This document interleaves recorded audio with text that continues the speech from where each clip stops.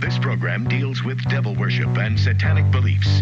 It contains explicit scenes and descriptions of violent crimes and rituals. Americans are asking, who attacked our country?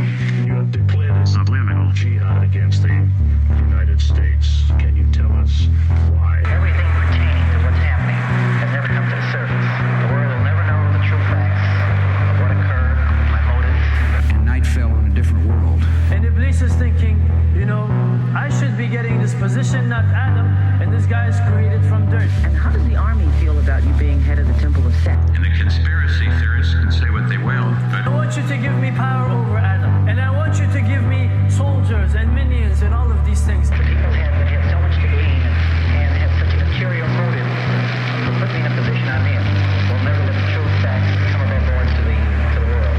And I want you to be able to give me the ability to whisper into the hearts of mankind. And who was the grotto leader? Don't remember his name. You don't remember the name of a person who involved you in murder? Now these people are in very high positions, Jack. Yes. Welcome back to Subliminal Jihad, episode 262. I'm your co-host, Dimitri. I'm Khalid. And today, we're going to scratch one off the list that is, I guess, it's been on our list for a long time, I would say, since a the little very while. beginning of the show. Yeah, I think so. In fact, I think even one of the preliminary conversations that we had, I had just seen a Star Wars movie, and I was complaining about how what about it bothered me.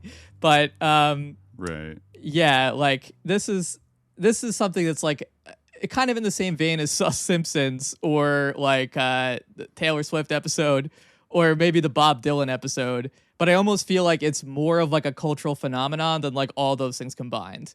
Yeah, or at least this expands almost beyond it's just the insane. field of cinema. Yeah. Part of the reason why I was intrigued to do this episode was because at some point, and it's a good fit for the pivot to YouTube too, because that was kind of what sort of ignited my interest specifically in doing this. We were talking about it before, I liked Star Wars when I was a kid and everything, but at some point in the last year or so, I for whatever reason, the YouTube algorithm recommended me, I had watched some kind of thing that was tangentially related in a way where I got recommended some kind of outrage video about some recent Disney Star Wars product. And I discovered through that this whole massive ecosystem. It was I of course I know there's fandoms online and there are communities that get really passionate about these things. I'm not I know Gamergate was a thing and things like that. There's people who get angry and I'm not in any way defending the quality of any of the stuff people are outraged about because I haven't seen it. And I have no plans to see it. But still I was it was surprising. And what surprised me the most was the depth of the reverence. And this is kind of a pat comment to say about Star Wars, but obviously one of interest to me, kind of the religious or cultic character of it, people's devotion to it. And the idea, the fixation with canon and things. I think that the video that interested me the most was that that I first saw was that there was some kind of side character from the prequels who's in the background of those scenes where Samuel L. Jackson all those guys are sitting around and they're debating the Jedi Council, yeah, and he on his official birthday was a certain date in the Star Wars dating system, but he was featured in this Disney show which was technically before he was born, and people were furious, just apoplectic. And I was wow, this is really, yeah. But of course, we kind of know that Star Wars has this, and I think that's kind of what's interesting about in doing the reading for it. It has this kind of ineffable, compelling quality to it that many people, that's kind of a theme in the discourse is that there's in a way nothing to it, but people are so irresistibly drawn to it. Right. Like it right. has this hold over people that like so many people have tried to explain. I think we're gonna take like some passes at like explaining it, like, you know, but people like appeal to like sort of psychological registers, like cultural registers, like in terms of explaining this phenomenon. But, you know, it's it definitely it hits on a mythopoetic almost level that is it's hard to find anything else in in American culture from like the post-war period onwards that has had such like a staggering intergenerational impact and a level of like popular devotion, almost religious like, you know, like there are things that almost come close, but you know, like, yeah, sure, people were fanboys for Marvel films, and yeah, there were always Star Trek nerds and stuff. That was always a subculture, but like it's you know, I'd love to get to like Star Trek because that also has pretty like arguably even more sus origins that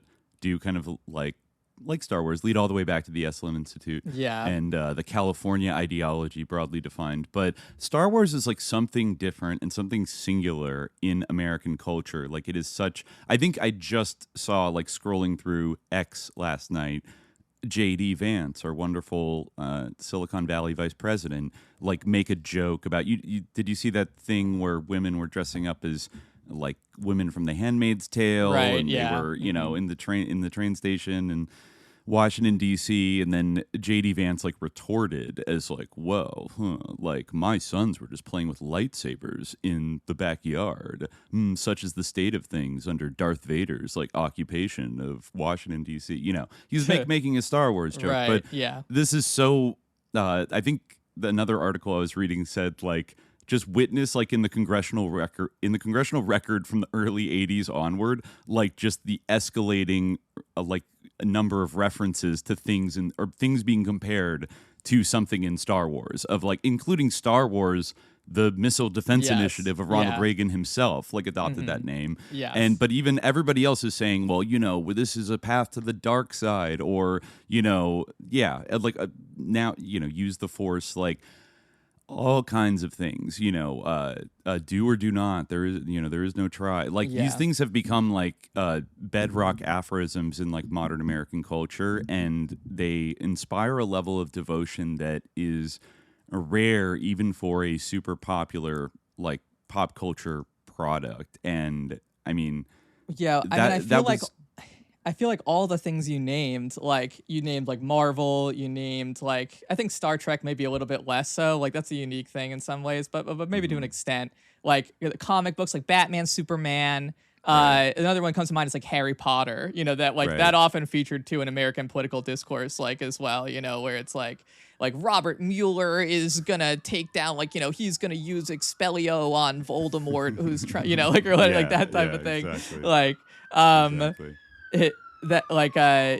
but all those things, like they're like for kids, you know, like they're things that people like encounter as children, you know, and like that's like rare, really, and something like, you know, that gets to the rub of Star Wars, doesn't it? Definitely, is, like the question of, is it for children? And I think it's a fascinating question of like, is it for children? It's something that Lucas even kind of waffled on over the years, or his answers shifted to it, but it is like simultaneously for children and for everyone. And I would argue like therein lies its like danger, or its like specific power, you know, because it's you know, as one of the things I was reading from, I'll reference it later, but it was like describing how there, you know, the idea of a children's movie or like children's entertainment was not exactly prestigious or seen as lucrative in the 1970s when the first Star Wars film came out. Star Wars is one of those things that helped change that, but it kind of existed in this liminal category between being a kid's thing and also like being for grown-ups, or at least, you know, young adults, or 19-year-old boys, which like this movie's success helped kind of discipline the market in Hollywood and the Hollywood film industry into focusing on that hypothetical consumer as like their target. Yeah, it's the like 19-year-old the 4-quadrant. It's like the 4-quadrant thing of like, exactly. Right. And there's some very interesting stuff like in terms of like how like post the Disney like purchasing of the whole thing, like how they tried to like turn this into like basically a massive like ritual complex, you know, for lack of a better term. Yeah. Like all these movies were coming out like at Christmas. Like I saw like 3 of these like with my family because it was the only activity that like we could agree on. And like the whole I did thing, too.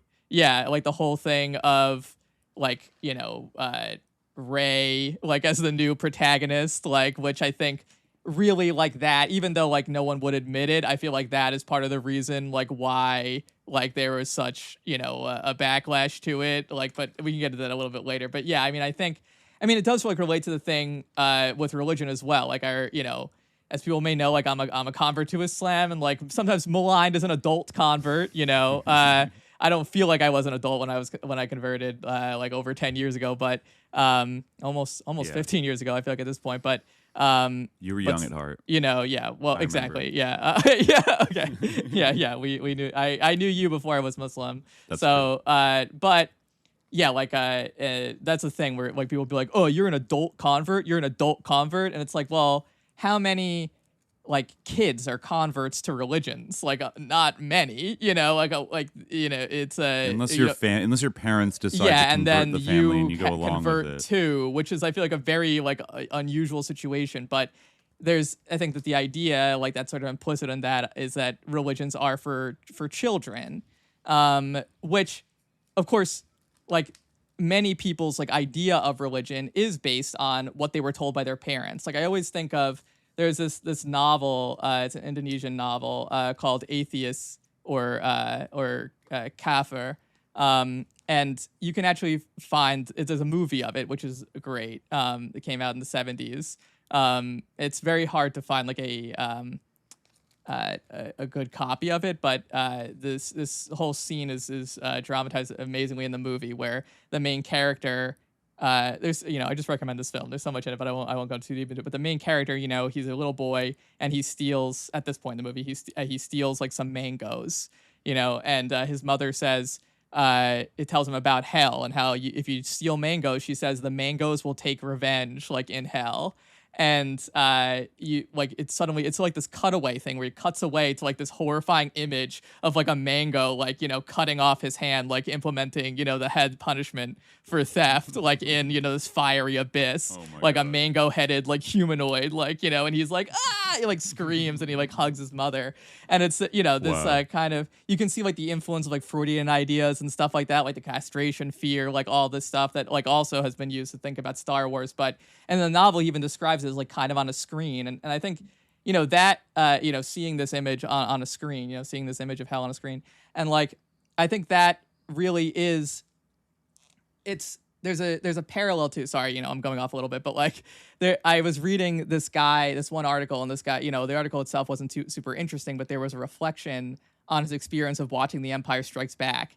And he talked about like how he was so excited to go, and he was holding hands with his father and like, you know, merrily like marching off to the movie, and like he was like enjoying it so much. And then when Darth Vader said like, "I am your father," he like felt his own hand like start to, you know, and he cuts off Luke's hand famously, and like he felt his own hand like start to twitch, and he was like on the way home, like I couldn't say anything, I couldn't even look at my own father, you know, like he like that like it's. But it's fascinating because, like, yeah, like, you know, for a lot of us, like, I'm included in that, you know, like, I almost could say that, like, things like, you know, I remember reading the subtitle, like, Greedo's subtitles to, like, my little brother, you know, like, watching, you know, things like that. Like, that was, another, I think the same article, like, mentioned, it went through an analysis of, like, the marketing research that was done before it was released and, like, stuff around that. And it mentioned that, like, George Lucas had argued to keep the subtitles of the alien characters in when I guess some of the executives were like, who cares? Like, just like make it unintelligible. And he said, no, like this will be cool because like if, you know, parents are like bringing their kids, and I think they were saying because the author used this as evidence that people were thinking about it before it was released as a children's movie. I think the executives thing was little kids that see this aren't necessarily going to be able to read, so like why have the subtitles? And George Lucas is like, no, you should have it in there because then like it'll create a bonding moment between like the parent and the child when or the older sibling will help them read the subtitles. I actually did that. You actually did that. Yeah. Some sophisticated thinking going on that here. Really for this, is smart because that did happen. And I have that memory so clear. I remember my mom coming in and be like, who are you talking to? And I was like, I'm just reading him the subtitle, you know, like that's a memory like that I remember kind of with these movies, you know? So like, that's the thing, Right. like people form these like, and they like encounter these like ideas, like that same image of like the sort of amputation of the hand, you know, like in like this context, you know, where like for a lot of us, like my point was that like I didn't really get taken to church or to any religious like service like growing up, you know, like it was a pretty secular household. So like, but I like, in fact, some of the only things that my dad like did with us was take us to see Star Wars movies. Like when the special editions came out, like my dad took both of us to like go, you know, and he was like excited to do it. And I remember even then being like, it's kind of weird how like there's this random like sequence of like a bantha like roaring like his crappy CGI for like 3 minutes. Like it's kind of like, you know, like, the additions in that one were a little like wacky. Or the singing in Return of the Jedi, like the singing in Jabba's palace, like sucks, like, little weird CGI alien.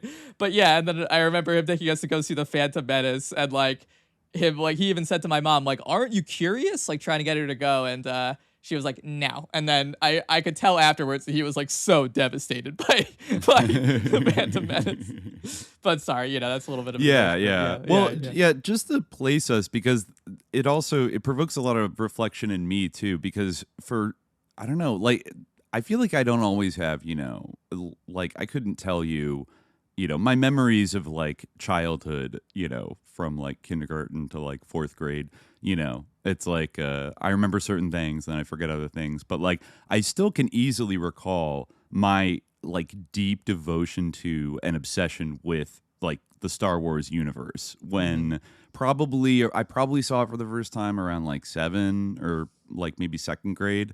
I saw it, and that was and again, it was a kind of thing where it's like my older sister had been, you know, she had been a kid when like the original Star Wars movies came out, you know, like in the 80s. And so she had all these like old toys, and we had, you know, my dad had ripped all of the original trilogy off of like when it screened on TV. You know, we had like VHS tapes that were just like crunchily recorded off of like Saturday Night Movie, whatever. So like I always had them like at home, and then, you know, at after school at my Catholic school, like at the after school daycare, they would often like show movies on this tiny television. I have very vivid memories of like watching like the Death Star attack from the first one, you know, like on this tiny TV mounted on the wall. And like it's almost like, even though, you know, I was raised like Catholic, but not extremely so. Catholic school was like the biggest probably element of like religion in my life. But I feel like all of my friends at Catholic school and all of my friends who came from, you know, in a lot of cases, but not all, like Catholic or, you know, Christian like backgrounds, like if there was a thing we were religiously devoted to, it was Star Wars, not like something that we got excited about in our, you know, day-to-day life. I remember playing with my friends with like the toys like in the 90s, and it's interesting to think about how big this like kind of like ritualistic complex was even before Disney bought it, right? Like this was its own thing. It even was kind of built up outside of the traditional Hollywood system to some extent, because like George Lucas always had his base of operations in the Bay Area where I grew up. That was another kind of point of pride, was like Star Wars came from like the Bay. It didn't come from Hollywood, you know? Right. And like if you look in Return of the Jedi, like, ooh, that's Muir Woods and Marin. And like I remember driving past with my like parents, like going over the Bay Bridge as a kid,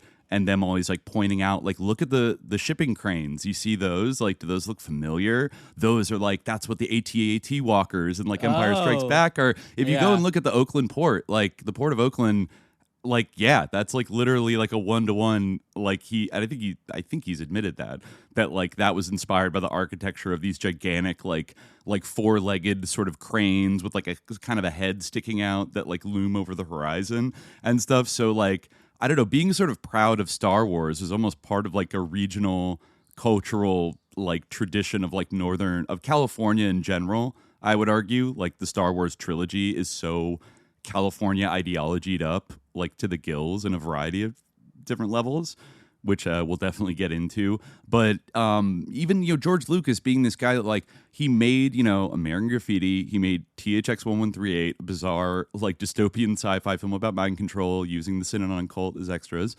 and then he made Star Wars, and like kind of worked on Indiana Jones and shit, but like, you know what I mean? Like compared to today, like it really shows you how good the boomer artists kind of had it, like in Hollywood. Like he just chilled up in Marin in his like compound and like, you know, innovated new like special effects technologies and like raked in, you know, millions and millions of dollars from his toys and like these endorsement deals he had set up. I was rewatching that Empire of Dreams documentary, which is like kind of this hagiographic documentary about George Lucas and Star Wars. But like, there's this one part where they interview Irvin Kershner, who directed Empire Strikes Back, and he talks about how like they came to him to direct the second Star Wars movie after it was already like the biggest movie ever, and he was like, I don't know, George. And I'm like, what the hell? Like, it really puts it like how the boom, like that you could think like, oh, I don't really need to do this. Like, are you kidding? Like, you're turning this, like you're thinking about turning this down. Like, well, like you know, I'm fine. Like, whereas like now it'd be like, like the idea like you would even turn down a job, like as a, you know, like, but anyway, like nobody can afford it. Even in the 2010s where things were still a little bit better, like the degree to which those Gen X filmmakers had to like trip over themselves, like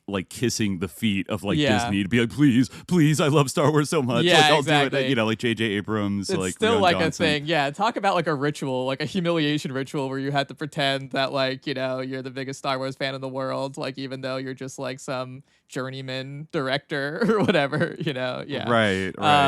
It was especially kind of like there was always something weird about like J.J. Abrams first gets brought in to like reinvigorate Star Trek, and then he gets picked to like do Star Wars. Like when I was a kid, that would have been like, no, like even before I knew about, you know, like cinematic aesthetics, I'd been like, no, those are two different things. Like you don't get like the director of like a Star Trek movie to do a Star Wars movie. He like the vibes are defiled different. The concept of Star Trek like much more than he did. Like You're I feel right. like he understood the spirit of Star Wars better than he did of Star Trek. You know, Star Trek. I think is that's a what he was more, really a fan like, of. He was actually a fanboy of Star Wars. Yeah. But anyways, like I think it's fascinating to see the trajectory of like around the time of like the late 90s where like I went to like I lined up to go see the special editions when they came out in like 1997 because I was like 10. Because that was you've like never seen them in theaters, you know. If you have, I'd never seen them in theaters. Screens, Real East Bay suburbs of the East Bay heads will know. I went and saw it at the motherfucking Dome in Pleasant Hill, which has now been demolished and turned into a Dick's Sporting Goods right off the 680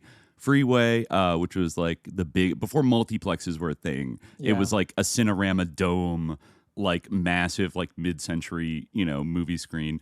I remember it screening on that for months, like I don't know, whenever it came out, like for months it was like screening. And then I remember going to like the multiplexes for the Phantom Menace and like how exciting, like Darth Maul, he's got the double lightsaber, and you know, I was like a little kind of aging out of like being a kid who loved Star Wars, but still thought it was like exciting. And then went through, I think, like a very typical millennial experience, which like I think a lot of people went through, of kind of being like disappointed and confused by the prequels, and kind of being like, wow, George Lucas really like he's really on one, and like okay, like you know, the general agreement being that like these are not as like good. They didn't hit as hard as you know, the first three. Kind of like how could they? But you know, he was using all this CGI and shit. And by the time like Revenge of the Sith came out, and you know, Darth Vader is like, no, you know, like it kind of became a joke. Like we all kind of like grew up loving Star Wars, but it's kind of a thing now. You have to acknowledge that like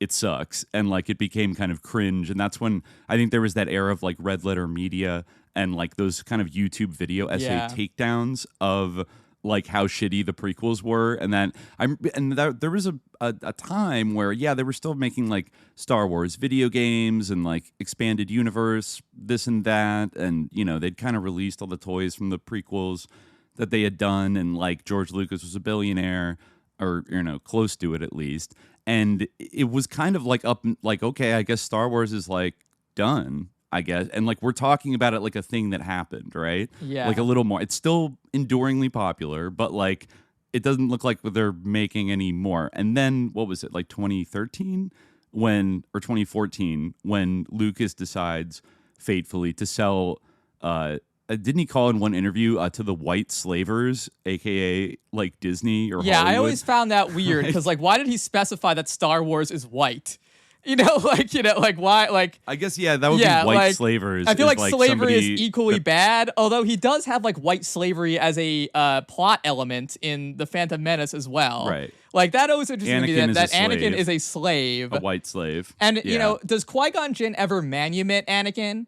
Is Anakin actually still owned by Qui-Gon, and then I guess presumably Obi-Wan? Like, is he the Mamluk of Obi-Wan Kenobi? Because there's never a scene where Anakin is manumitted. I feel like that should, maybe that shouldn't have been a scene because these are movies for kids. But by the time of the prequels, they were. But, maybe that happened in between movies. But I mean, it goes to my point in a way, which is that like the point I'm trying to make here is that like I think for a lot of people like they didn't have that moment of like disillusionment where you like kind of grow. Like I mean, Disney like made a whole like hotel that was like a zillions of dollars, I don't even know exactly how much, but like it was like, I mean, it failed, but they did think that it was financially viable. Like it was like, I don't know, it was some kind of like hotel where you have like this kind of LARP experience, while you're staying in the hotel, and like your whole, like everything's planned for you, and like there's no windows, but there's just like a screen playing space, and you pretend you're on a Star Wars hotel, like a hotel in the galaxy or whatever.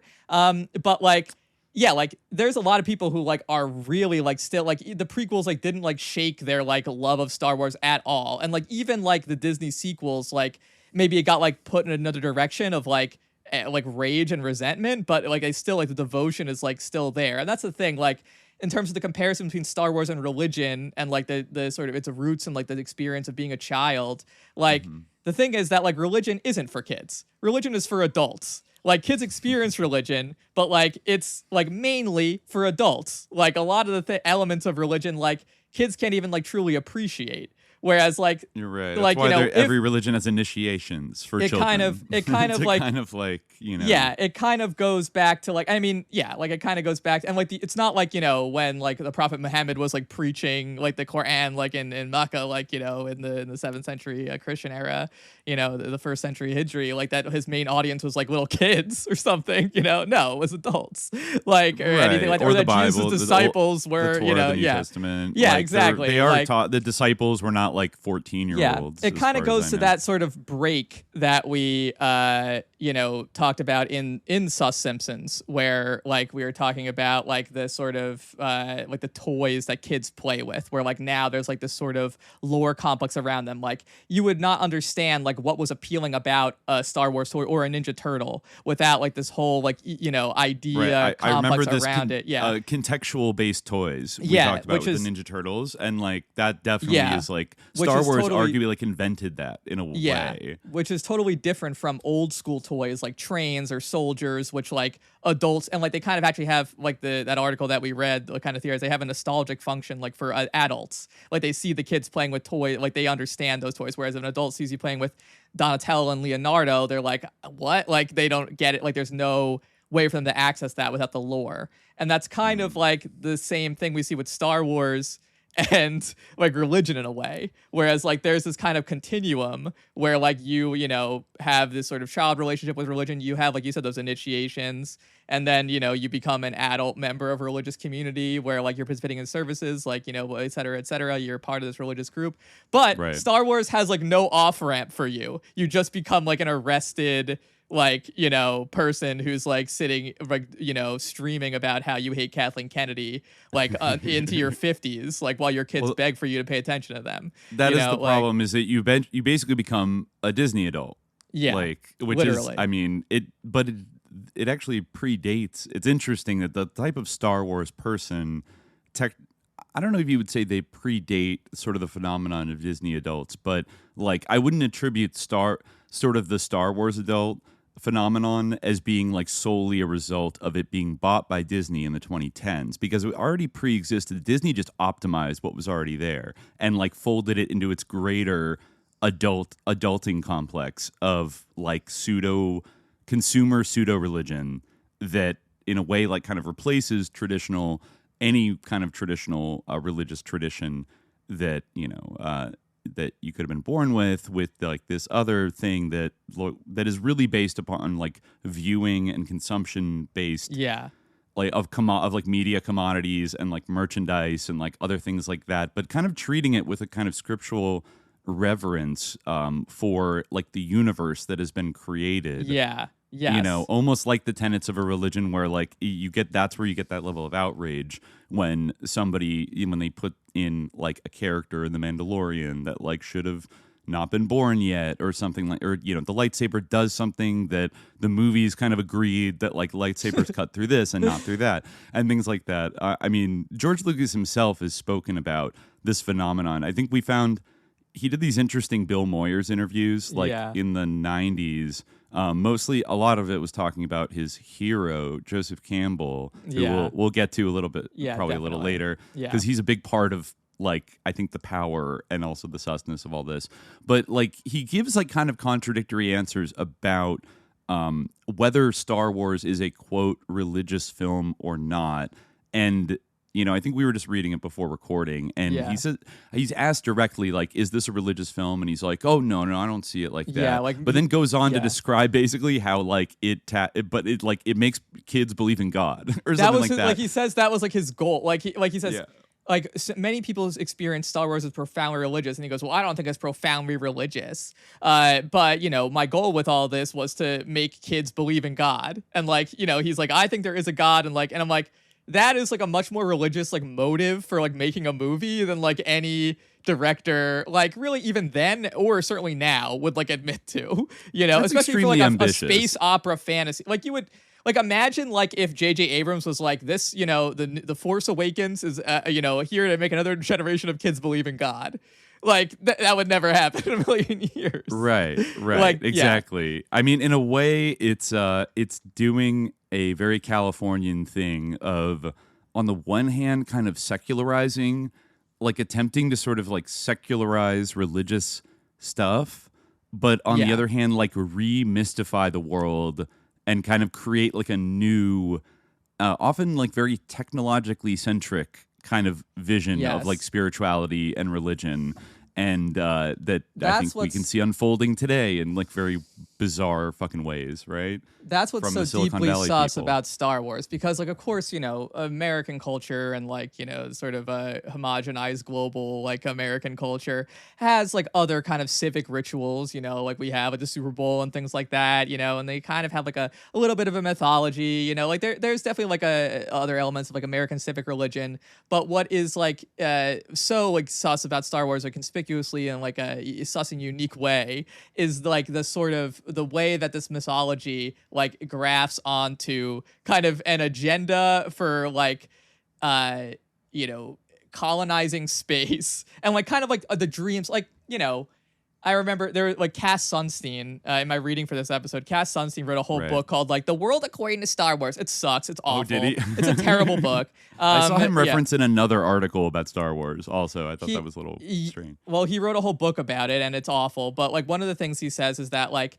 you know, and this is kind of a standard narrative about Star Wars. It's like, even though it wasn't called A New Hope when it came out in, you know, 1977, that's exactly what it was. It gave us like a reason to believe again after the traumas of the 1970s with Nixon and Vietnam. It's like, but well, you know, like that was kind of like, that was the hope, like in a way, in making this movie. This like, or that's kind of how it's become read, is that something that like people can like believe in that, and that can inspire us to like a new civilizational phase. And like, even though that sounds crazy, like that's kind of how it's been panned out. Like, that's how it's panned itself out. Like, I was reading just today, like there's some article about like rolling out like humanoid robots and the way that people imagine the future, like the idea of human beings somewhere like far, far away, like waging eternal warfare. Like, you know, that's something that like has like worked its way into people's like imaginations for what the destiny of humanity is. You know, like endless expansion and like manifest destiny. And it almost, because it, you know, famously opens with like a long time ago in a galaxy far, far away, it almost presupposes a kind of like perennialist, kind of like cyclical view of history that like we like humanoid intelligent beings, conscious beings, as Silicon Valley would say, have been kind of like existing and destroying themselves and rising and falling and whatever for like eons, literally. Like we're just the latest iteration of this universal protocol of like consciousness development and technological achievement and expanding across the entire Star Wars. It's a scrappy sci-fi universe, but at the same time, it's a place where like traveling around an entire galaxy and even like a single polity like governing an entire galaxy is like not a big deal because of like warp drives or whatever, it's so interesting. Yeah. Like that does give it its mythic quality. Like myths always take place in the like distant past, like the prehistoric past, like usually, That's like, true. but it also, there is this kind of like intuitive sense that like it happened before, it can happen again. And I was even watching like the first trailer for Star Wars and it was like somewhere in space, this could be happening right now. And it's like, this kind of like atemporal quality to it. That's like, it takes place in this kind of, it does get to the Joseph Campbell thing, like his book, The Inner Reaches of Outer Space, which came out in the 80s. Like, this is outer space. This is the distant, galaxy or whatever. But this is actually like inside the human being, like inside the soul and the dreams of the human being. Whose ultimate goal is like self-development and the actualization of self and like following your bliss and do what thou human wilt. potential. Yeah, exactly. Yeah. But yeah, so.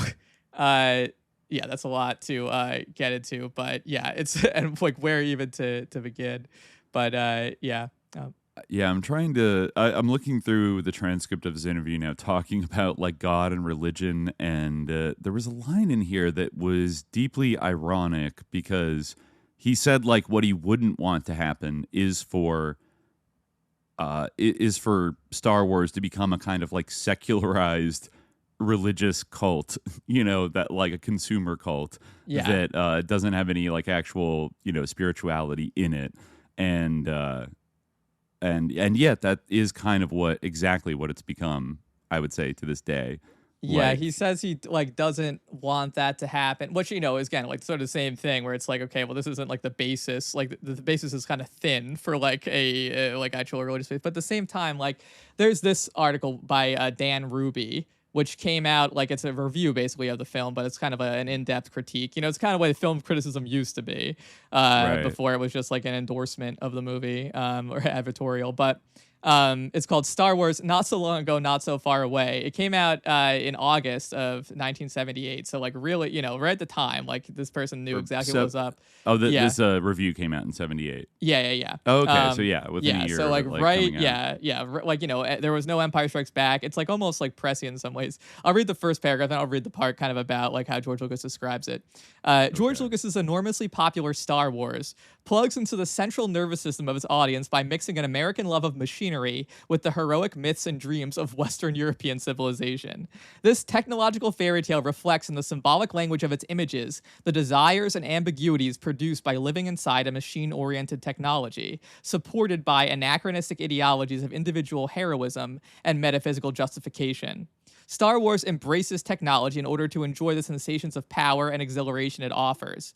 Then it falls back on heroic individual action and the metaphysical, non-rational force to solve the problem of eroded values and depersonalized experiences created by that technology. The film's combination of traditional models of individual combat with the technology of electronic warfare re-romanticizes war, creating a new set of heroic images appropriate to technological age and the kind of electronic warfare the United States waged in Vietnam. The meaning of Star Wars and much of its appeal depend on the ways in which the striking special effects reinforce the fantastic and mythic echoes of the plot, which, is basically exactly correct and like the perfect reading. And I think like all of George Lucas was like, that's the Viet Cong, they're the Viet Cong too. Like the rebels, it's like, not really, like like like that's a nice thing to say now, but it's a very interesting aspect of Star Wars to like get into was sort of trying to discern the auteur, and I guess you could call him that in this case. He had a lot of control over this like project. It was his baby, but like his intentions for this project and then how it was like received and metabolized and like digested by American culture in the late 70s and early 80s, and like what function it ended up serving, almost like regardless of the author's intent, because I think that's something, like there's subtleties to this sometimes when we're looking at artists, right? Like we've looked at many artists, and like you could say that just because somebody makes something and it ends up serving like fascism, like doesn't necessarily always mean that they intended to make like a fascist object consciously. Oftentimes, like very much the opposite. That's sometimes that's how on-tops work. They get into the groundwater before you even think to make an idea that is like gonna stand up to like America, or and then the way it ends up getting like interpreted by the audience and by the culture. I would say that it's an interesting question, because on the one hand, George Lucas has said, and there's some there's like a little bit of support for this, I guess, that this was in a way like his Vietnam War movie. And a lot of people don't know. In which case, like, it's incredibly like awful. It's not a good. It's really not like, it breaks down if you like try to look at it too closely as like an anti-colonial, like a colonial struggle for independence against like a totalitarian whatever. Like, sure, the empire's evil, but like the Rebel Alliance is sufficiently ambiguous enough, and like if you look at like who it's comprised of, that it's not actually like that clear what they stand for besides like opposing the empire. And like wanting to go back to the way. It kind of reminds me of a certain political party these days. Of like they actually stand for nothing, but like they don't like the scary man in like the robes. The rebellion, they they're the conservatives. They want to literally restore the ancient regime. Not to say that the empire, obviously the empire is bad and genocidal, but like there is not like that much of a difference between the rebellion and the empire in terms of their actions. It does, like they do the same things. Both commit mass murder in the first movie, but like it's justified for the rebellion because like the empire blew up. But we we're in media res. We don't really know what start. Like it is kind of like difficult to see, and they kind of like blend together in a way. And like the point that Ruby makes about re-romanticizing war in the context of Vietnam, I think is very astute, because if you think about it, he's right. Like all of the ground combat in Star Wars is sword dueling, elaborate choreographic sword dueling. That's like, as Obi-Wan Kenobi says, almost. But like not even really medieval. Like it's not like like what you would actually have with like these like medieval knights or anything like that. It's like this kind of like fencing. Like it's honestly probably it's very Kurosawa inspired. And like it's influenced by samurai films. It's kind of like how in westerns, you have quick draw, something that never actually was real. Samurai films are the same way. Like I don't think that samurai duels were probably very much like what you see in a Kurosawa movie. It's certainly not what you see in a Star Wars movie, where at a certain point this is just like a ballet almost, but like it's very aestheticized, like very abstract, like, and very romantic, the sword, the beauty and the poetry of the sword.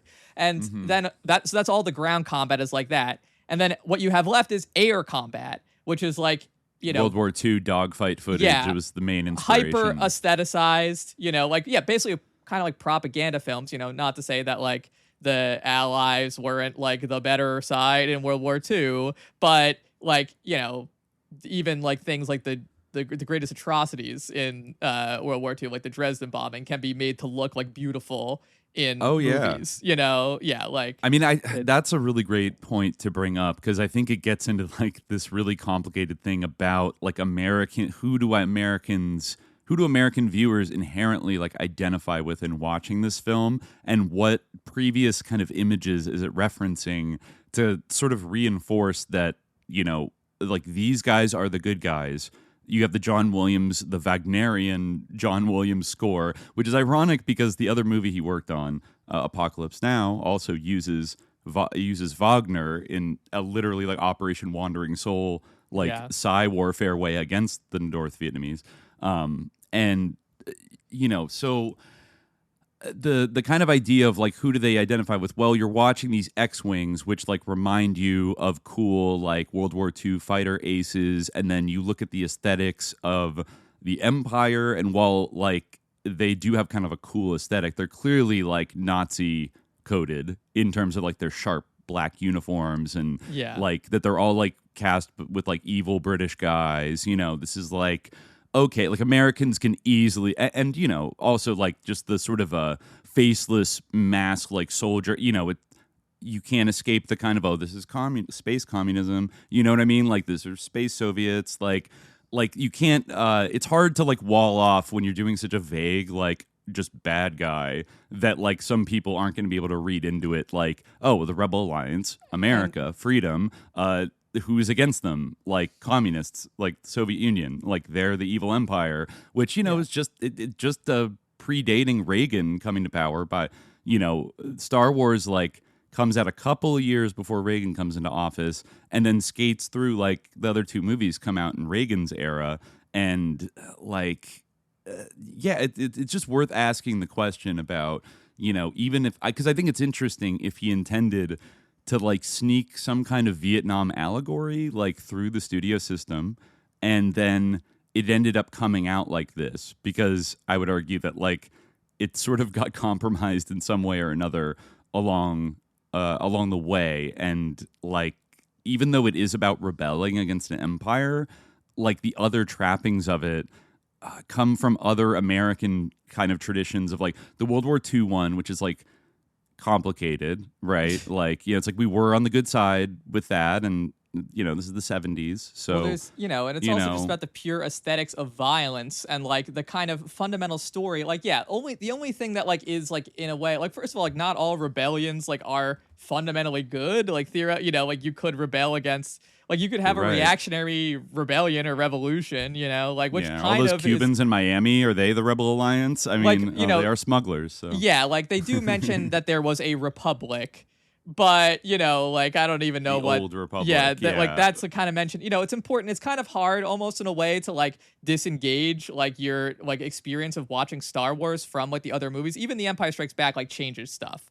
Like I would say that the Force in like A New Hope is much more like God and much more like Christian, and they even like use the term religion to refer to like the Force, which they never do in any subsequent movie. That ancient religion and your old superstitions. Yeah, exactly. Yeah, which is like, okay, well, then I mean, then it kind of goes out the window, because it's like, really, then like you see the Emperor and he's just like doing black magic, or doing like all the time. Doesn't make any sense, but like, why would Darth Vader be epic hired? Cinema sins, like it exists in the Holy Trilogy as well. Like nothing makes any sense, but it doesn't have to make sense because it operates on this libidinal level. But but yeah, like it like then you see like the changes like in the course of these movies. But yeah, like that's all that is like kind of, you can say like, oh, okay, they're good because they're rebels. Like it's just the way they look that like makes them. They're shaggy, like, still, like, and they're not conformist. Everyone's so in that, favorite character was still Darth Vader. Like everyone's beloved. favorite was Darth Vader. He said especially kids, because kids respect power. Yes. Like that's what he said in the 90s about it. Yeah, but, like even now, like to go back to the example of the Disney Star Wars hotel, like the Disney LARP hotel, like you had a choice to be on the side of the rebels or to be on the side of like the Imperial Remnant or whatever, the First Order, like which is like you want to go to a hotel to LARP being like a space Nazi, like, and that's a viable option for you. Like these are just like kind of aesthetic choices, like because again, this is all ultimately about like individual freedom and self-actualization and like the spirituality of boomers and like taking away the option to like be like Darth Vader, to be like a space Nazi if you want. Like that's that's harshing my vibe. That's not like, you can't tell me that I have to be like one of the rebels. Like I like the way that the TIE fighter looks better, and that's really all that it comes down to. Like just that, it really kind of disciplines you to be like told people are evil. Like that's the thing. Like when you talk about World War II movies, like again, like you don't have to like support the Axis in order to realize that those are propaganda films that are designed to like shut off your mind and stoke feelings of like patriotism and willingness to sacrifice yourself for the state. 100%. And that's like, and that's and I think that's also like placing Star Wars in like at the exact time that it was made and when it came out. I think it was mostly, this was probably 74, 75 is when he was like developing like the story and the script and everything. And then it was shot in 1976, released in 1977. Well, what happened like right before that? 1975 was like, the shameful end of the long, Indo-Chinese wars, like the evacuation of Saigon. Then there was Watergate and everything. And like at that time, there was a severe disillusionment with kind of like the American military. And, like it was not an easy, if Hollywood was making movies about, war, it was making like weird dramas about like veterans coming back, like Rolling Thunder or something like that. You know what I mean? Like, like this wasn't exactly like, and during the war, I think George Lucas himself said that like, cause he had co-written the early draft of Apocalypse Now in, I think like 1969 with a future like fascist director, John Milius.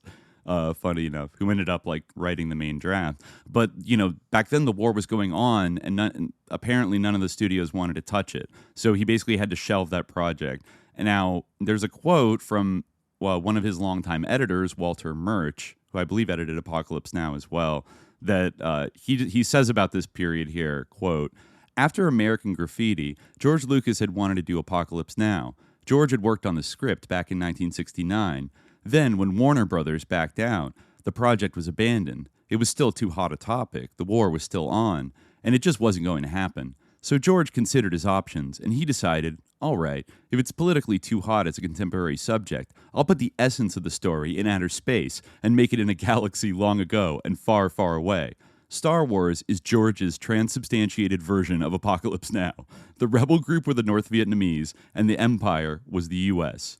So that's what Walter said, who was friends with him and worked with him in that period. But I think it's also interesting to consider like the opposite of that, which is that instead of making a transubstantiated movie that would have the effect of like an anti-war film and make people question U.S. military actions, it had the effect of re-enchanting militarism for American audiences in a displaced, long time ago, galaxy far away, like a misty, mythic past that was not directly related to the United States. It couldn't be, like a World War II movie that had the same kind of like story or something. Like it had to be something in the realm of fantasy and science fiction that that allowed us to cheer again when kind of the equivalent of the atomic bomb is dropped on like the first Death Star, if you think about it. Like that is often cited as the most thrilling sequence. And like I'll give it to him for like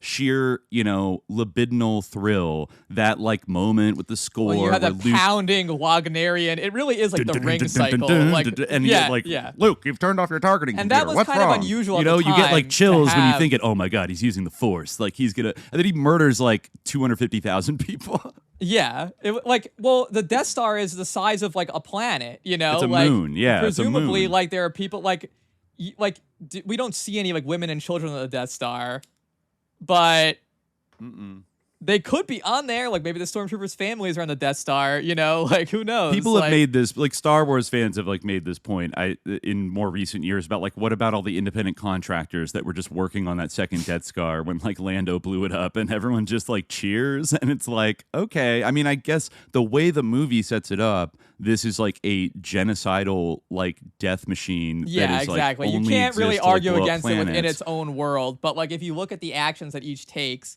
and you consider, like if you think about like, okay, like, what like the sort of narrative element would be like of the, there's no complexity to it that actual human wars have.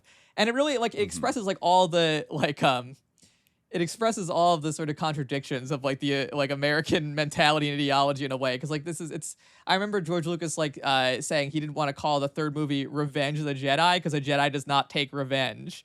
But this whole thing is called Star Wars. Like this is not called like spirituality in the stars or like star peace. It's called Star Wars. And I think in terms of what you were saying, like one of the only like victories that Americans could like hook onto was the victory in space. The victory of the space race. Like we won that, And like, right. I wanted to read this quote that from Lucas, This is just Dan Ruby summarizing it. He says, Star Wars is not a science fiction film. It is a combination of what used to be called sword and sorcery and space opera, and is now usually lumped together as epic fantasy. Lucas says he wanted to make a space fantasy in the genre of Edgar Rice Burroughs. That's like, the John Carter the of Mars. guy. And we talked about him Tarzan. before. Yeah. Rather than Stanley Kubrick's 2001. He wanted to do a film for kids, and the kids in all of us, that would restore the fairy tales and dragons and Tolkien and all the real heroes. I love how much Tolkien comes up, another fixation of everyone who's ruining our society now. But Tolkien wants to turn some, quote, 10-year-old kid onto outer space, and Lucas wants to turn some 10-year-old kid onto outer space, and the possibilities of romance and adventure in space exploration. He says, quote, what we really need to do is colonize the next galaxy, get away from the hard facts of 2001, and get on with the romantic side of it. When we colonize Mars, we'll go with Stanley's ships. But hopefully we are going to be carrying my laser sword and have the Wookiee at our side. That is, the actual exploration and colonization of space Lucas hopes for in the future will be accomplished by, this is Dan Ruby again, it will be accomplished by the realistic technology of 2001, but Star Wars will provide the fantasies and motives of the explorers. Lucas says, I would feel very good if someday they colonize Mars when I am 93 years old or whatever, and the leader of the first colony says, I did it because I was hoping there would be a Wookiee up there. Boomer! Stop. Yeah. Stop. No, this is the world you built. But like that... Oh my God. Like that is like that's like the ideology of Elon. Like that is like literally exactly what like the people who are determining the whole direction and orientation of our society, like that's what they believe in. Like that's like the landscape of their imagination is defined like by like this above all, the general kind of matrix of science fiction, but like this above all. Like it's, It's no, totally. Can I read a little more from this article because he's really spitting in here. No, definitely. I just really recommend this whole article. The whole thing's great. Like, it's just completely great. Yeah, 1978. So he goes on right after that. These ingenuous statements about fantasy and kids and the irrational serve to disguise Lucas's conservative ideological bias, his assumption that humanity's greatest challenge still lies in expansion and the conquest of new territorial frontiers. Space is the new West, the new frontier to be opened and exploited. Instead of using our energies and resources to deal with problems we've created within the frontiers we already have, we can continue to direct them outward or inward in fantasies of endless worlds and limitless expansion. Lucas ignores the ideological character of these views by claiming he is working inside an eternal tradition of fairy tales and myths, stretching from Homer's Odyssey to John Ford's Westerns. He says of the kind of adventure he's trying to recreate for kids today, quote, from Lucas, I call it the fairy tale or the myth. It is a children's story in history, and you go back to the Odyssey. The myths which existed. George Lucas impression. I just want to say. Well, the myth, he kind of has like a little existed in high adventure, and an exotic far-off land, which was always that place over the hill, Camelot, Robin Hood, Treasure Island, that sort of stuff that is always big adventure out there somewhere. It came all the way down through the Western. But Lucas's picture of an unbroken tradition of adventure mythology stretching from Homer to John Ford ignores both the specific meanings these stories had for the societies which created them and the important differences between them. Myths and fantasies are not eternal. They are historical, right? Yeah. So you hear that, Joseph Campbell? And then he talks about like the chivalric romance that and the whole, like he goes into the whole idea of like the family romance, like this Freudian reading that was kind of popular like at the time. The way of reading this, there's a book called like The Family Romance in the French Revolution and things like this. And basically the family romance is an idea that Freud came up with, which was that, when kids are like growing up, they have this experience of kind of like alienation from their parents, and they when you're really little, you see your parents as like the greatest and like wonderful and omnipotent and just like the greatest thing in the world. Then you kind of get a little bit older and you're like, oh, my parents, like they're not omnipotent. And so in Freud's conception, which, I guess he's describing kind of a real phenomenon, even his explanation for it isn't real, like, because this is a popular fantasy, whatever the cause of it is, like, according to him, that sort of loss of the parental omnipotence causes kids to like create this fantasy of like, oh, I'm not really my parents' kid. I'm, the kid of an aristocratic family, constant motif in Star Wars. Yeah. Like, Of you're course. revealed to be the child of a celebrity. And that's another thing that stood out to me about the outrage, right, was with Rian Johnson's movie, The Last Jedi, which I'm not going to say that's a good movie, but at the same time, it was kind of funny. And there's many things about the movie that way. It was kind of this weird, hectoring movie about Hillary Clinton in a lot of ways. That's kind of what I how I experienced it to be Laura Dern was Hillary Clinton, but right, the blue-haired admiral lady, the girl boss. Yeah. She had purple hair, I believe. Oh, purple hair. Yeah. I remember it very distinctly because I was just what the fuck is this? But anyway, it had the most spunk of any of the new trilogy by far, and that's why they had to destroy it and retcon it in the third one. And he was trying to do something, but I feel he was just too much of a spiritual lib that he just couldn't but anyway one of the things he did in the movie to try to kind of shift it up and kind of do a meta deconstruction of Star Wars is that he had J.J. Abrams had planted the seed about who were the parents of Rey, and Rian Johnson decided that they weren't anybody special. They were just a bunch of drunks who sold Rey into slavery or whatever situation she's in, or throw her out in the street. They were nobody. Yeah, that was the reveal in the second one. Is that your parents were just dirtbags. Yes. They weren't anybody special. Yes, exactly. Which caused deep furor. People were outraged because that but maybe this goes to the point that breaks the family romance. That stops this kind of reversal where the waif child is actually the child of aristocracy. And of course, that was one of the things J.J. Abrams had to do, was go back and restore that, where Rey actually is the child of, they're the sort of offspring in some convoluted way, involving cloning or genetic engineering of Emperor Palpatine, the main bad guy. She's the clone granddaughter of for whatever. Again, it doesn't make any actual practical sense, which is why it's so funny that people obsessed with the details. But it has to it operates on this weird libidinal level where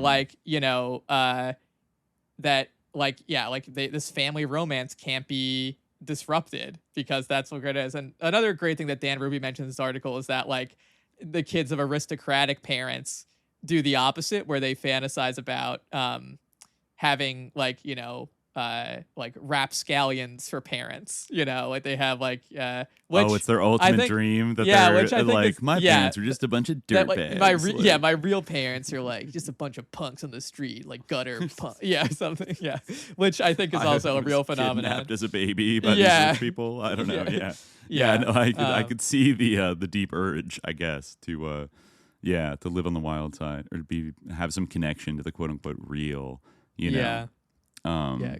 But this essay goes pretty hard on the chivalric functions in throughout the narrative, and he talks about the ending, and there's a great, this implicit and conservative and reactionary strain. This implicit conservative and reactionary strain is present in Star Wars and undercuts its tone of youthful rebelliousness. The final scene of the film, in which Luke and Han Solo walk between rows of uniformed soldiers at rigid attention to receive their medals, clearly echoes the march of Hitler, Himmler, and Lutze to the Nuremberg Memorial and Leni Riefenstahl's Triumph of the Will. The grins that the heroes exchange with Princess Leia are meant to assure us that these three, at least, aren't taking all this military pomp very seriously.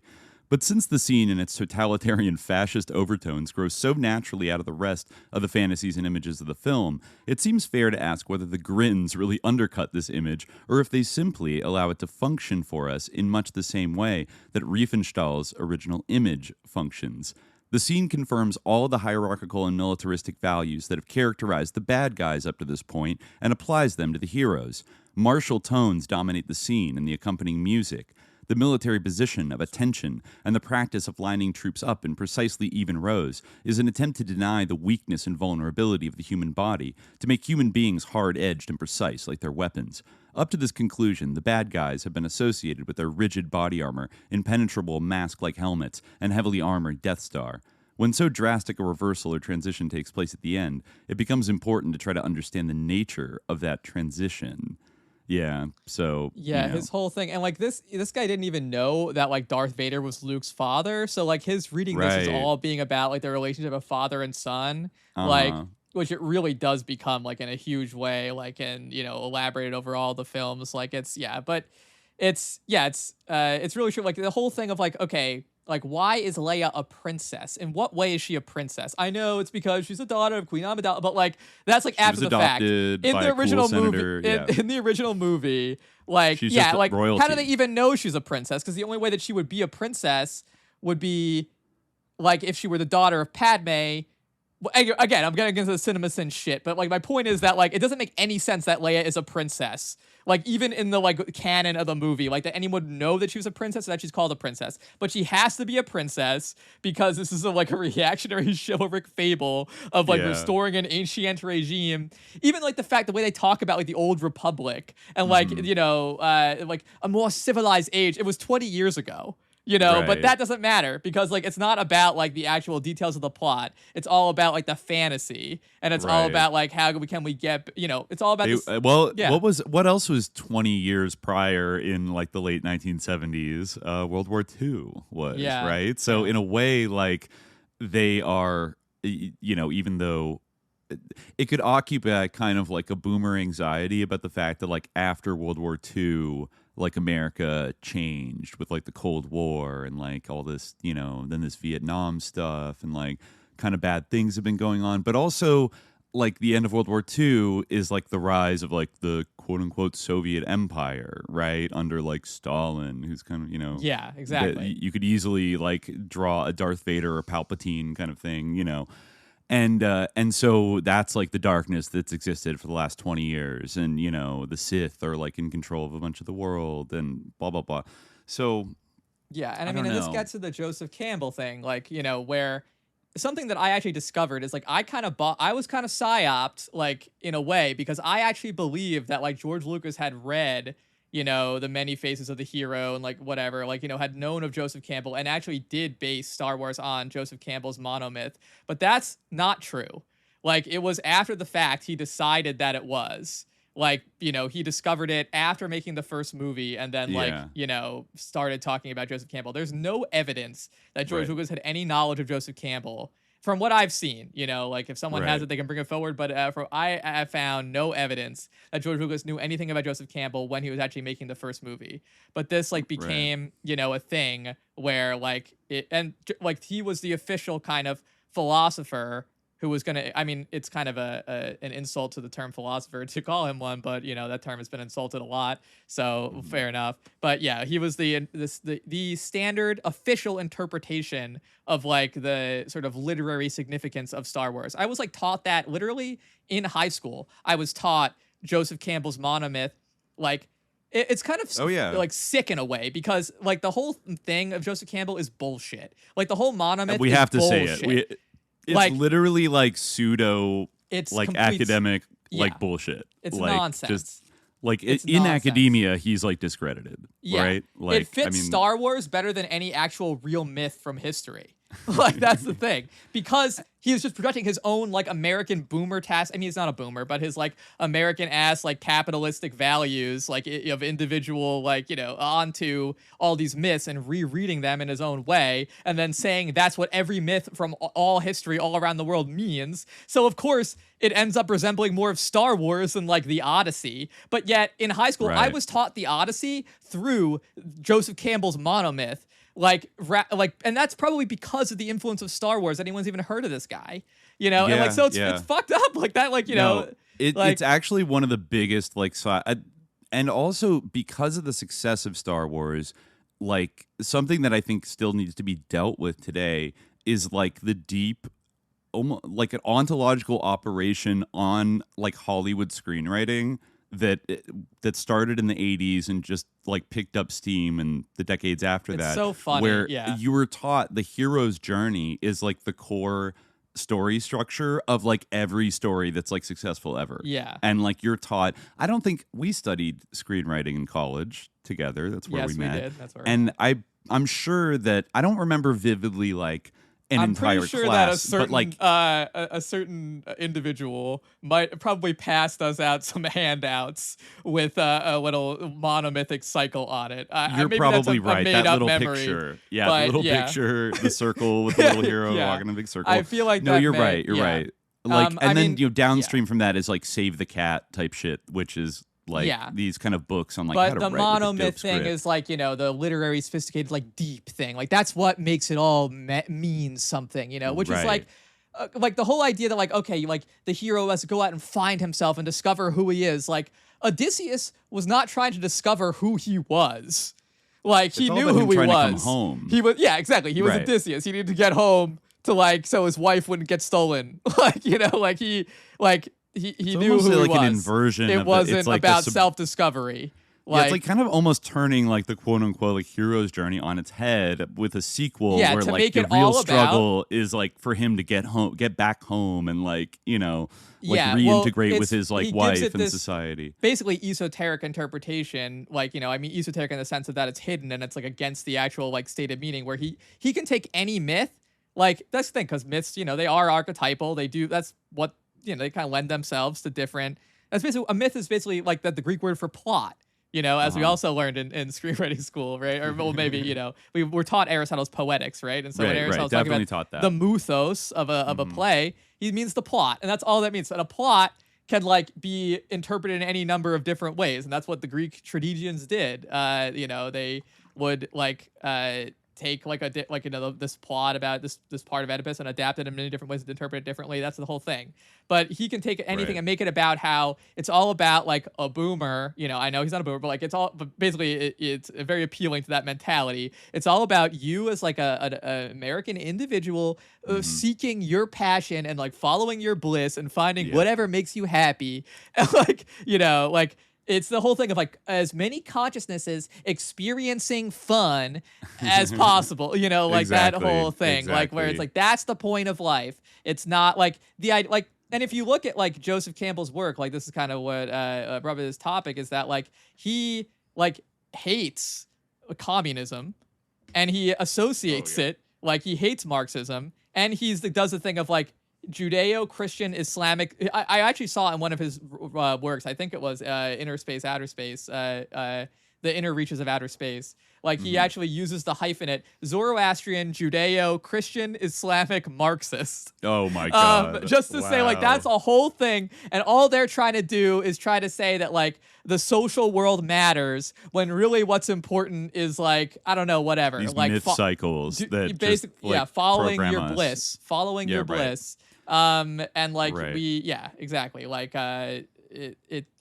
but that's, And I think yeah. we've discussed Joseph Campbell a little bit before. I think if you go back to maybe it was like one of the episodes in the 70s where we did the thing on changing images of man from Yeah. Stanford Research yeah, Institute. yeah. Mhm. So Joseph Campbell was like a contributor to that report, which is actually which interestingly came out like 2 or 3 years before Star Wars did. And then, at that point, Joseph Campbell was not a well-known kind of figure among like Hollywood people. I would argue that like, I don't know, even like fiction writers, like was anybody, the only people that were really taking Joseph Campbell super seriously, I feel like in, the 60s and early 70s were people at the Esalen Institute, where he was like a major regular figure. And then these kind of like interesting countercultural kind of people around like Stanford and the Bay Area that, the kind of Alan Watts, Stuart Brand kind of crowd. And then, they write this report, which is about how we need to like rejuvenate and re-enchant the American mind. And like, we need to reach back into like earlier remember they said like, we should utilize like early Freemasonic symbols and like a new way to like re-enchant people about like an American civic religion. And it was all about like trying to avoid having to like transition to like anything socialist, is what I recall, like the kind of chief takeaway being, but also that you need to create a kind of like mythopoetic complex for the public to like glom onto Exactly. in this Yeah. age of like stagflation and post Watergate, post Vietnam War. And like they you found need to one. they found right, and Yeah. then a Northern California Bay Area filmmaker Yeah. comes hot out the fucking gate like 2 years later with this movie, which more than anything, any other cultural product, like fits the bill of like achieving a kind of like changing image of man. And I mean, I'm not going to say that's like the single factor that made American culture turn the way it did in the 80s and 90s, whatever, into like the neoliberal age. But like, I think it's emblematic of all of these different currents that were moving in a certain direction. And like Star Wars is just like the little peak of the iceberg, like popping up over the water that everybody like genuflects towards and fills that void of like meaning and makes us feel vaguely good about ourselves again. And like the one review in one of these essays was just like, at the time when it came out, was just like, I believe. I know it's for children, but I believe. Yes. And you know, it's like, what the fuck? Like, yeah, wow, people have really like one-shotted people, you know, Yes. but then when you dig, like, then it's good that you mentioned earlier that like the original Star Wars, there's no evidence that Joseph Campbell's writings actually influenced George Lucas like originally, but then he sort of retconned it and actually did become like really good friends with Joseph Campbell and kind of like studied at his knee, you know, and you know, really like glommed on to all of his different ideas and, you know, helped him get on like PBS in the 80s with Bill Moyers and do all these clips you see of him now are from like that film shoot in like the mid 80s where George Lucas is trying to like hype up Joseph Campbell. And then I think then it kind of took on a life of its own through like the New Age movement, then into popular culture, and then got into like academia. And Hollywood, meanwhile, was like, it's just kind of accepted as like fact that like, yeah, Joseph Campbell, like that's correct. And I remember struggling with that when I was writing screenplays and for a while trying to, maybe the problem is like I kind of did get like psyoped by it a little bit, and we're like, I guess there is like something to this because everybody who's like successful and important says there is. So like, you know, nobody told me otherwise, you know, when I was like in college studying this. So okay, and then after a while, like there was always some part of me that was like, this is fucking dumb. Like you know what I mean? Like if I just ignored it and followed my instincts about like what makes an interesting like movie, you know, like that would almost like serve you better than trying to like glom this like narrative onto it. Like I didn't find it as helpful as like Aristotle's Poetics at least have some kind of like broad dynamics that are like you know, a little more useful, but this felt like you're really twisting movies into knots to say like every movie or every piece of like dramatic art, you know, narrative art is like this. I mean, I kind of feel the same way. This not to go on a tangent. I kind of feel the same way with the Poetics too, because I feel like the Poetics have a particular context and is like constantly like the idea that you would apply like Aristotle's Poetics to like making a movie for like an American audience, like it doesn't really make any sense if you like anyway, whatever. It's kind of you're like right. About, like, no, you know, that's like, a good point. Yeah, there's severe limits to like the like so he's much talking gets about lost like in a like very particular thing. Yeah, like cultural translation there. Yeah, and he's thinking about like, you know, his own kind of like philosophical hang-ups and things like that, and like you know, it's all kind of like based on like his opinion of what the best plays were, which like weren't always like the ones that even won the contest, you know. So it's kind of like you know, like whatever. Yeah. So. Yeah. Like it is like, yeah, it's, but yeah, we basically, I do feel like there was like a push of this stuff because like some people felt that it was like the ticket to like that type of thing, like that reawakening of like belief. And like in a way it seems to have been, you know, like, it certainly was a financial awakening for all the studios that shifted to more like, that started shifting their content to things that were more similar to Star Wars, if not like as like blatantly mythopoetic and whatever. Like still there were a lot of things that you know, you can see it in the 80s, like a kind of move towards like family friendly like films that like everybody can enjoy and that, you know, often have like families struggling against some kind of threat but like together and like, you know, I mean part of that is like giving people what they want and stuff, but then you see it recur with like the Marvel universe. Like they really tried to almost like force engineer the kind of like mythopoetic aura of like Star Wars for, you know what I mean, like for the Marvel comic book universe, which is like had a following and like had that kind of, because it's a bunch of different comics and like it has that kind of like big universe vibe, but like they thing tried of like to good and evil and like colorful characters who like you can explain who they are in one sentence, like there are maybe 2 dimensions to them maximum, like it's for kids, like that was the sort of imagined audience for like a Marvel comic book, and by extension basically the films, like it's not like there's anything in those films that you couldn't take like a pretty young kid to, right. Yeah, they're not that serious. They're not. But it is interesting to think. Again, I forget which. Maybe it was the Kramer essay that I was reading from. That was pretty interesting. That was about. It was about toys. This is Peter Kramer from the University of East Anglia in the UK. And he wrote an article called "It's Aimed at Kids, the Kid in Everybody." That's a quote. George Lucas' Star Wars and Children's Entertainment. And he makes some interesting like comments about the shift of how Star Wars sort of like facilitated a shift from movies that were generally aimed at like. Actually, that was more of the earlier model, was to aim it at kind of quote unquote everybody.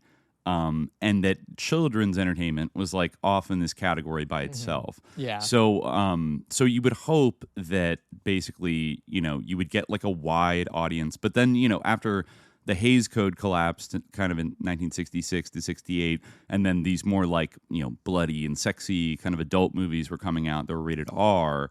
Like that was the hot thing. That's why you see so many interesting movies like that in the 70s, like up to Star Wars period, right? Is because these were making a lot of money. That's what The Godfather, and I mean, even Jaws is like pretty scary for kids, right? It's like kids can watch it and enjoy it, but like they're, that was like always like a meme. It's like my sister was like had like PTSD from watching Jaws when she was like, you know what I mean? Yeah, like, right. It was so too scary. But then, when they realized that they could get this kind of like teenage audience, but also not just the teenage audience, but also like adults that have like held on to like a bit of nostalgia about their childhood.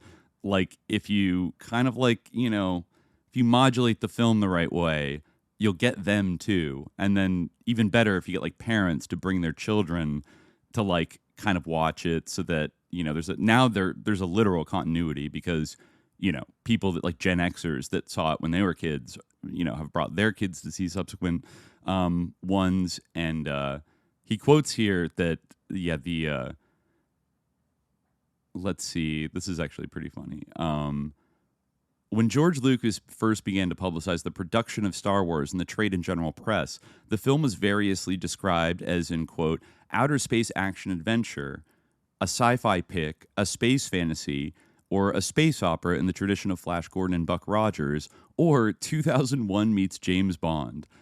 That this was not exactly going to be a film suitable for children is indicated by comments such as the following, quote, "The film deals with sci-fi on a sociological level, how technology affects humans." Interesting. Yeah. In an interview with in an interview with the LA Times in June 1976, Lucas stated that the soon-to-be completed film was, quote, aimed primarily at 14 and 15-year-olds. And interviewer Charles Champlin added that it would be a, quote, high-energy, boys'-own adventure. Reinforcing this emphasis on male teenagers, the production notes for Star Wars quoted the preface Arthur Conan Doyle wrote for his novel The Lost World. Quote, this is funny, "I have wrought my simple plan. If I give 1 hour of joy to the boy who's half a man, or the man who's half a boy." Yes. Yeah, damn. Exactly. Yeah. So, then part of this was also like positioning it. They said the market research program for the film, which was initiated in the summer of 1976, soon confirmed that, judging by people's responses to its title and a brief description of the film, Star Wars was most likely to appeal primarily to young male moviegoers ages 25 and under, while its emphasis on technology and battle provoked a negative reaction from females and older people. So as to counteract such resistance, the advertising campaign, which was developed from this research, aimed to highlight the film's human characters and its mythical dimension, in addition to its action and special effects. The advertising was to be placed in media, which would, quote, impact primarily against 12 to 24-year-old moviegoers and secondarily against moviegoers ages 25 to 35. Thus, in 1976, market researchers failed to consider Star Wars' potential appeal to the sub-teen audience, and Lucas himself, who gradually realized that he was in fact making a children's movie, was reluctant to foreground this fact in the initial publicity for the film. And he says, where did this reluctance come from? Until the 1960s, Hollywood had considered its audience to be potentially everyone, although it was well known that the most regular moviegoers were teenagers and young adults under 30 who bought up to 3/4 of all tickets. Rather than concentrating exclusively on this core audience, Hollywood studios focused most of their energies on producing inclusive films, which aimed to offer something for everybody without offending anyone. The industry's self-regulation through the production code, the Hays Code, tried to ensure that every film was suitable even the youngest members of the audience. Indeed, an audience survey for the film industry's trade organization, the MPAA, conducted in 1957, showed that 31% of all tickets were bought by children age 14 and younger. The market share of children under 10 was an astonishing 16%. However, throughout the 1960s, in particular after 1967, Hollywood increasingly focused on the teenage and young adult audience, especially males. In 1966, the Hays Code was suspended and became merely advisory, and then it was replaced by like the ratings system in 1968. So, to warn parents about, adult films. And then after films like Bonnie and Clyde, the industry's output began to include a large number of aesthetically innovative and thematically challenging films, which often included graphic depictions of sexual and violent acts. And taking their cue from exploitation specialists, AIP, I think that was Roger Corman's company, the Hollywood studios increasingly based their operations on the so-called Peter Pan syndrome, which a 1968 article outlined as follows. This is interesting. So this is the Peter Pan syndrome. A younger child will watch anything an older child will watch. B, an older child will not watch anything a younger child will watch. C, a girl will watch anything a boy will watch. D, a boy will not watch anything a girl will watch. Therefore, E, to catch your greatest audience, you zero in on the 19-year-old male. Wow, So, I didn't read that far, but that is that's really telling because I feel like you're right. It's interesting because that is kind of what happened where you had this almost deep epistemic effective breakdown of a bunch of people, a bunch of I want to say arrested or people in American society because they changed almost nothing in these in the first iteration. I guess in The Last Jedi they disrupted some things and they kind of restored it, but that's the thing. They tried. They're a corporation. They want everyone to consume this, so they're oh, we need to get girls into this, and it was kind of that time. The similar considerations. But that caused this whole huge rupture. But they broke their own rule of going for the 19-year-old male. They didn't that's the thing. Star Wars is very much a homosocial. When you see those old, it's felt funny watching these old sort of Star Wars related films and things like that, these old documentaries of the fan base, because it's all white men basically. It's all just this very tight Comic-Con, something that now is this huge thing, which is whatever. Back then it was a room of 30 guys who looked identical. So yes. you can see it was a very white phenomenon in its earlier, and especially very male, very male. I remember my, when my sister was little, she loved Princess Leia and thought she was badass. So there was one female character that you could kind of grab onto who was kind of cool and a little had a little bit in terms of her performance of that kind of post women's lib she's not your classic princess. She's feisty, she's a political leader, whatever.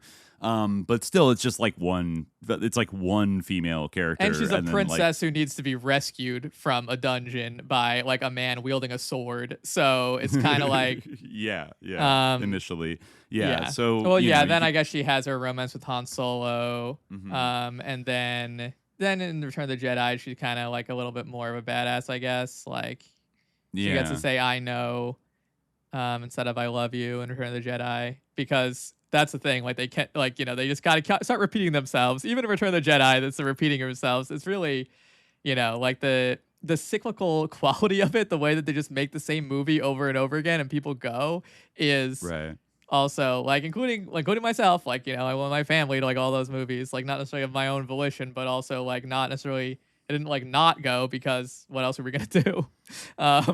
But right. yeah, It was still enough of it had enough momentum and hype around it as like a cultural moment, like a mass cultural moment that up through at least 2020, like when did the last one come out, like 2018, 2019, maybe.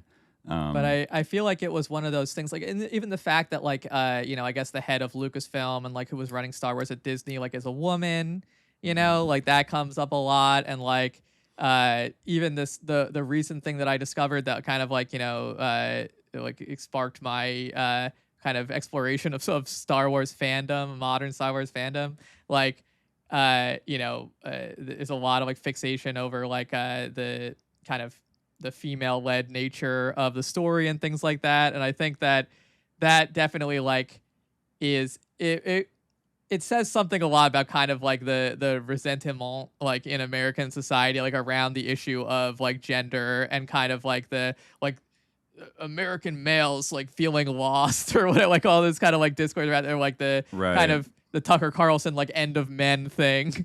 Like, I mean, which you I could feel almost detect in like the character of Kylo Ren, and his, he's like an weird incel, arc. basically. He's an incel. Yeah, he's like a bitter male incel who is like, become a bad guy. He's become a little fortune That was Nazi. the one like original thing that was in, but it's funny because like I almost feel like it was almost inevitable because like they're kind of like he's a young man, she's a young woman. Like the idea that like, the main hero and the main villain would like want to have sexual tension between like with one another. Like that was kind of like, the only sort of like original idea, I guess, that it existed there. But yeah, like he was kind of like, one of these MAGA kids or something, and he idolized Darth Vader or whatever, or he was kind of like a Star Wars Space fan. Space Hillary herself, Princess like, Leia, couldn't save him from the alt-right pipeline. Yeah. I remember my dad also being very upset by The Last Jedi and saying like, why did Luke hate the Jedi so much? Afterwards, like, very very, very disappointing. I mean, I found the jump of like from, they blow up second Death Star and have the party on Endor and everyone's happy. It's great. And then just like cut 20 years later, like fascism is back and bigger than ever. I guess it's like, it's kind of like the Biden presidency happened in between or something. Yeah, it's true. It's funny they failed so disastrously to like, I don't know, preserve their victory and like build a better government or whatever, and like the empire is somehow like back again, and they built a bigger, better Death Star that was stronger and better. Like how they weren't in power. Well, like, actually, I hate to just like talk about my parents, but they are boomers, so they do give a lot of insight into the Star Wars psychology. And my mom had like a very astute comment that always stuck with me, which was that like, well, if they win, what did they do? Because like they're always fighting. All they do is fight. So if they win, what would they do?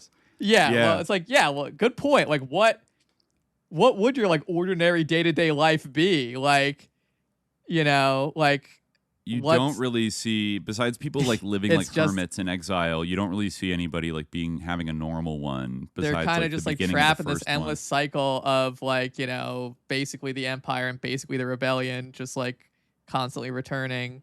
Like an eternal civil war that just never ends. The fact that it's a civil war is another sort of very American element of the entire thing. I mean, I guess that technically Vietnam was also a civil war, but like the fact that the very first line of that title crawl is a time of civil war, I think like immediately it's kind of that Bob Dylan like kind of Americana like sense of like our basic like mythology being like rooted in like being a divided nation, like a nation that could collapse into like civil war, like at any time.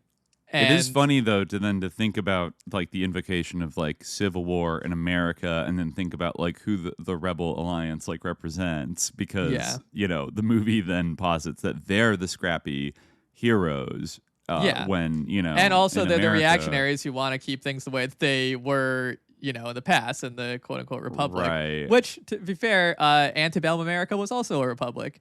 It just, reactionary, like landed gentry and kind of like monarchists, knights, that cavaliers, if you will. I wanted to bring up. There was an interesting reading. I remember the old head Crypto Cuttlefish on Twitter back in the day, like wanted to or would post a lot about looking at Star Wars as basically like a sus phenomenon, and like point out that's the first time I think I saw sort of like the connections to like Joseph Campbell and then to SRI, and like kind of considered Star Wars and George Lucas and like really that whole like zoetrope NorCal like filmmaker scene is, well, I don't know, maybe in a new light, because they were, well, we know it's like, Coppola was hanging out with Jack Sarfati and all these weirdos in like North Beach. And even though I haven't found any evidence yet that George Lucas like ever went to Esalen to any like seminars or things like that, but I think he did maybe after the first movie came out. I found some article like vaguely kind of talking about it. That was supposed to be how like Jedi Knights were, the characters of like the Jedi were inspired by like gurus at like Esalen, basically. And I mentioned to you earlier that like Obi-Wan, just maybe it's his Britishness, but like has such Alan Watts vibes, like in his kind of affect and how he talks. Oh, for that, sure. Like, yeah. It feels like, this is like sus white guy, like Alan Watts guru, like with Luke being like, oh, tell me about everything. And then, he like lies to him and, says a bunch of shit.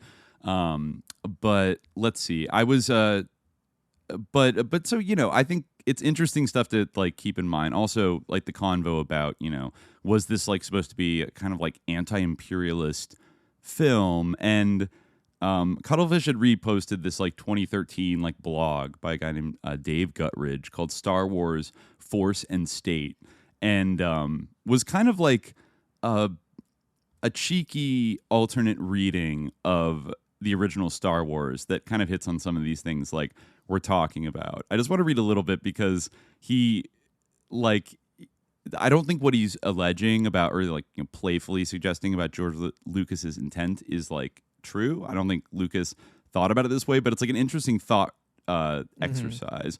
So he says, like, basically, he talked about how much he loved it and stuff. But as time went on, then he saw the prequels that were like, what the fuck? He says, when they first saw Jar Jar Binks, who is obviously coming from like a whole stock of ready-made Amos and Andy style, like, like Uncle Tom, like minstrelsy kind of vibes, it would seem. And so, and he said, what about the aliens the Jar Jarians were fighting? Those creatures that had flat faces and yellow slanted eyes and were all secretive. There hasn't been this much sublimated racial stereotyping in a science fiction series since the wildly anti-Semitic Ferengi in Star Trek. But the clumsy racial metaphors aren't what bugged me. If anyone here has seen the Gen X classic Clerks, you might remember the scene where they were talking about Return of the Jedi. In it, one of the characters describes the rebellion as a bunch of leftists. And that got me thinking. A bunch of, quote, leftists. In the first movie, it was all about saving Princess Leia. Then in the new movies, there's Queen Amidala, whatever her name is. If you're a princess, you're in a royal family, and monarchies are not democratic. Now, the far left is not always democratic either, but since the left is usually socialist in some way, I don't know a lot of far left extremists who are pro-monarchy. Now take a look at the, quote, empire. They come across as hardcore right-wing authoritarians, but if you look at how they operate, they have a republic, a senate. It's not too clear if they have universal suffrage. Maybe only the wealthy planet owners can vote. But still, even if it's a primitive Grecian-style democracy, it's still a democracy. So we're cheering a bunch of monarchists fighting a democracy. How'd that happen? Who exactly are these, quote, rebels? When you look at it, they don't seem like an uprising of working-class people. When we very first see Luke Skywalker on the farm on Tatooine, his uncle owns the farmland. It's droids, basically like robot slaves, who do all the blue-collar work. It seems like the rebellion is led by landed gentry and dispossessed monarchists who've had their traditional power structure threatened by an emerging republic. There was one time I was talking about this, and a guy said to me, actually, Queen Amidala was elected to her seat in the Senate. I looked it up, and it's technically true. She was, but she was also 14. And, he says it's probably written to, like, lessen the age gap between her and, like, Darth Vader and whatever. But no functioning democracy elects a 14-year-old girl. And yeah, at first glance, the Jedi seem all zen and spiritual and peaceful. You first see Obi-Wan out wandering the desert, fighting injustices like Cain and Kung Fu. So, you think they're all a bunch of counterculture, revolutionary warrior monks. But then in the movie The Phantom Menace, which historically is further back in time, you see the Jedi in a penthouse suite of some deluxe high-rise in the capital planet of Coruscant. They have this star chamber with bay windows overlooking the metropolis. They're casually chatting over Earl Grey tea about how to influence politics and alter the fates of all the citizens of the galaxy. Nobody elected these guys. Nobody voted for Yoda. What the hell happened to the separation of church and state? They're like the evangelical movement in the U.S. Republican Party, pushing their agenda behind the scenes. Not only are we cheering for anti-democratic monarchists, they're also fundamentalist theocrats. These guys aren't just out to stop gays from becoming stormtroopers. These guys start whole ground wars that get who knows how many people killed. For example, they go to the Jar Jar planet and convince them to fight a robot army and get mowed down. And what do the Jedi offer in return? They send in 2 human white guys to rescue a human white girl, et cetera, et cetera. Yeah. So he's saying that and then he brings up the midichlorian thing from the prequels that George Lucas kind of retcons the Force in the prequels to be a genetic, it's eugenic, kind of, or like biological at least. I guess maybe like you can have a really high midichlorian count even if your parents don't have really high midichlorians. But I don't know. Yeah. I really don't know. I don't know what the answer is. I don't know. I don't remember if in the movie he like specifies that, what causes you to have high midichlorians. All I know is that like, they basically like live inside your cells and like they talk to the Force.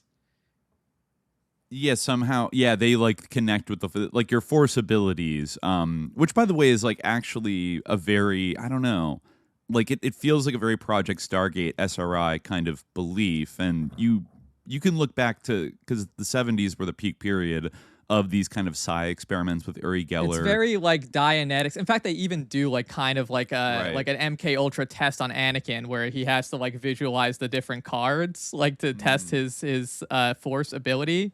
But yeah, I mean, it is interesting. I mean, yeah, like obviously, like, I mean, I guess like, again, like you can get like marred in the details where it's like, okay, well, but they did have the old Republic and like they have a Senate and like it's like a hybrid system or something. But yeah, no, I mean, I've actually used like the prequels to like explain like to like kind of as like a way into like a historical Sufism like to my students before, because like it's kind of like the difference between the prequels and the original trilogy is kind of like the difference between like the 60s like perception of like Sufism or like quote unquote Oriental mysticism like in general and like the actual like reality, because it's like, oh, they were just like really good guys who like were in touch with the universe, man. And then like in the prequels, they're like a cult that like is deeply like enmeshed with the government and like they're like incredibly like worldly, and they also have like a bunch of weird rules that were never mentioned, but still of course like not, it's just like it's just a heuristic for undergrads. But I like see there's a very funny like just screenshot of like angry Anakin Skywalker and like I think Attack of the Clones, and it says, in this telling scene, Anakin Skywalker argues against the extrajudicial summary execution of a political leader by a Jedi zealot and calls instead for a trial by jury. For this, he is depicted as a villain. Yes, it's true. It's true. They do want to kill like the sitting like chancellor or whatever, like extrajudicially, and Mace Windu says it's too dangerous, and he has to be killed. Yeah, and that is true. I think that's true. That's the real thing. He has got the real hinge of this like article is he says, after they like commit genocide, they do the like basically Hiroshima and Nagasaki on the 2 Death Stars and kill 500,000 people, and that's cool. And now they've put of all people, like after like he says there's probably some tough questions being asked during Luke Skywalker's 1,000-year Reich. Questions like, we fought all these battles, all these people died, we got rid of the evil overlord Darth Vader, and now his son is in charge. Another Skywalker Yeah. and his crypto-incestuous sister are running the show now. What kind of revolution was this? Not only has all the power in the galaxy been passing around within one family, but with the death of exiled Pope Yoda, Luke has moved into the position of the head of the official state religion. Church and state have been unified, and Ayatollah Skywalker reigns supreme. It's very early 2010s. Reigns supreme over his dystopian theocratic dictatorship. But then he says, that's when it hit me. I saw it. I saw what was going on. Maybe George Lucas is the most brilliant filmmaker of all time. Think of it like this. History is written by the victors. So maybe what George Lucas is doing is writing this whole series from a meta-contextual point of view, showing us history as it would be depicted if the forces of evil had won.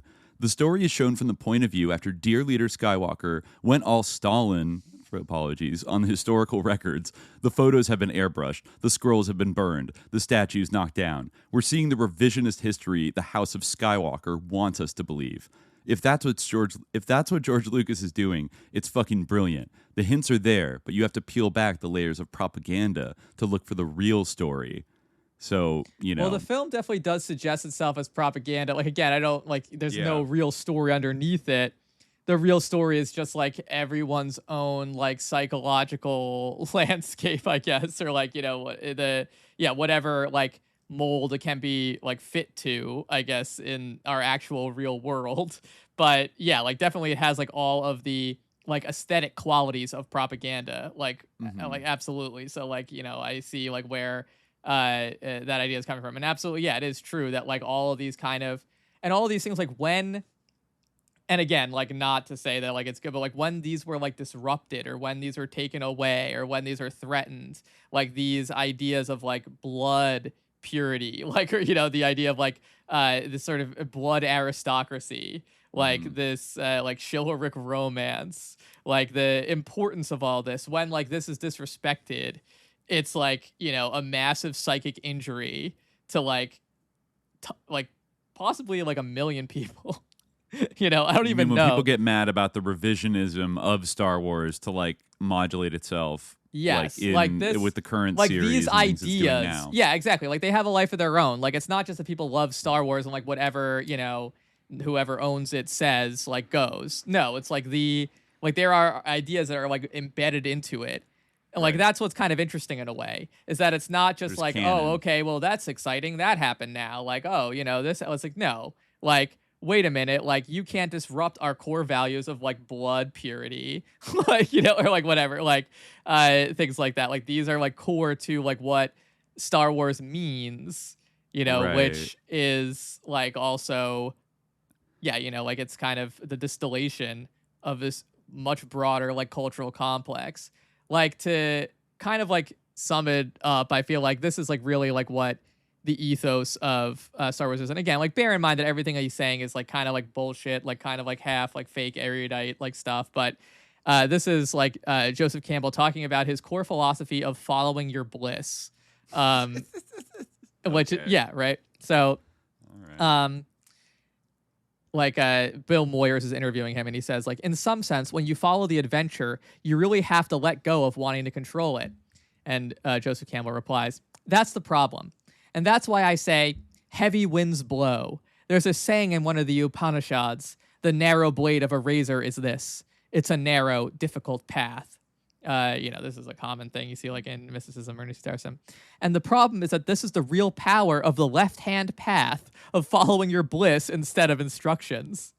You're following the lead of your emotion. I mean, he has a left-hand path. So I feel like SJX like might be like, what? Like, he is talking about like Hinduism, like the idea of the left-hand path is like kind of like, I guess maybe the word might be like heterodoxy, like in Hinduism. So it's not necessarily, I mean, Crowley like kind of took the idea of the left-hand path like from that, but it is interesting that like it's kind of an interesting irony that like for him, like you want to follow the left-hand path, basically like you could call it the dark side, which is all about following the lead of your emotions and of your vitality. But the head has to be there all the time because you're on a narrow ridge and in danger of falling off.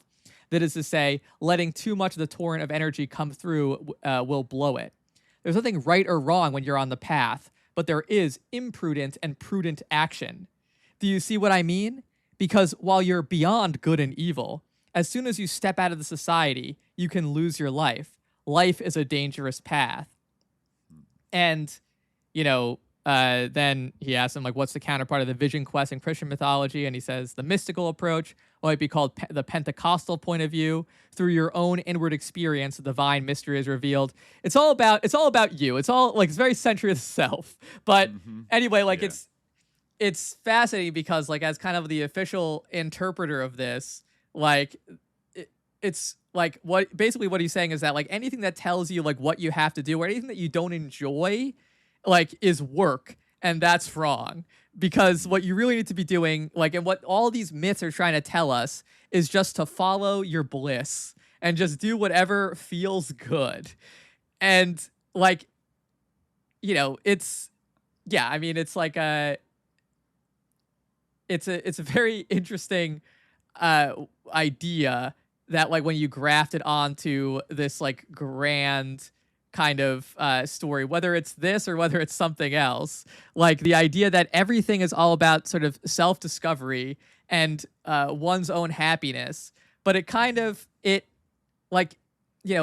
like it makes sense in a way. It's kind of in a way like divesting it all of its meaning. And this kind of like why I mentioned this in the connection with propaganda, I guess, is because of course good and evil, they do exist like in this like framework. They are mentioned, like only a master of evil, Darth, and like things like that. Like there's evil mentioned, good is mentioned, there's light and darkness. Certainly. But like kind of like you've been talking about, like it ultimately, and like this gets back to the LARP thing of like you can LARP as like the Empire, you can LARP as like the Rebellion. Like, there's no, like they're both just like aesthetic options. Really, like this is all beyond good and evil. And that's the thing, like, because it does have that sense of like it doesn't like, this is like, it announces itself, it declares itself as fantasy.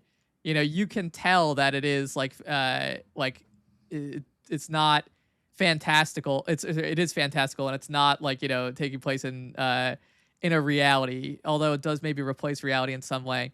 I'm rambling a little bit, but basically the idea is that like even though like there's this kind of good and evil framework, it kind of teaches you that this is something that, is not absolute and can be manipulated by, like, I guess at a sort of a higher level, it can be manipulated by like these aesthetic phenomena, like by aesthetics and by experiences, by things like music, by things like imagery, like the sort of Riefenstahl-esque marching and things like that. Like these, you can create like an entire, like, and it really bore itself out. It almost like you could almost think of this as being like a massive like psychological experiment in a way, like a Lookout Mountain like kind of like thing, because it like created a whole like out of thin air. Like none of this is real, and like all of it is so, like nonsensical. Like when you like actually think about it, it has that structure. You're like right. that oniric or sort of dream structure.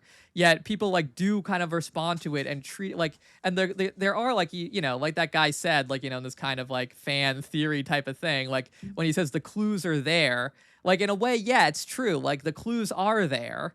Like that you can kind of see this like in a totally different way. You can see like how this whole edifice, and I think maybe that's part of the reason why like the sort of exegesis of Star Wars have thrived so much, and you have people like endlessly interpreting and reinterpreting it, is because like the actual structure of it, is so vague and so and fluid, like, and so incoherent. And but that's like part of like the like that's part of the appeal, is like how you can see, like, for instance, like what is like even in that very first movie, what is going on? Like, why is Darth Vader even able to use the Force? I mean, like, because the Force seems to be good, but then like we have this whole, he said the dark side of the Force is always articulated from the very beginning, and does he, Obi-Wan talks about it. He says that Anakin Skywalker was seduced by the dark side of the Force, and then Darth Vader was seduced by the dark side and killed Anakin's dad. That's what he tells Luke in the beginning, and then you can see the way that Darth Vader uses it.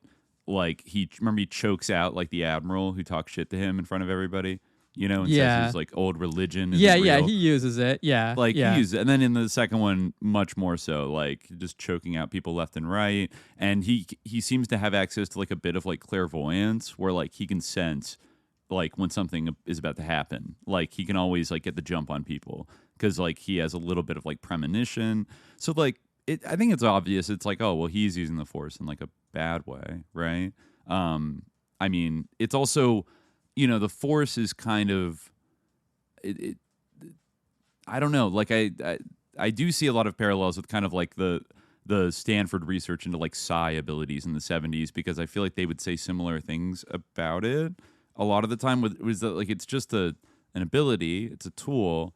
Though there were people we've gone over before that seem to have some kind of sense that like you couldn't use your psychic abilities to like make money on the stock market or something, or else something like bad karmically would happen to you. Like you weren't supposed to use it for like bad or selfish ends. I mean, you could also say that about like magic and ritual more broadly, about say there's like white magic, or say like mainstream religions like practice kind of a form of like right hand path sort of magic, light magic in a way.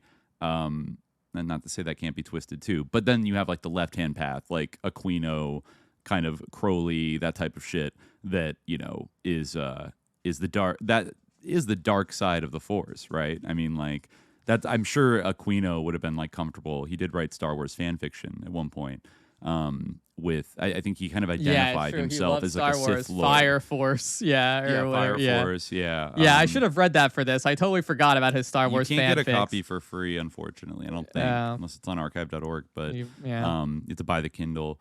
But yeah, like he, so I think that there is that good and evil. Okay, I mean, you're right. There is one reference to saying he was seduced by the dark side of the Force. Right. All right. Yeah, I forgot that the dark side was a thing in A New Hope. Yeah. But It's then why are people always saying may the Force be with you? Like, why is the Force like, because the Force is a dark side, like, Well, I think it clearly has, it's like riffing on some Eastern religions and like Buddhism and maybe Taoism and, things like that. In terms of like, oh, it's like a spiritual energy thing, a force, like a force field kind of thing of energy you can tap into, and you could utilize that for like good ends. Like it could be used responsibly, or it could be used for evil. It's an energy field like created by all living things, right? Yeah, and, I mean like all that logic like makes sense. But it is like kind of weird how the Force has like these kind of I guess it is. It's religion with no strings attached in a way. Where like it doesn't have like beliefs. It is beyond like, good and evil, basically. Generally, like there's like the Jedi decide what is a good use of the Force. Exactly. And what's like what a dark makes side of the Force. What makes the light side of the Force the light side of the Force? It's implied through I feel like it's implied through the simplistic binary of like good and evil in all of the movies, that if you're on the side of the good guys, then your use of the Force is the light side of the Force.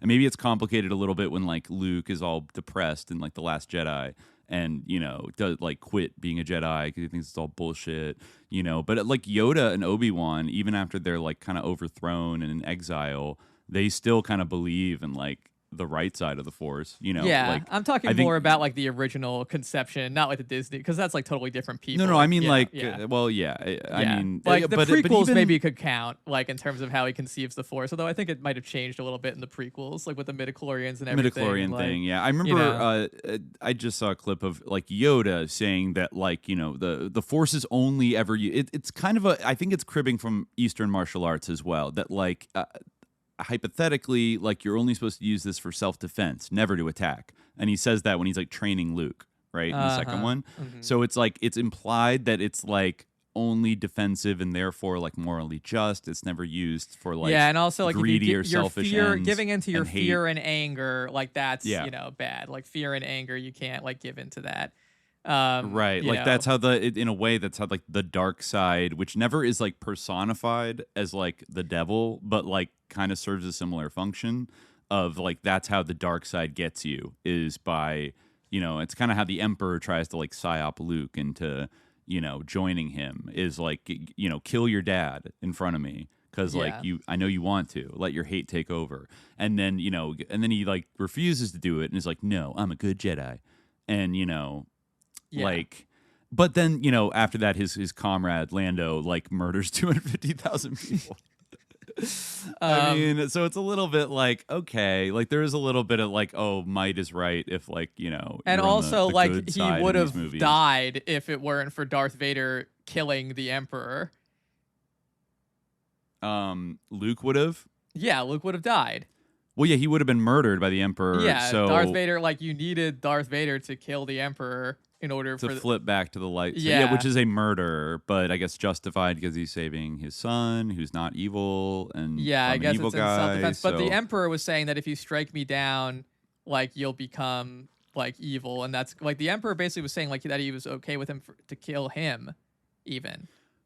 He's such a sicko that he's like, Yeah, I like, know as evil long will as- live on in you if you do that. And Yeah, and which is, that's- maybe we shouldn't dismiss that so much because, like, I mean, yeah, it's like the movie kind of cheats by letting Darth Vader, who's already tarnished, like take the heat for that murder and kill the Emperor, and thus like redeem himself by doing that. Like he's killing a bad guy, so now he's good. And then Luke is left like ostensibly to be like a major figure in this like new government or whatever, and like he says that it looks like he's having a great time and he reconciled with his dad and it's all going to be good. But I mean, even the new movies like shoot that down by being like it all collapsed back into fascism within 20 years.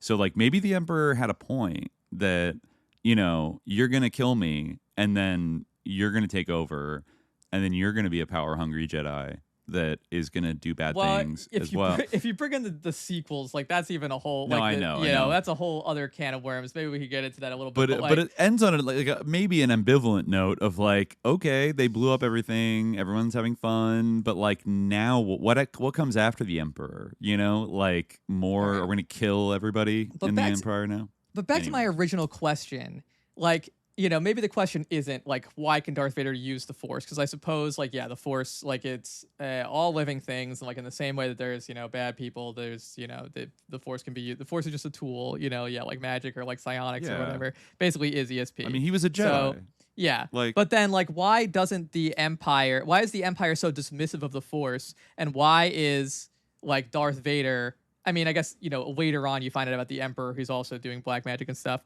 But why, like, is he the only one when he, like, demonstrates it? Like, he can choke people. Like, why are they all so dismissive of it? Like, are they this sort of technical, civilization that's cut off from, like, spirituality when, like, it is empirically demonstrated that the Force is actually, like, a psychic power that you can wield?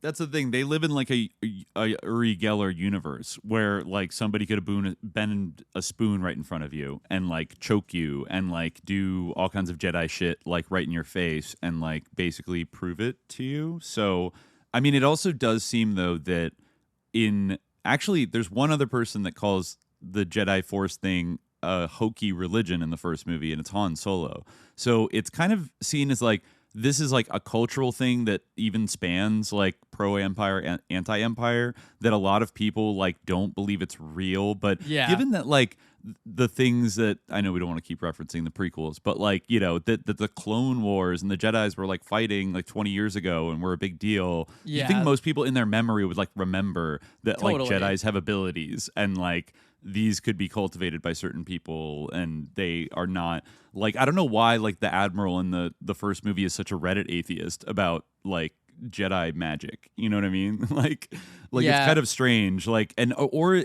does it imply that it's like somehow been the use of the Force and like the dark side and everything has been occulted by the Emperor, so that like only people in like the very inner circle of the Emperor like know that he's a practicing Sith Lord. Like he's kept it secret from everybody. It'd be like if Hitler was like putting on acolyte robes like in private and then doing like black magic summonings with like Himmler. True. But then, I mean, well, like, not Hitler himself. Well, but I mean, some of those guys were I'm not literally saying he doing didn't, but- rituals like.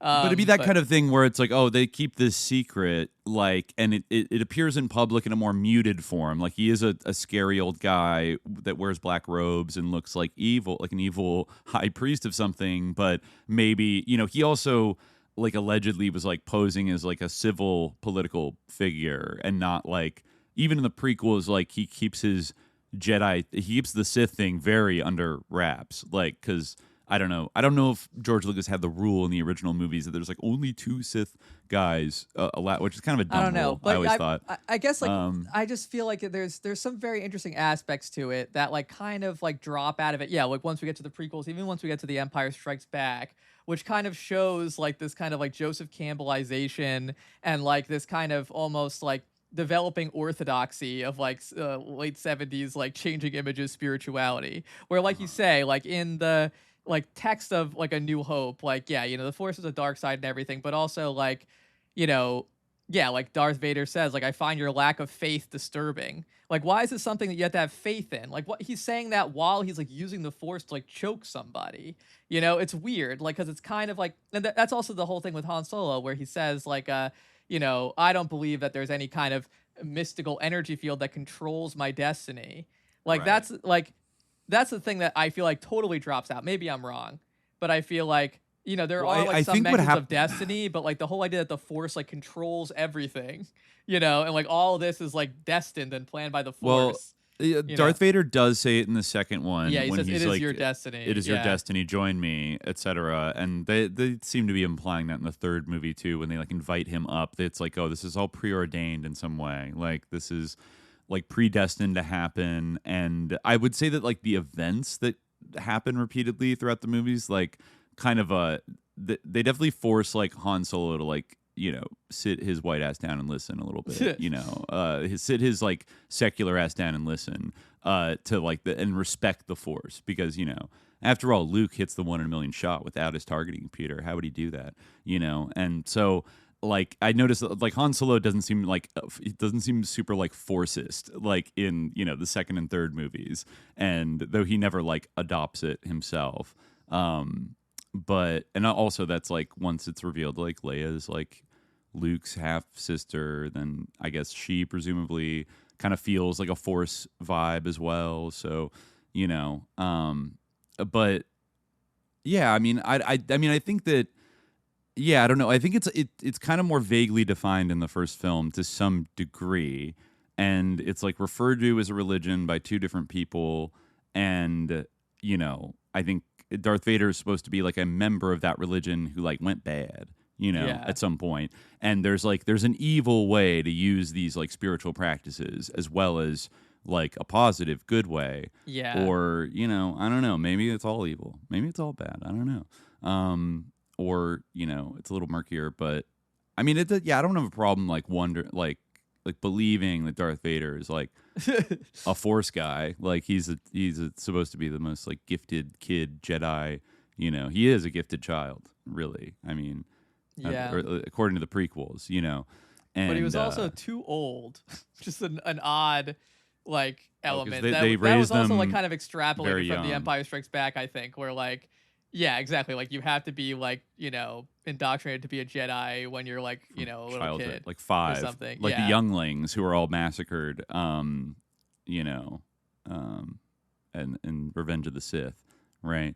They're very young, and Anakin's like 9 in the Phantom Menace. So, yeah.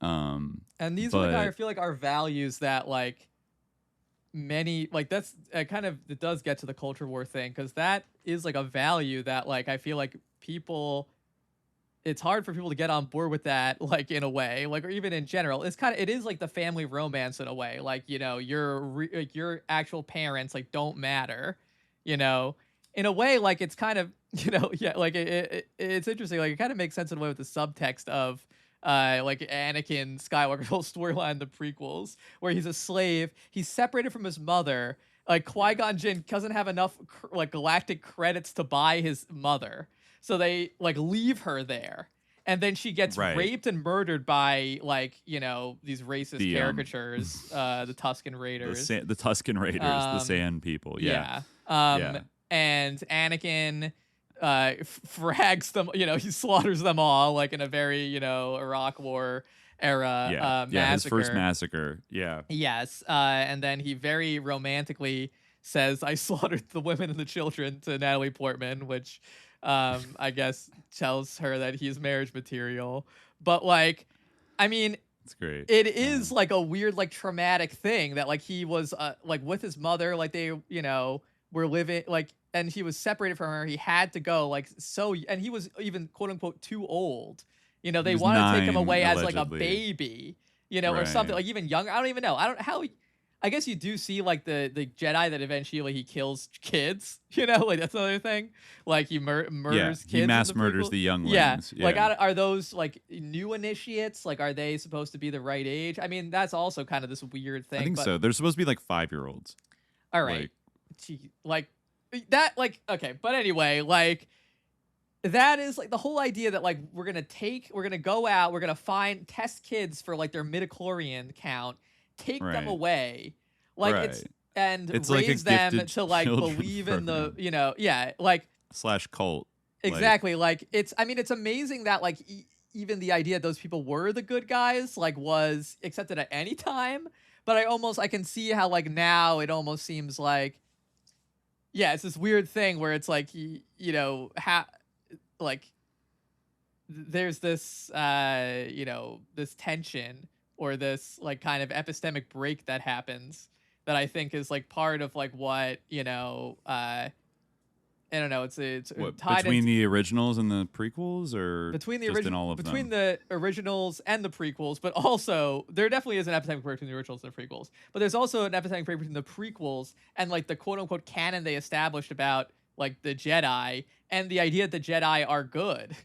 Like, to go on subsequently, like the American, like the all-American, like heroic rebellion values of like the Jedi. The idea that like and that, like and I think also American values have kind of like shifted away from even that idea of like boyhood, chivalry, and romance, and like being like a hyper masculine knight. Like that is kind of like at least in some like. Especially in Hollywood and things like that, like those values, like kind of like are like suspect. Especially like they're religious. It's like kind of like, and they're taking kids away from their parents to like indoctrinate them into the ways of the Force, and they don't let them love. Yeah. They don't let them feel. They don't let them like They tell them not to feel angry. You could look at the innovation of the prequels doing the midichlorian thing is kind of like buttressing this thing with like scientific backing as opposed to it takes it a step away from purely religious belief. That's true. And it kind goes of into a thing of like the Force in a way. Yeah, it's kind of a weird like Silicon Valley like doing secular religion through tech of like, well, we've done the 23andMe scan and it turns out that like you have the genetic mutation like F49B75, like, and that means that you are to be a leader, and so you need to go to a gifted children program and be like mentored by pedos, like, and et cetera, like whatever the fuck they do, and therefore it's like because it's backed by science, it's not purely that. Like Lucas has always danced a little bit between this like, science and like just pure mysticism thing with like the Jedi and the Force. Like one of the other things is like.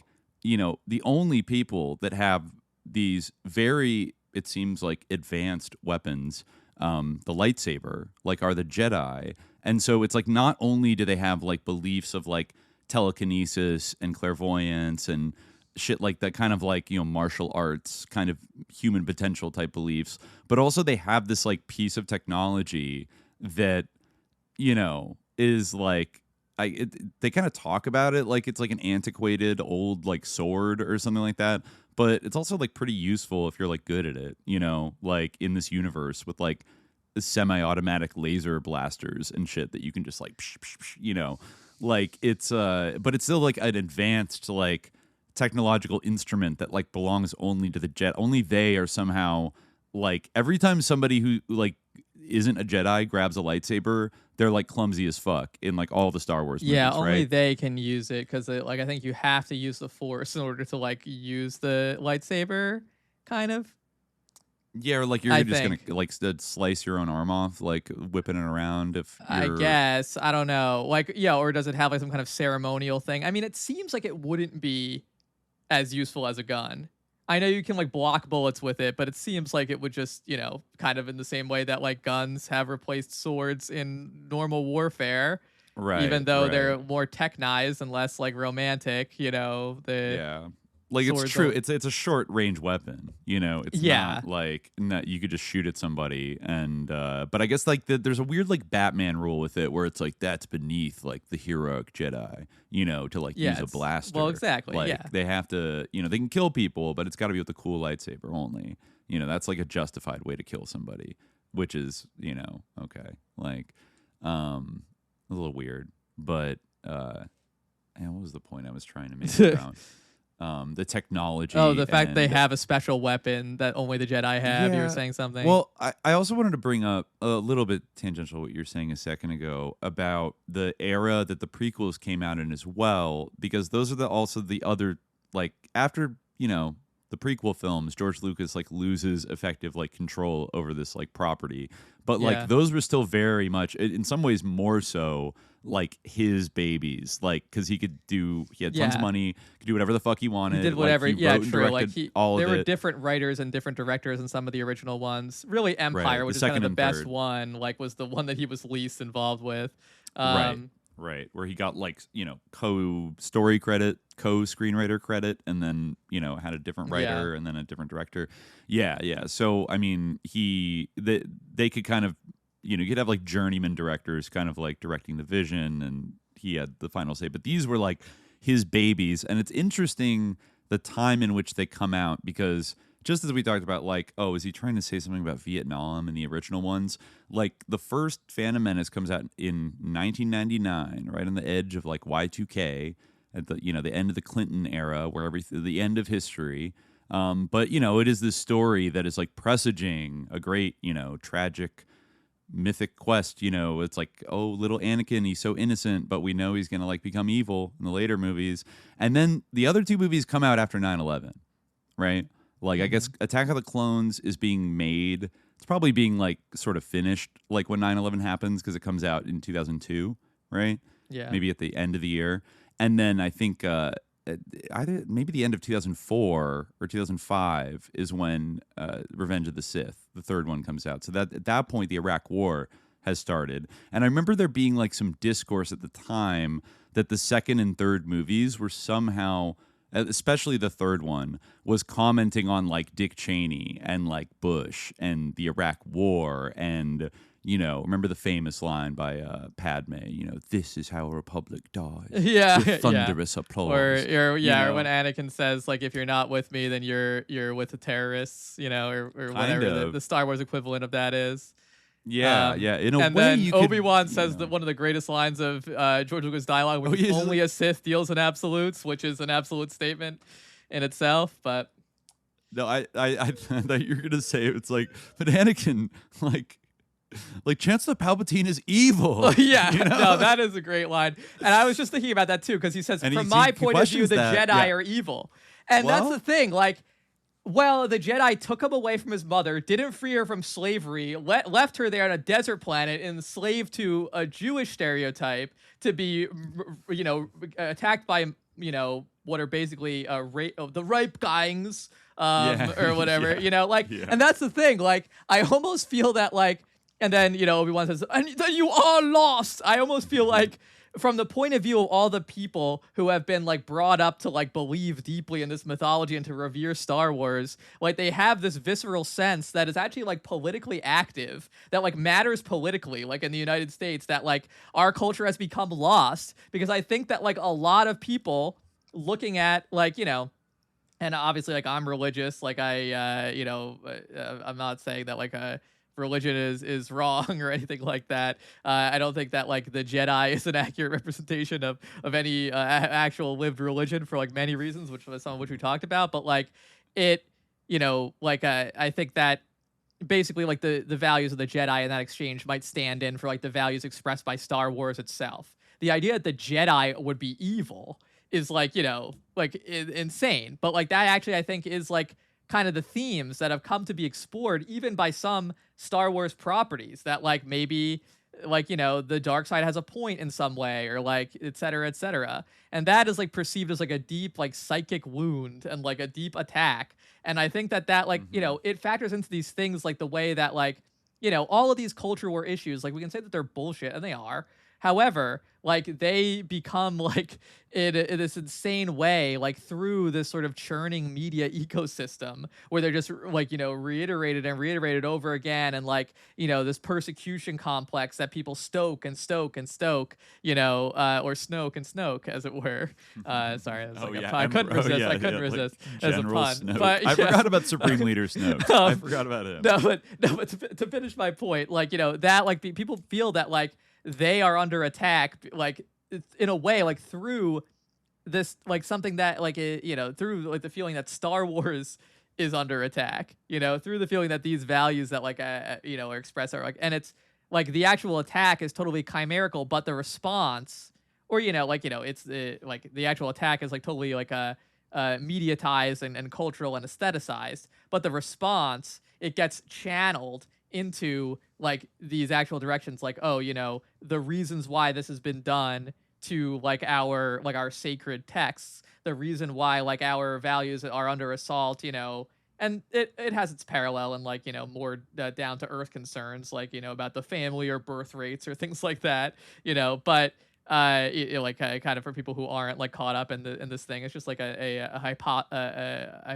hypotrophized version of this, but you know, still that gets channeled into real, like, you know, like political action, you know, it gets channeled into real like political grievance, like it gets mapped onto like, you know, other like culture war things, which all get mapped onto like actual, you know, material political conflict. So you think this does have an impact on the material, like sooner or later? It does have some kind of impact. I think it is, because I think a lot of people's like entire like, you know, conception of the world is experienced like through like this like I don't want to like, you know, use this term like inappositely, but it's like a jouissance or whatever, you know, like this kind of like, yeah, you know, this like thing that's bound up with like their childhood feelings. And like, right. You know, you could even like, I'm kind of spitballing here, but you even almost form a reading like of the contrast between like the joy, the unrestrained like joy that you experience, like, and the sort of Jedi teachings of like you repress your anger, repress, you know, your fear, like even repress your love, repress your attachment, you know, right. that type of thing. Like you could almost like establish that contrast there. But yeah, but I think that like because people are so bound up in this, it is interesting how at times you wonder if like there is almost like an intentional kind of and this is like, you know, not something that's unprecedented, you know, like especially if we're thinking about this as like a monomyth or like a symbol system. Sometimes like subversion is worked into that, or like the kind of subversion of convention becomes a convention itself. Like for instance, in like in Muslim poetry, for instance, you know, like in like the sort of ecstatic tradition of Arabic poetry, or like in Sufi poetry, right? Like what's the ultimate symbol of like union with, maybe not the ultimate symbol, but like a very prominent symbol is wine, right? And the whole reason why it is that symbol is because like wine is haram, you know, like you're not supposed to drink wine. You know, there's maybe rivers of wine in heaven, but like that's a different type of wine, et cetera. You know, like intoxication is the other thing. So intoxication becomes a salient metaphor for, you know, for this experience of divine sort of this divine experience, you know, experience of the divine. So I almost feel like in a way, like, is there like kind of this like thing where people are like kind of you know, programmed to like have like to map their like inner self and their like their psychic world onto the structure of like the goody is Luke, like the Jedi, the lightsabers, like all these things, to like have this deep investment in this stuff. And then like, is that in like deliberately in the same way that like outrage bait like gets clicks, you know, the same way you have people like out there who like make things that are like, is there a thing where like that is subverted like deliberately in order to like produce a certain reaction, you know, and to keep like people like in, I don't know, invested, or like not to like, keep them invested, but to like exploit their investment to like Disillusion stoke them. their emotions and manipulate them and channel those emotions into like a certain direction.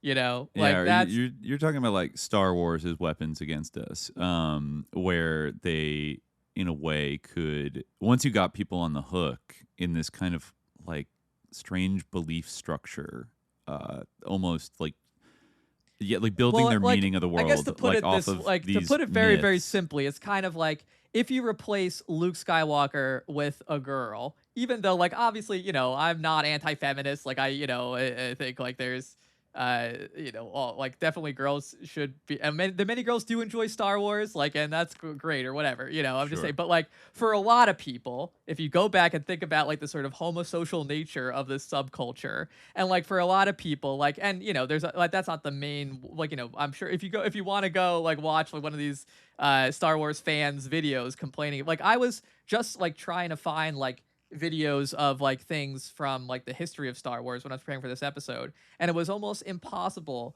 to find anything, like wading through like the endless slop of people like, you know, just venting their rage at like whatever slight modification had been made to Star Wars. Like I can't overstate like what a phenomenon this is. So like basically what I'm saying is that if you have this sort of mythic structure that you've built up where that has very like clear rules and like, you know, is very much like a tied into one's self-identity into these like archetypal structures, and is like in some ways like hyper masculine, and also like, you know, it's bound into like traditional values anyway, kings and queens and these fairy tales and stories. Tolkien kind of works in the same way too, where you can see that same kind of outrage happening, where like someone puts a black elf in like some random ass like cash grab spin off of Tolkien, like, or whatever. You know, when you disrupt, when you disrupt that structure, like, and then you tell the people that happened because of these people, that happened because of this, you can get them to do anything. I see. I was going to ask you what's the end game if you one get them to do were anything that you want. You can get them to do anything off. that you want. Like if you tell them if you give them someone to blame for that, like you can get them to do anything, anything. You're right. If you kind of go down to a level of like a Disney adult or a Star Wars adult, or, you know, no offense, like even like a Swiftie, like people that are deeply invested in like a pop culture complex of meaning, and then you kind of change it and then tell them that that's because they bowed to like the woke pressure from like this group of people over here or something like that, you know, or it's because of like there's a culture war reason why they are sullying your sacred text, you know, and changing what you love about it and making it feel like it's not yours anymore or whatever. Yeah, that is the like. And who are the people who like explain that phenomenon? Like the people they turn to explain that phenomenon, like they are people who are going to be having like Peter Thiel and Elon Musk like on the show, who themselves are big fans, you know, and they're going to explain who's Gen to Xers, blame. the original. You know, we can solve it. We can bring back, like, I remember Elon Musk like saying like, oh, you know, like in my video game, like, why are there politics in my video game? You know, stuff like that, you know, like, and saying like, it's kind of distracting, and like, he's expressed that type of opinion many times, I think. Right. Yeah, well, I think that it's a path where you can push somebody from like an apolitical point, because I feel like that's the interesting question about like what are really like the politics of Star Wars. A lot of people that like love Star Wars would probably be like, shut up, like I don't let people enjoy things, like it's a cool story about goodies and baddies and blah blah blah, you know, like I'm not taking any political, you know, there's nothing political involved with the original Star Wars. They're just pure mythic storytelling, blah blah blah. You know, like if you tell them that I just forgot what I was saying, but yeah, you're saying there's many yeah, people who I'll think remember that it it's in like a totally second. pure. Yeah, and like I just like it's, but I wonder if like that is like part of like the architecture in a way, you know. I guess like the way that like they like, you know, people would imagine is that like, oh, you know, someone else took it and someone ruined it. Although I think that like there was already a case for that, which is where no one took it, and there was still like you saw that huge reaction to the prequels. Like, you know, there's a huge, because like, you know, of Jar Jar Binks or like whatever, like that type of thing. But which I guess would have been more like a liberal reaction to it, being kind of like, what the fuck. But a lot of people just thought it was like, really, actually, at it the was time, racist. Jar Jar is racist, and like so is Watto, and like all these other characters. But like, I feel like mainly the concern was like that he was stupid and for kids. Like that's really right. What I it was too goofy. It was too goofy, and it was like not serious. Yeah, it was annoying. Wisa. Yeah. Wisa. Yeah, it actually the reaction to it almost was low key racist, like in a way, like because it like hated, but like the portrayal was also racist. It was like a strange like convergence of things. Like nobody liked the Jamaican sidekick character who was also portrayed in like a very racist fashion, but it was more just like they didn't like the vibe that Jar Jar brought to because it was too childlike and goofy, and like they thought that he's just it was much more of a discourse back then around selling out and things like that. So like even though he'd made $1 billion off toys already, like they were saying, oh well, he invented all these characters to sell more action figures and stuff like that. Like that was like a complaint I remember hearing about Jar Jar. I think the point I was trying to make earlier that I forgot was like taking this mass of like apolitical people. I remember Steve Bannon said something about like 4chan guys or whatever that you get them whipped. Yeah, Gamergate. Yeah, exactly. Gamergate was just like this, where you took like these gamers who like thought of themselves probably as apolitical, even if they might have had political presumptions, but were not like activated. Like they were in a world of enjoying stuff and being a little consumer, and like that they're in a safe space. And when they first felt the political world outside of that, like in their view, broach like the safe firewall of their little media, ecosystem that they participate in, they got very like almost just like viscerally angry. And then at that point, you could just point like feminists did it, and then you could see that narrative, and then it goes off on its election own. Where you had people saying like, this is great now that like Trump is president, I can say like whatever slur again. And it's like, I mean, like what actually has changed? Like, like that's like a cultural issue. Like that's a matter of like your office culture and like who your friends are, or like whatever. Like obviously, I'm not saying that like he should get friends who allow him to say like whatever slur, like in this example, but like, that was a real thing people said. Like, that was the feeling. It's like that it's about like, I think a lot of people, it was like this cultural issue that like really, and like this is like the like epitome of that, where it's so abstract, it has nothing to do with reality at all. But, like it's this feeling that like, and I think, obviously like people like Steve Bannon, like they like, want to take advantage of that like sentiment and like, direct it. But I almost wonder if like there is some kind of like, I don't know, because like a lot of those people like have like very shifting allegiances, like in these type of things, like what they like kind of like the ideas that they support like can kind of like change over time. Yeah, they're not like politically like mature subjects. Like they're still following a kind of impulse of like entertainment is my number one issue. Like, you know what I mean? Like purity in entertainment products is my number one issue. So they kind of like follow from there, which like, I mean, all these products are made by profit-seeking corporations and conglomerates. And even if they don't think that way, that's they're like gonna kind shift. And even if they don't think that way, like, it's kind of like a thing, or they don't think like, my number one issue is like is going on. I think a shocking number of people like, without realizing it, have those feelings, like because of the effective like attachment to these things. And maybe like George Lucas himself a little bit was not fully aware of like like searching in his little toy cupboard from childhood. Exactly, to, like, that's one interpretation, that he was just like distilling all these things that like were already like propaganda and like fascist in various ways. Right, like Buck Rogers and Flash Gordon and this kind of like 1950s, 1940s, 1950s. Like early Cold War kind of futurism, but also like cowboy, like Manifest Destiny kind of shit that, I mean, and he grew up in, California, in Modesto, in the Central Valley, where American Graffiti is set. So like he is a true child of the West with, so I don't know, like he's such a Californian, like at the end of the day, and he's so emblematic that I could really see him as like he thinks that he, just like a lot of people at like Esalen thought they were like saving the fucking world by like doing their naked hot tub meditation stuff and listening to Alan Watts and Joseph Campbell be sus. all these, there's a lot of this is the end of the rainbow for westward expansion, right? Like the only places to go after California are space and within, right? Yes.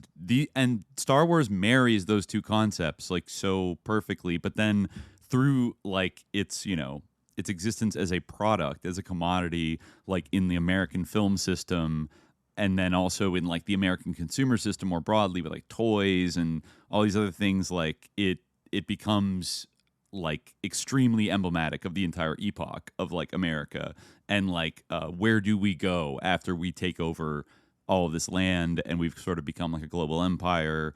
Like how do we rejuvenate our myth for like the next level of that, which I think that's like the betrayal of like the boomer optimism, the boomer optimistic vision that George Lucas kind of embodies, is that we're living in 2025 and we look at the world that has been created, and it is truly like it's never been more Sith-like, like it's never been more evil, or maybe we're just living under the most corrupt Jedi regime, the ancient regime of the old Republic that has become like almost like unsalvageable. I wanted to read. And believes in nothing. I wanted to read some of this this article by it's from 1981. It's by Martin Miller and Robert Sprick, which is called "The Appeal of Star Wars: An Archetypal Psychoanalytic View."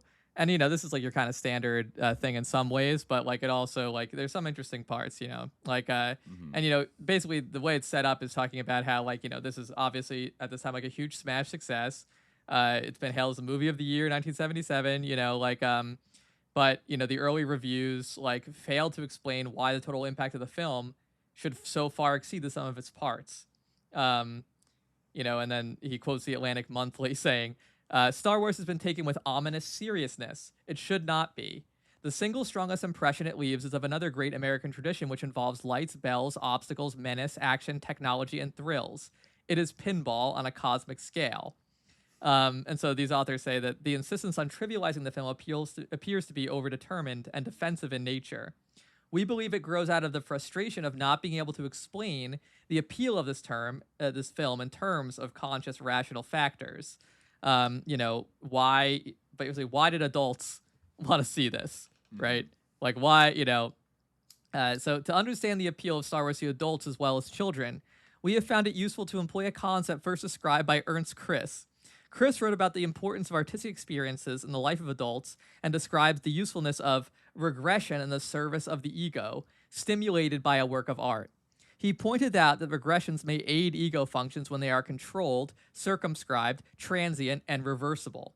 During these experiences, ego control is maintained over id derivatives, and the increased communication between ego and id is such that primary process is available for secondary process utilization.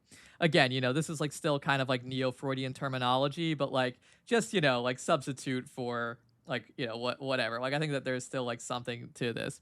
We would agree with Chris's assertion that these experiences are nourishing, even necessary to the ego of the adult. Life is filled with unsettling occurrences which are like those touched on in works of art, experiences of failure or death of a loved one, for instance. In addition, we all confront the conflicts inherent in each developmental level. As we attempt to deal with these conflicts, we achieve only partial and temporary resolutions. We defensively immerse ourselves in reality. As we respond to a work of art, we are effectively stirred, that is, like affectively with an A, affectively stirred, and this controlled regressive experience gives us a chance for additional working through of conflict. Another way to understand the significance of the artistic experience, and hence the appeal of Star Wars, is through an exploration of the development of fantasy in the growing child. Recent thinking about latency indicates that this stage of development is due less to the diminution of libido or to a reduction in drive than it is to an elaboration of the ego, and in particular the capacity for fantasy formation. The pre-Oedipal child is buoyed by a sense of omnipotence and a feeling of being indestructible. During the Oedipal phase, fear of castration, loss of love, and the incest barrier produce fantasies which involve the parents in a sexual or aggressive context and are therefore quite anxiety-laden. It is interesting how, like, there is, like, this incestuous thing. Like, all the relationships in Star Wars are so weird. Like, Luke and Leia are having this brother-sister thing. Like, and then it reminds me of, like, that, like, brainstorming session for Indiana Jones that like George Lucas and Steven Spielberg did. Oh, yeah, that was like, super weird. It's yeah, super sus. We should talk about that, but well, let me finish this first. Like that's also incredible. Okay. Yeah. Actually, can you hold for just 1 second? I'm gonna run to the restroom. Okay, real word. quick. Yeah. I'll be back in Yeah. 1 minute. Okay, I guess I'll do the same. In school, I was of the angry young man. Sure, you were a rebel. I come out of anthropology. Yeah. So my focus is social systems. And in science fiction, you got two branches. One is science, and the other is social. Right. I'm much more of the 1984 kind of guy. Sure. I am THX 1138. The spaceship guy. Yeah. The spaceship. I got into spaceships out of cars. Yeah. I love cars. I love going fast. Going fast. So I like spaceships. Yeah. But it isn't the science, aliens, and all that kind of stuff that I get focused on. It's the how do the people react to all those things? Yeah. And how do they accommodate them? Yeah. So that's the part that really fascinates me and I'm interested in. You did something very interesting with Star Wars, if you think about it. The good guys are the rebels. They're using asymmetric warfare against a highly organized empire.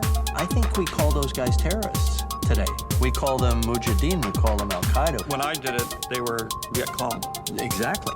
So were you thinking of that at the time? Yes. So it was a very anti-authoritarian, very kind of 60s against the man kind of thing, nested deep inside a fantasy. Or a colonial, we're fighting the largest empire in the world. Right. And we're just a bunch of hayseeds in coonskin hats that don't know nothing. That's right. And it was the same thing with the Vietnamese. Yep. The irony of that one is in both of those, the little guys won. Right. And the big, highly technical empire, The English Empire. Right? English Empire, the American Empire, lost. Yeah. That was the whole point. But that's a classic us not profiting from the lesson of history, because you look at the inception of this country and it's a very noble fight of the underdog against the massive empire. You look at the situation now where America is so proud of being the biggest economy, the most powerful military force on the planet. It's become the empire from the perspective of a lot of people around the world. It was the empire during the Vietnam War. But we never learned, from England or Rome or, a dozen other empires that went on for hundreds of years or sometimes thousands of years. We never got it. We never said, well, wait, this isn't the right thing to do. And we're still struggling with it. And they fall because of failure of leadership or government often. And Mostly you have a great line, which is, so this is how liberty dies. We're in the middle of it right now. To thunderous applause.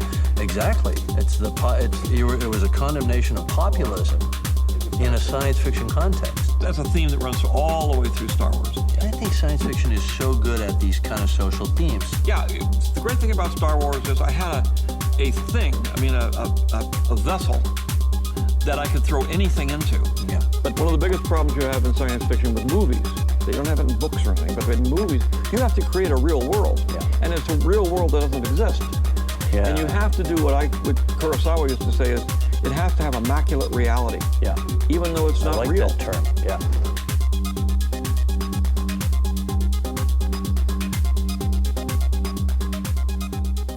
Okay, we're back.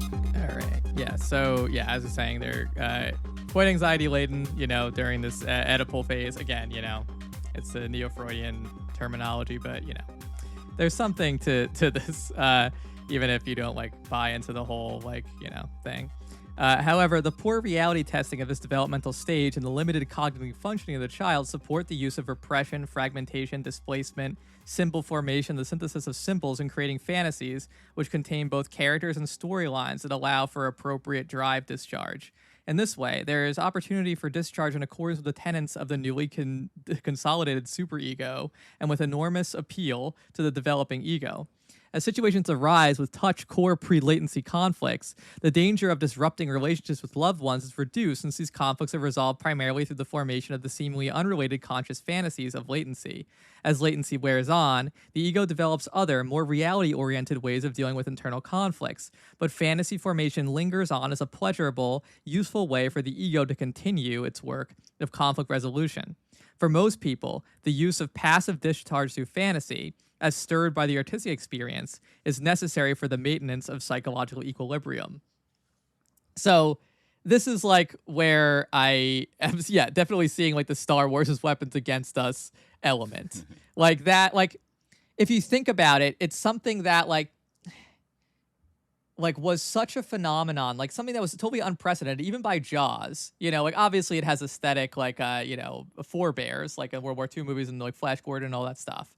But like as like a cultural phenomenon, as like an economic phenomenon, like that sort of like totally transformed the studio system, and it emerges out of this whole like environment of like Esalen like susness and like this kind of like search for a new image of man and all this stuff, and like his main goal is to even like provide this kind of like, child like world to like hook onto. I feel like in this age, like the power of like controlling that and how people can be manipulated through that, there's no way that it's not appreciated. Because like, as long as you can appreciate that you can manipulate people through religion, which obviously everybody knows, you can manipulate people through like Star Wars a million times more easily, but almost to the exact same effect.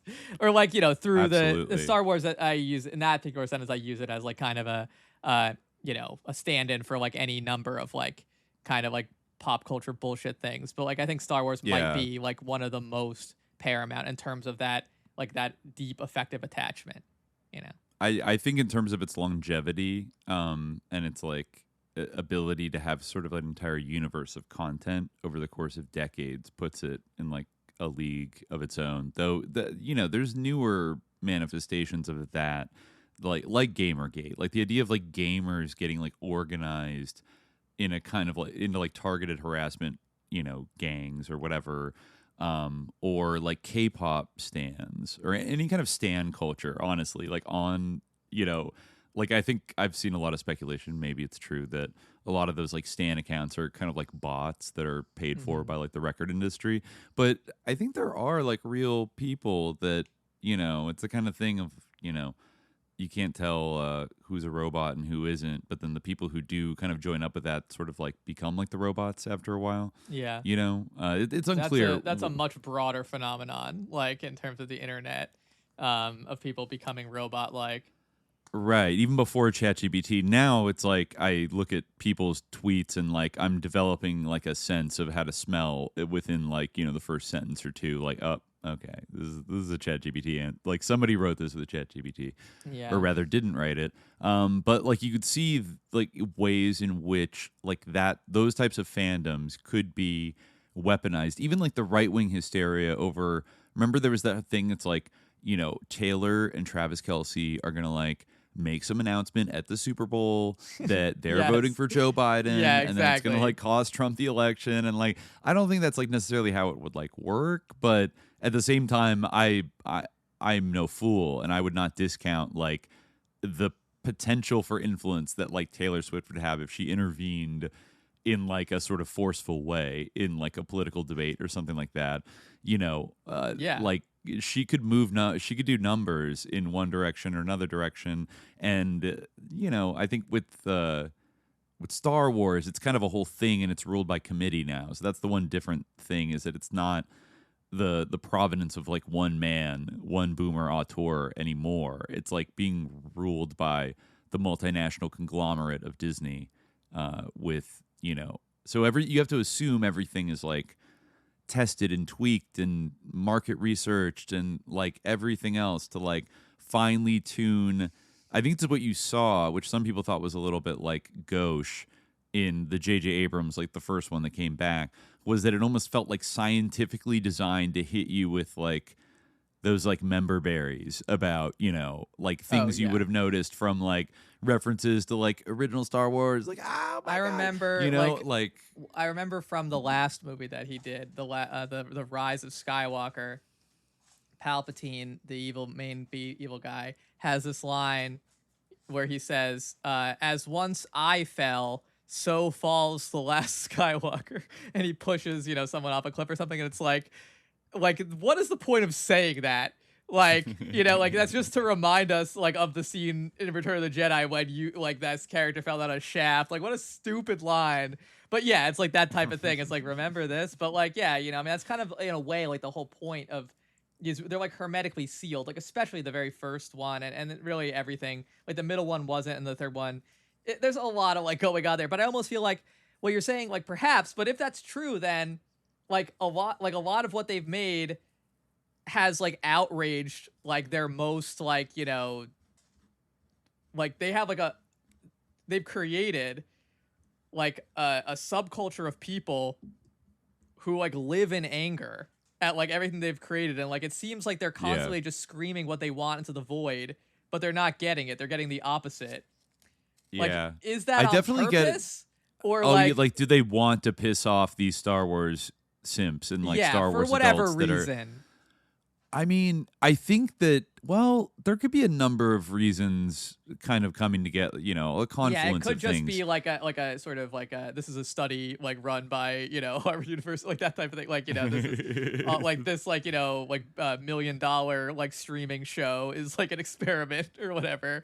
But I mean, like, I think that they wanted to extend the cult. They must have been aware at some point when they bought it from Lucas and probably, ran all the numbers and everything that while, there was spectacular brand power in the Star Wars universe, that it was probably more concentrated onto white, consumers more than other groups, not to mention like abroad. And men, yeah. And men. Just like the first movie, they worried about like, oh, a lot of this stuff that the Star Wars nerds like love so much, like is kind of a turnoff. And so I think that's why they moved in very hard. Like we have a female young Jedi and we have a black stormtrooper, like right in the beginning, which kind of I think one of these things written about it like kind of makes like the treatment of stormtroopers like up to that point in all the movies like more problematic, because you get a sense of like, okay, there is Another like thing a that racial doesn't make hierarchy. any sense between the movies, but like whatever, But so I think they wanted to extend into those. They wanted to capture like market share or like bring in other demographics that weren't already like super sold and like one-shotted by Star Wars, and like make it kind of inclusive to them, and also signal that like Star Wars is going to have like good politics, kind of like good all-American rebel against like the bad authoritarian bad guys. And I mean, in a way, though, it even more resembled like a comic book movie in that it was just like comically ridiculous bad guys just like doing bad guy stuff, and then blah blah blah. But I don't know. Beyond that, though, like once you get into like the streaming era, because that's basically where Star Wars lives right now, right? Like it's on Disney Plus. It's like the flagship of like their whole streaming platform, and that's where I don't think we've really brought it up yet, but I'm sure.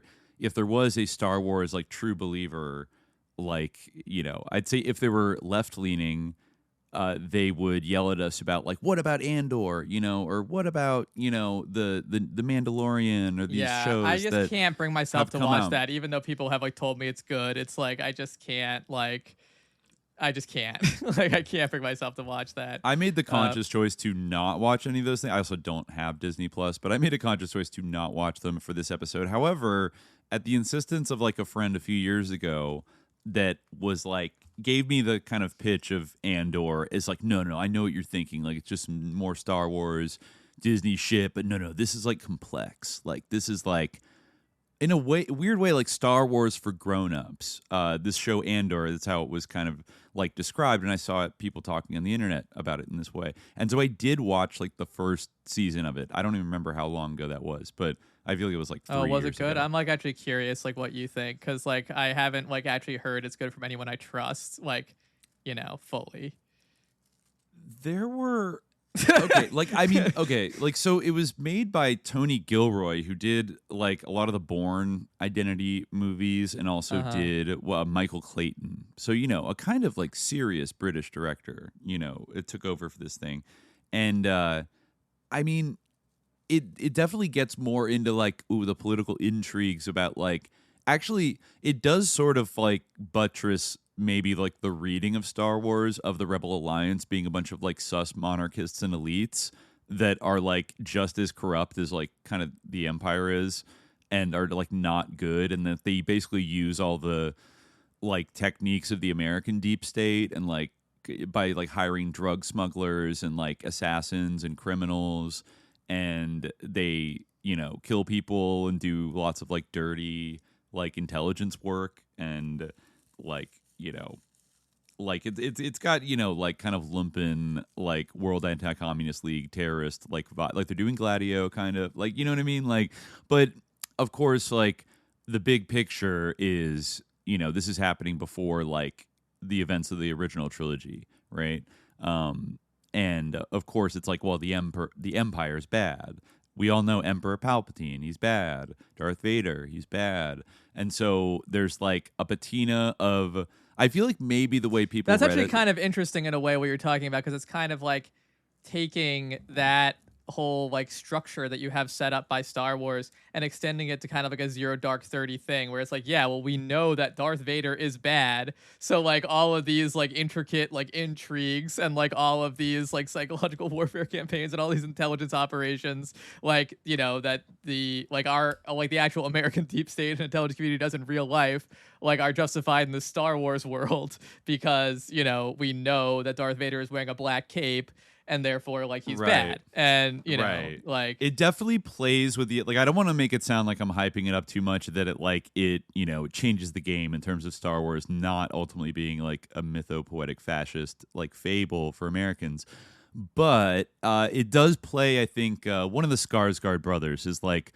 one of these like wealthy lords that maybe he's like an ex-senator, I forget, but like he's plotting like a deep, like years long, like campaign to like kind of subvert the Empire and like overthrow shit. And like, so these guys are not portrayed they're portrayed in very morally gray tones. Like you see that like the very high up, like the elites that are backing the rebellion are like, that are like cooking it up, are like not exactly like, oh, awesome. It's kind of like almost like Game of Thrones vibe. Like everyone's a sicko, like which kind of matches what I see. And I don't know what the second season plot that like just came out, like what it, where it goes with that, except that, I don't know, everyone's like a speed addict, like some kind of speed addict, I guess, which is another kind of like, in the rebellion. So they're kind of like speed freaks and like, I don't know.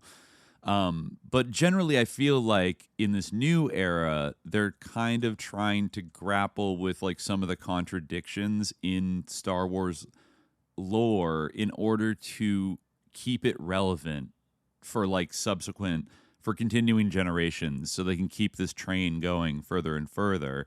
But like that's kind of like a tricky, it's fundamentally not like relevant. I don't think, like, but I don't think it's like doable, because like you're twisting yourself into knots to kind of like I think it's reflecting the deep like moral rot that like most Americans feel about like their government and like the institutions now. And maybe it was also tapping into like, this is the liberal elite resistance to Drumpf, you know what I mean? Like these guys, they're not all total heroes. I and definitely but, felt like if the Last Jedi is like, if the Last Jedi is the ultimate like statement of like new Star Wars, like politically speaking, because I feel like the other one was just kind of like trying to like reverse that, like that was like the whole point of it. So in that movie, I definitely felt like it was like weirdly like, at least my interpretation of it, and I felt like it was very obvious when I only saw it once, but like I felt like it was very obvious that like one of the like Oscar Isaac was like a Bernie bro of sorts who was like hot-headed and he wanted to go out there and like lead the rebellion, and like he wasn't listening to like the wise female leaders. Yeah, and he like was too much of a hotshot. Yeah, exactly. Like and then there was like Benicio del Toro, and he was an interesting character because he was like a he was only out for himself, and he was a capitalist, but like he actually had like a a deep like materialist like kind of understanding of like the nature of like war and war profiteering. You're right. He'd say that like war is a racket, and like the Rebel Alliance is like has weapons manufacturers that are like profiting off this war. It gave me like borderline like Aaron Sorkin, like Jerry Dantana in the Newsroom vibes, because like he was ultimately like a bad guy. He like sold them out to like the stormtroopers or like whatever, but he. Yeah, like, but he was right. Like, he was like, look, like, these like rich people are funding both sides of the war or whatever. And like, that's true. But like, they didn't like deal with that analysis. He was just like basically like portrayed as a bad guy who like, he was mean to like whatever, like to Rey. And so then like that makes him bad. It's like, but wait a minute, like, isn't what he said like relevant at all? Like, but it was kind of basically the whole thing of like, that kind of thing of like, shame on you for like bringing that up. Shame on you for like not listening to Hillary. Shame on, like exactly, that was like that like kind of had that like kind of vibe to it, which like, and like, no, that is true. Like that's the thing. Star Wars needs this kind of like mythopoetic quest format in order to function as Star Wars. But like you've seen a couple of these movies or projects like kind of try to grapple with the complexity, but almost like the overwhelming, like the overarching logic of it has to like beat that back down or like discard it at some point because like it would undermine the whole project. And in that way, it's deeply American because the Rebel Alliance is kind of, on the surface, these good guys who stand for freedom and fight authoritarian baddies. But like the deeper you look into the class structure and like the organization and the outcomes of like this Rebel Alliance, which like, even though I know it's like they're a rebel, like they do represent the American, like the rising American empire in like the late 20th century.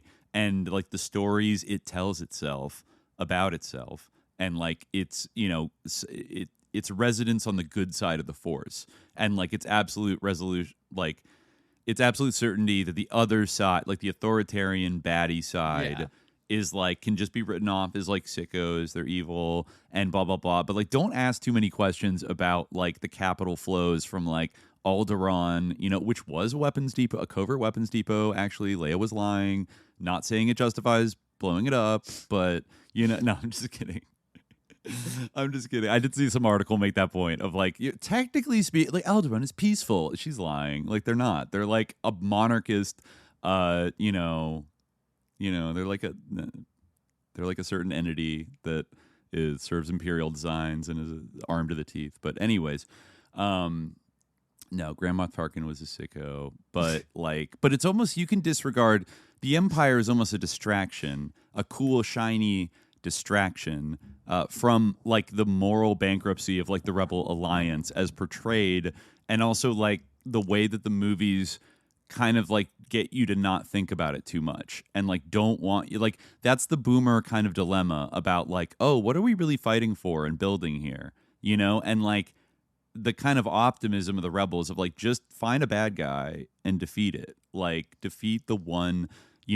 Somebody said in the chat earlier that the Emperor, I guess, was like based on Richard Nixon, like, was supposed to be like George Lucas's, like, that was part of the inspiration, right? So, that would be like a left-wing reading of, Star Wars, is that like he was sticking it to Nixon, man.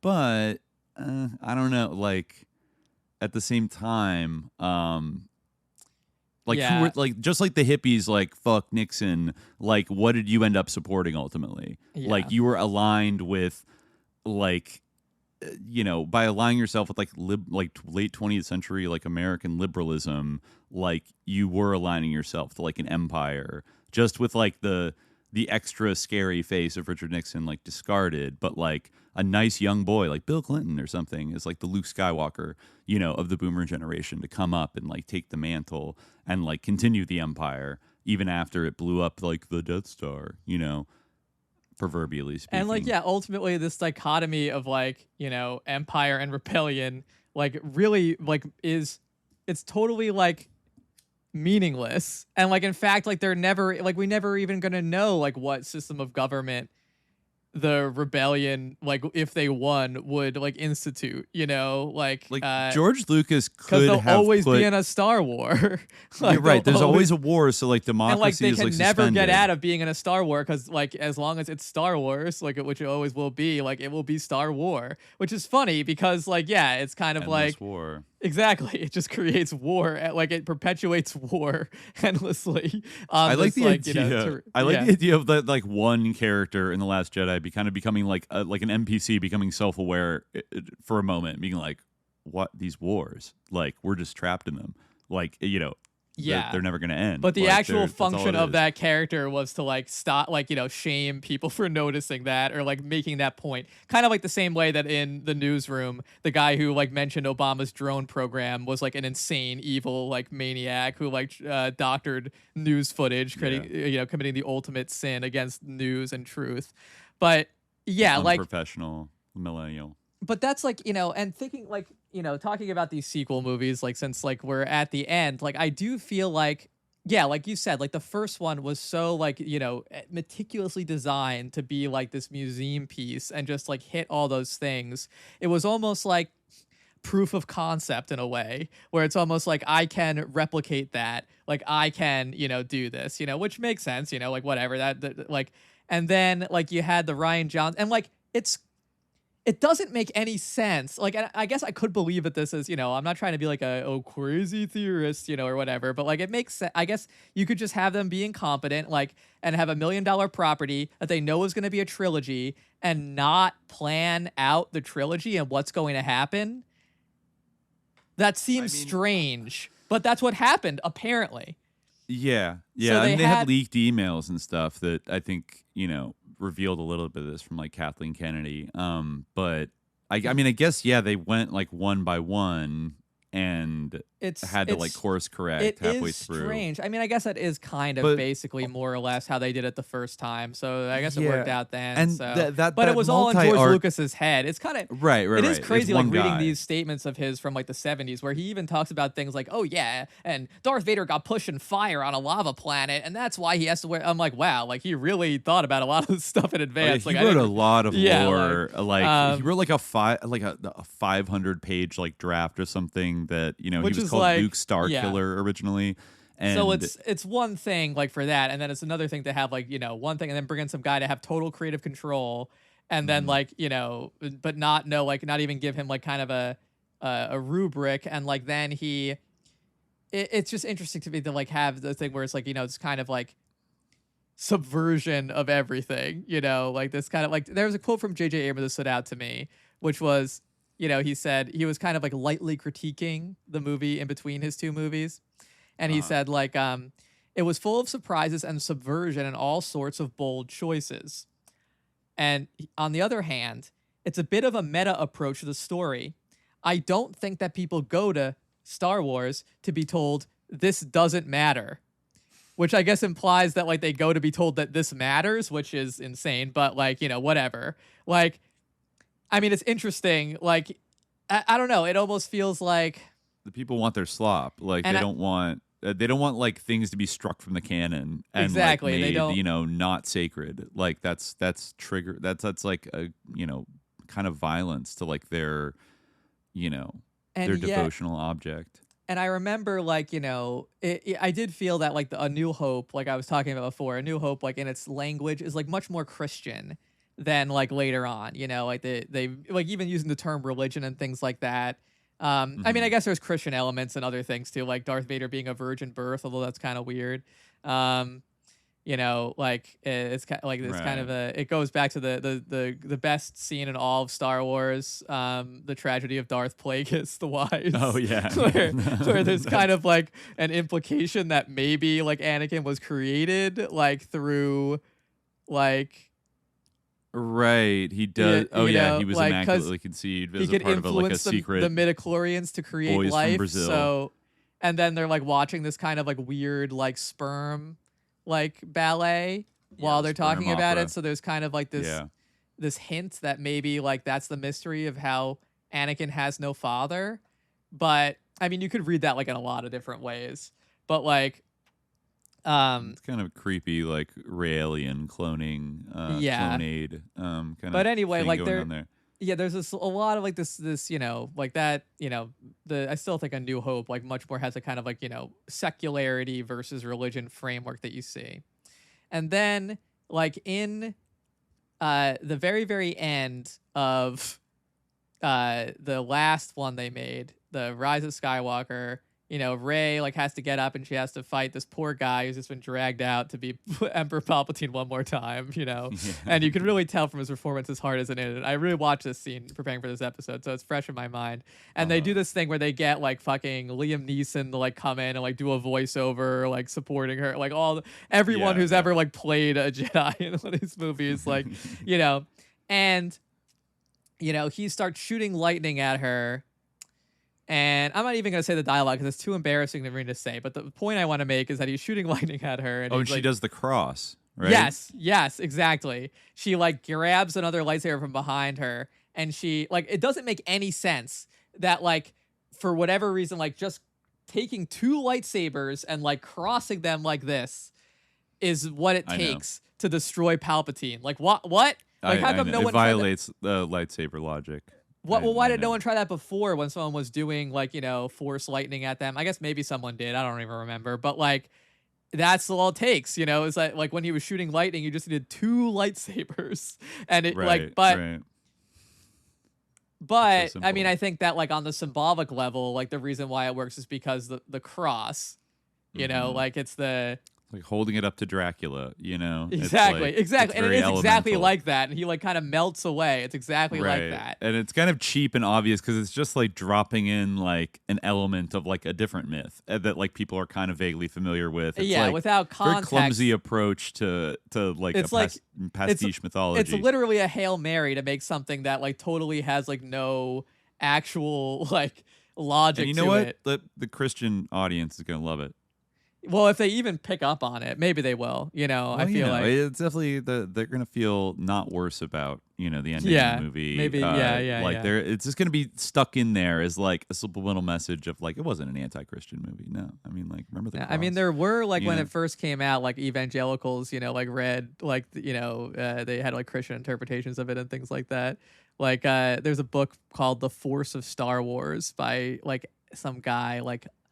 Some evangelical guy like Al Nut or something, and like he has this whole thing of like Grand Moff Tarkin is like the beast and Darth Vader is the Antichrist and the Emperor is Satan, something like that, and like this is all like the end times and how they will unfold. But the reason like where my train of thought comes from is that like I almost feel like there's so much money spent on these things and there's so much fixation with them. And I know that there's like, exigencies, there's a studio system and all this stuff, and there's deadlines and, there's stuff being done at the last minute. But like, is there thought being put into how like this is going to have like social repercussions?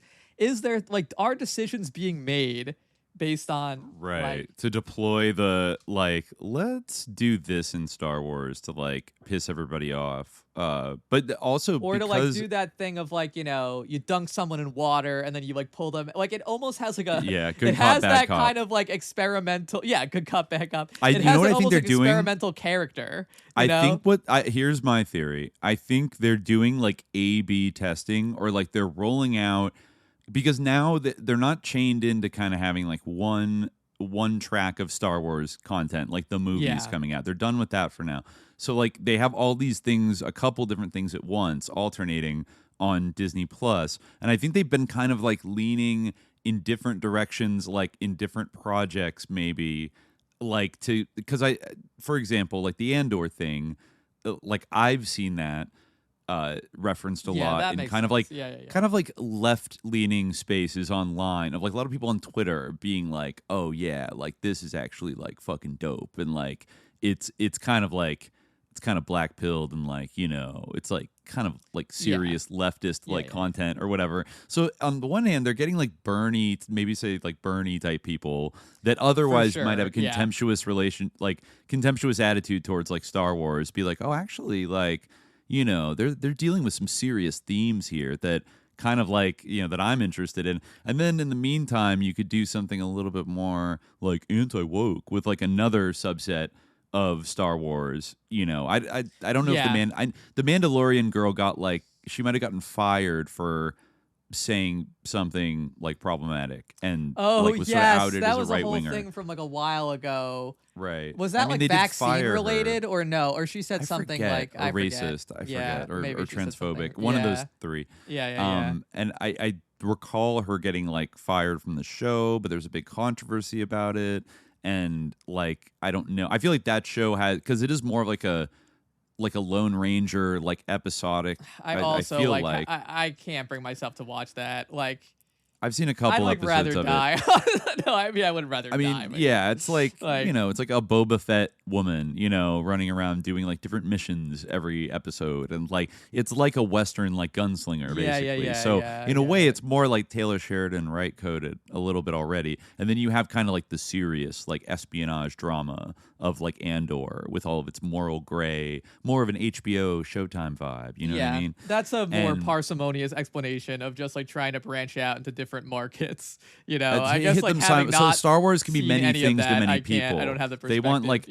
They want like a Star Wars of 1,000 faces. Like Joseph Campbell's dream of just like Star Wars is, whatever you like want it to be, or like there's a piece of the Star Wars universe that's gonna like flatter you, and then also one that's gonna like piss you off, and then like maybe that tension keeps you more hooked on it, maybe than I think it definitely does. I think like I think that like I don't know, maybe that's even part of the lesson of Star Wars in a way, of like the how your anger and your hatred like gets you hooked into the dark side, like you can't get out or whatever, and then you just have to be Darth Vader. But I feel like that's like outside of this context, like that's true of like so many things, is that like for things to be really like compelling, like they do have to play to like the quote unquote like negative emotions as well as like the positive emotions, like rarely rage bait, like rage bait, like anything, like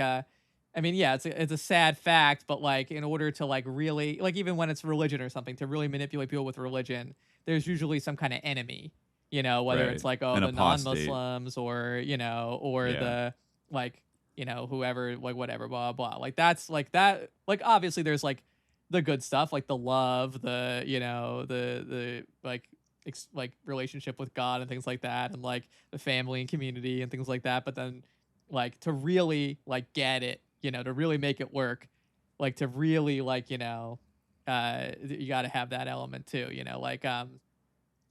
I've just been writing about this, so like maybe it or working on a paper about this, so about this context anyway, so like maybe I'm thinking about, like I was thinking about like the Mamluk sultans and the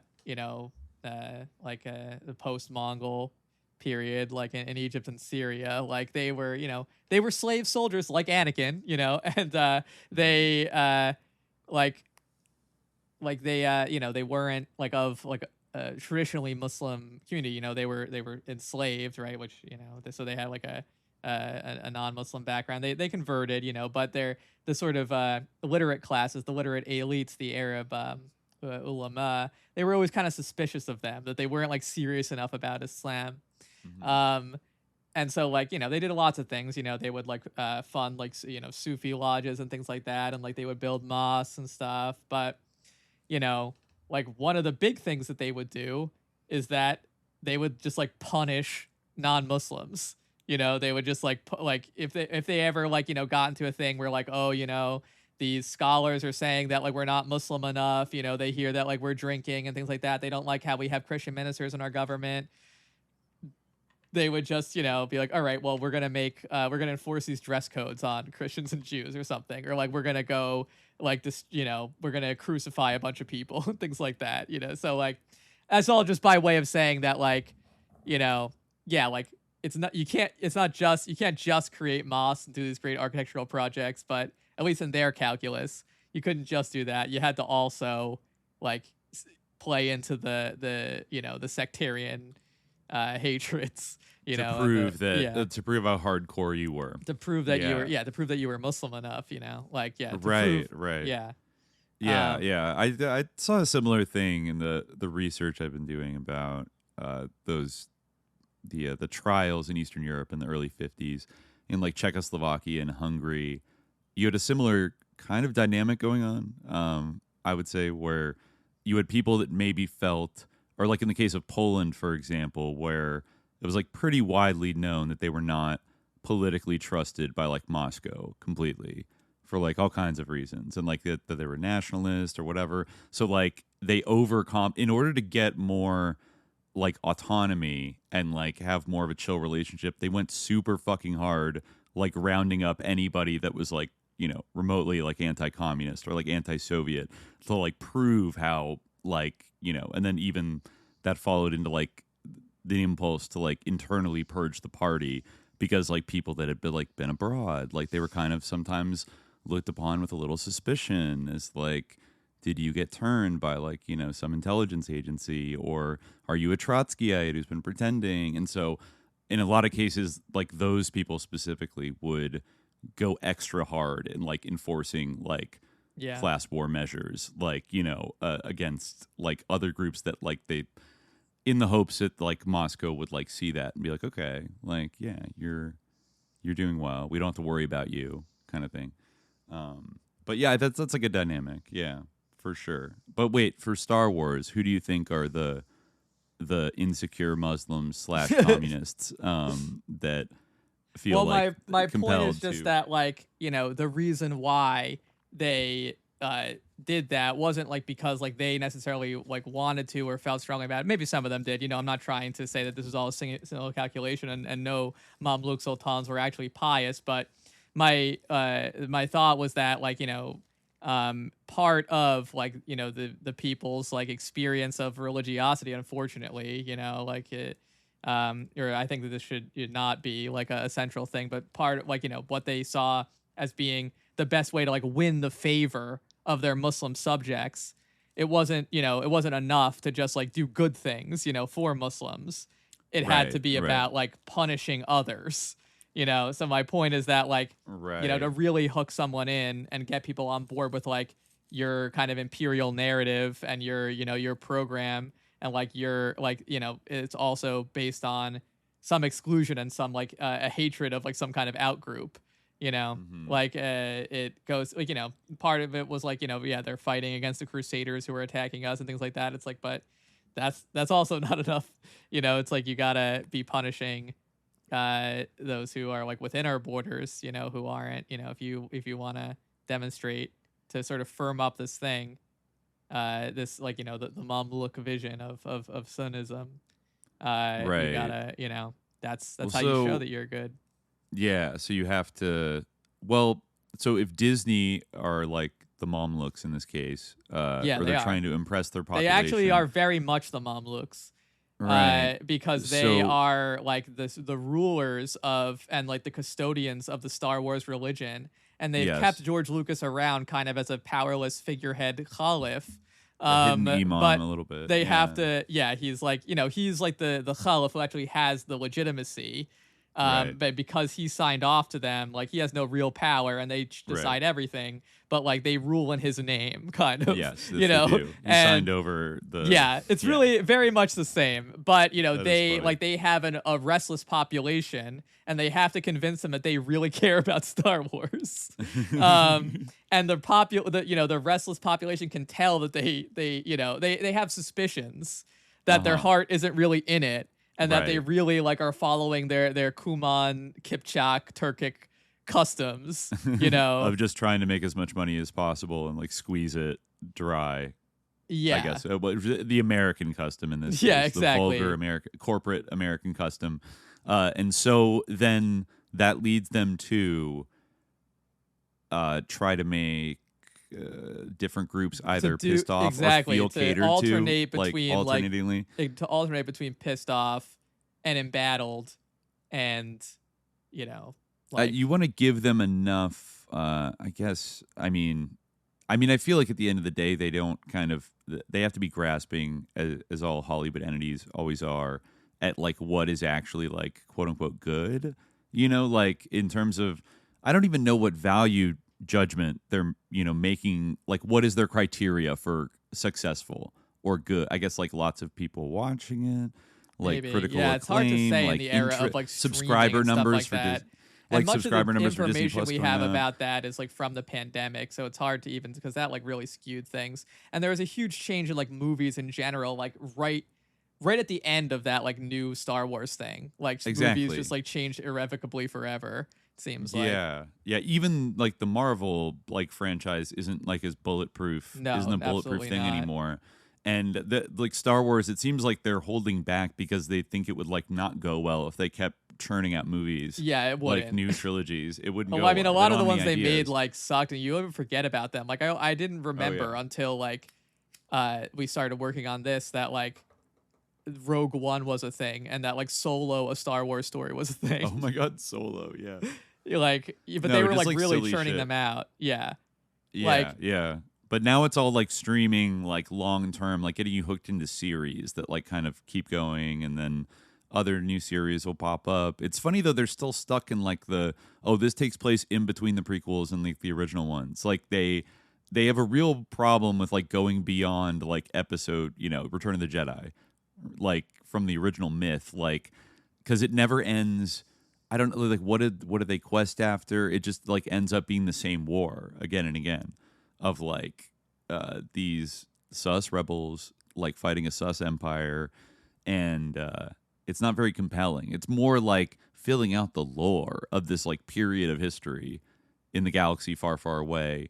Seems to be a more compelling sell for people. You can never know when there's gonna be a cameo from your favorite little side character, your favorite alien. Yeah, or like a CGI, Fett. like Grand Moff Tarkin will show up, or like People AI love Luke Skywalker like will appear. Yeah, people want to just wander through like a Rashomonic maze of like the same period of history in this galaxy told from like 1,000 it's really different fucked up to characters' think like perspectives. It's almost a certainty that like there will never be like the role of Luke Skywalker will never be recast.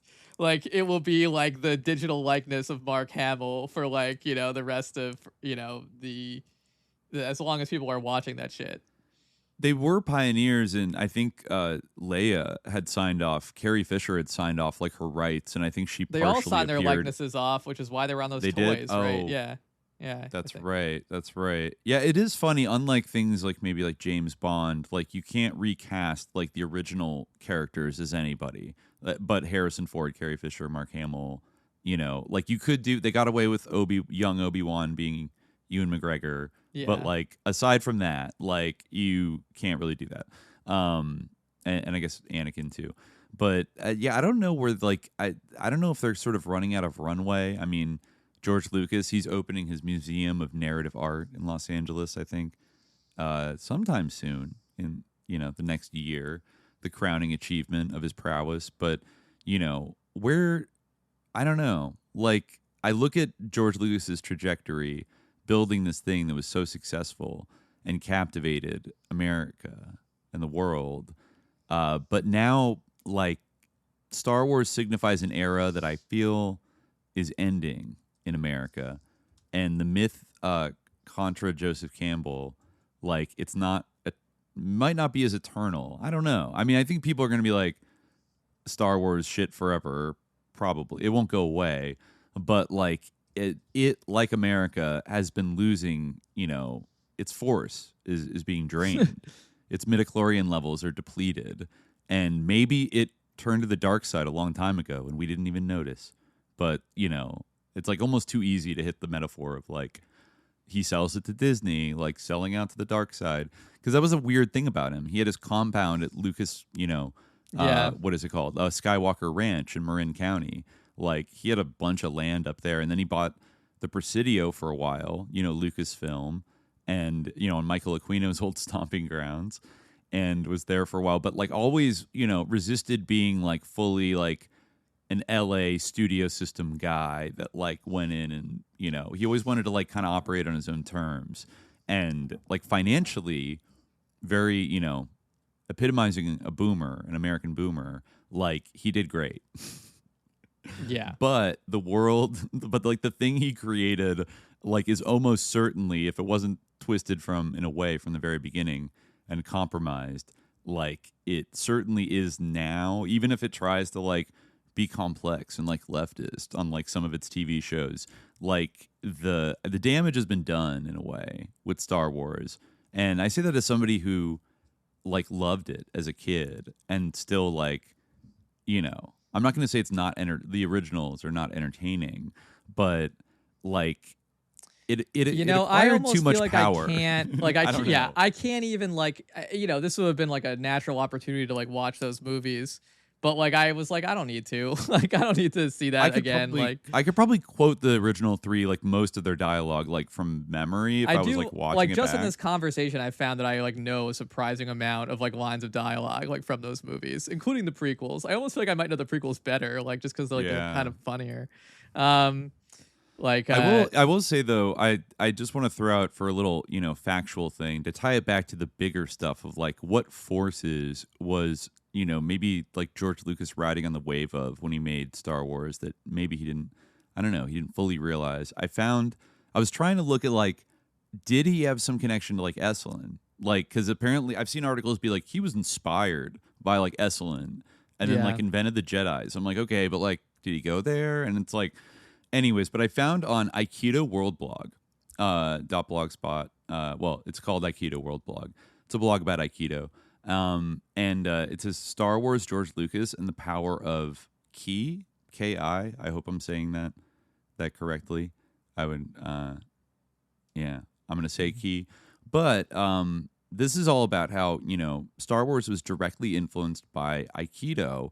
And it brings up this guy who we probably talked about in our Sus Physics episode, George Leonard, who was, I think, the president of Esalen for a while and was like a big figure.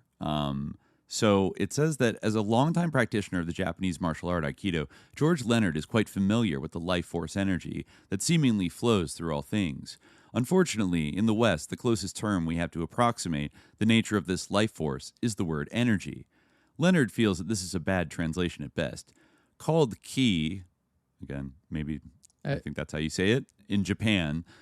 Called ki in Japan, this so-called energy has been known by... chi. I think it might be chi. Is it a chi? Usually you say chi, but sometimes, it's spelled. Yeah, so I don't know if it's pronounced differently, but usually chi is what you hear. Maybe because it's Japanese. Yeah. I mean, it sounds like it's talking about chi. Yeah. But maybe this is the Japanese word. Yeah, there might be different pronunciations of it, honestly. I don't know. But I guess, I think this is, chi. But anyways, so this so-called energy has been known by many names and many cultures. Oh, here we go. In historical periods, chi in China, prana in India, pneuma in ancient Greece, mana in Hawaii, elan vital in vitalist philosophy, and the force in Star Wars. Leonard joked that when he saw the movie Star Wars, there was a line uttered by Obi-Wan Kenobi that seemed to be copied directly out of his own book, The Ultimate Athlete. Quote, "The force is that particular force which permeates all living things and goes to the ends of the universe." When he met George Lucas, he learned that Lucas had indeed been influenced by his writings. For Leonard, Aikido is a way of harmonizing with the spirit of the universe. So, I guess, he... that's kind of all it says about, and then it goes on to talk about, how Aikido is, amazing. It says, this is interesting, how do we explain the phenomenon of ki, or chi? Leonard offered a plethora of ideas that are being explored. Some researchers are investigating the electromagnetic field of the human body, while others are looking at the electrostatic field.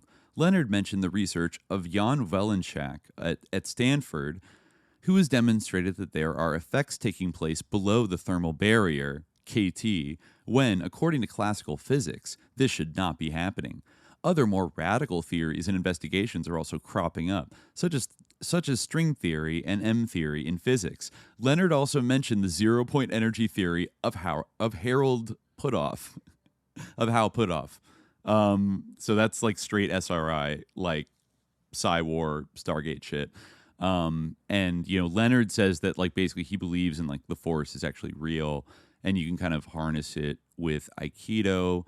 But that's the most detail I've been able to find of George Lucas saying he was influenced by George Leonard's writings about his Esalen Aikido writings about chi, and they met after Star Wars came out, And just as he became like very good friends with Joseph Campbell years later, I think he became kind of like buddy with this guy as well. And this guy was like, seemed pretty close to like Hal Puthoff and like Project Stargate and that kind of shit. There was a Project Jedi in the early 80s that was like a Men Who Stare Yeah, at I think Goats. you mentioned that. Yeah. Yeah, type like ESP experimental thing. That's also like, it's just funny. That, I mean, that, like it he did makes like, sense. he did come up out of like this Laurel Canyon, like Lookout Mountain thing. He tried to join the Air Force and was rejected because of his speeding tickets, which is like, it's kind of like a Tucker Carlson like story. I like tried almost. to join the CIA. Yeah. Interesting. Yeah. Wait. Well, I guess you're right. He was. And he was exempt from the draft because he was diabetic, I guess, which is weird. Because like he was a USC student. Like I keep saying, he's NorCal affiliated, but like he went to LA for film school, and that's where he first got like kind of linked up. Remember the other weird thing about George Lucas in 1969? Remember this? He happened to be, I think, a documentary cameraman for the Maysles brothers, working at the Altamont like rock festival. Oh yes, right. We talked about this before. That he was like, Yeah. and he was like the guy who filmed it, right? Like he filmed like this. I don't know if he filmed like the stabbing itself, he but he didn't, was yeah. one of the cameramen like filming that day. Yeah. And that was when Kenneth Anger showed up on a helicopter with Mick Jagger during their like Satanist, their kind of like Crowley era. And Yeah. like the bad vibes were like very fucking heavy. The Hells Angels, like people might have been passing like bad acid around. Like it was a very fucked up scene. I mean, that was in, the Bay Area in like Livermore. But that's like a funny place for him to be. And then didn't he work on some like government funded documentaries about like, I don't know, like nuclear energy? Like I think he worked as an editor for a while on like government films, which honestly I have to go back. There was a book, Easy Riders and Raging Bulls. Yeah, that he was about that whole clique. He I met think we all might Marcia have read it years ago. Lucas when he was working under movie and logo designer Saul Bass and film editor Verna Fields for the United States Information Agency. Oh, shit. And then he was a teaching instructor for a class of U.S. Navy students who were being taught documentary cinematography. Fuck, I didn't. And even that's when think he of- directed his first short film, THX 1138 4EB. Wait, that's when he did. Okay, well, I think we just need to lay this out. I actually didn't quite appreciate this, but like the odds of him, it doesn't say where he shot these USIA films, because I feel like that is literally, I have to go back and look at like Lookout Mountain, but I'm pretty sure that like that was literally like one of the agencies involved, that like what they were producing at Lookout Mountain were like internal government like films about, for various purposes. And like he was, an LA film student at USC, and I think he lived in LA for like a little while, like after he graduated or whatever, and then kind of like moved on up to San Francisco a little bit later. But like the odds of him like his first job is at Lookout Mountain Air Force Base in Laurel Canyon are like kind of high. That's I guess what my point is. And then he goes and films like this like sympathy for the devil, like borderline like bizarre like LSD, Yeah, Gimme like Shelter. mass stabbing. Yeah. No, wasn't it? Was he stabbed during Gimme Shelter or Sympathy for the Devil?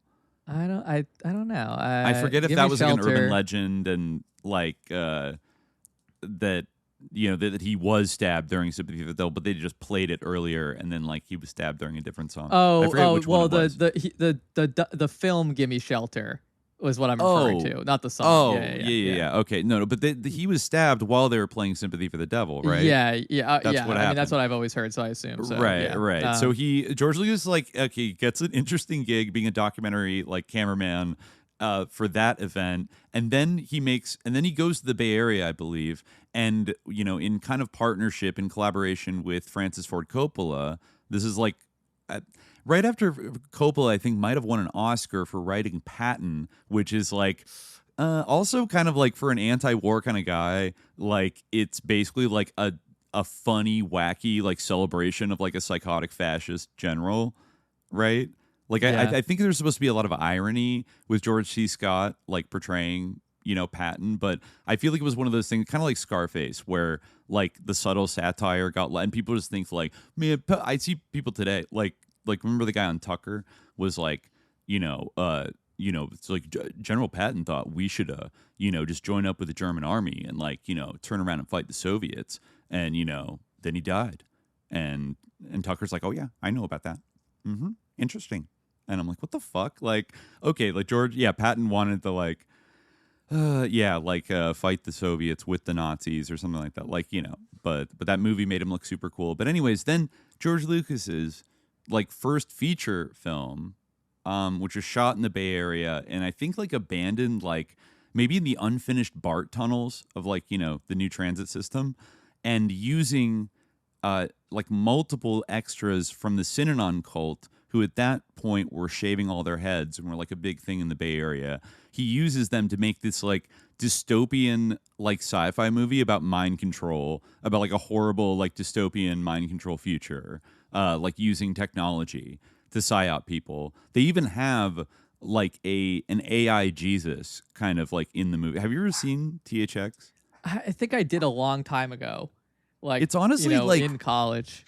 It's like, I think they've like remastered it and shit. I mean, it's not like the best movie ever, but like it is visually like striking, and given like the milieu and the vibe of the time and everything else, like it's definitely, given like this guy went on to make Star Wars, and like Indiana Jones, like it's very like black pilled and like dystopian and like scary about, like the mind controlled, like psychotropic, like mind control future that we're all like sliding into. And, this is like the year like ARPANET goes online. This movie kind of comes out, and, it doesn't, the mainstream story is that, it was like too dark and not exciting enough. And like, it didn't really make a lot of money. And so then, he pivoted to doing a hit with American Graffiti, which made a bunch of money. And then, they wouldn't let him make his Vietnam movie, Apocalypse Now. So he went and made Star Wars. But it's like a spooky movie, especially that it's using like arguably like an MK Ultra cult as like the extras in it. You know what I mean? Yeah. It is strange. That's like kind of my thing weird. of like what like this whole product is like, I know that like no one believed in it, and like that's like, the whole like story of it, but like, and I mean, I know it was the 70s and like there's a different time and it's a different like kind of, landscape where like these hot young directors were like getting this money. But like we've kind of talked about how like a lot of that is like, I don't know, like I don't like fully like believe the kind of like, story of like just like these plucky young kids who like got, I got think their you're right big to chance. question. And like, I think you're very right to question that entire like overarching narrative about this era. Yeah. I think you are. Like, yeah. Look, go down the list. Kubrick, Coppola, Roman Polanski, like all these guys, like there's not that many like big directors that are important. And like they tend to move in kind of like rarefied circles. They're in charge of a lot of money, and like they have a big cultural impact. And like if you don't think that like both corporate interests and like sort of like state security interests in one way or another, or like the deep political interests, were this like is still bumping like up in the against Cold War, like where things like you gotta. I mean, even to this day, like if you make a movie like involving the military or anything, like you gotta like run it all through them. Like you can only do so much, and like. Right. I just like, he worked for the Navy. He wanted to be in the Air Force. He was like all up in like the Lookout Mountain, all this stuff. Like, I just feel like like he's bopping around all these like big moments in like the 60s, and then teams up with Coppola, and then Coppola and him, like they try to make their own studio, but they get kind of disciplined and have to come back in. And then like the changing images of man thing, it's very weird because it seems that almost like Star Wars was made to order to fulfill what Changing Images of Man was asking for. Yes. And Changing Images of Man, one of the like big contributors to it was Joseph Campbell. But now we know that Joseph Campbell, like George Lucas wasn't necessarily aware, or didn't seem to be aware of Joseph Campbell when he wrote Star Wars, which even makes it even stranger. Because then he like retcons it to be like, I was always inspired by this guy. And it became more Campbell-y, I think. Like it became more Campbell-y like afterwards, Yeah.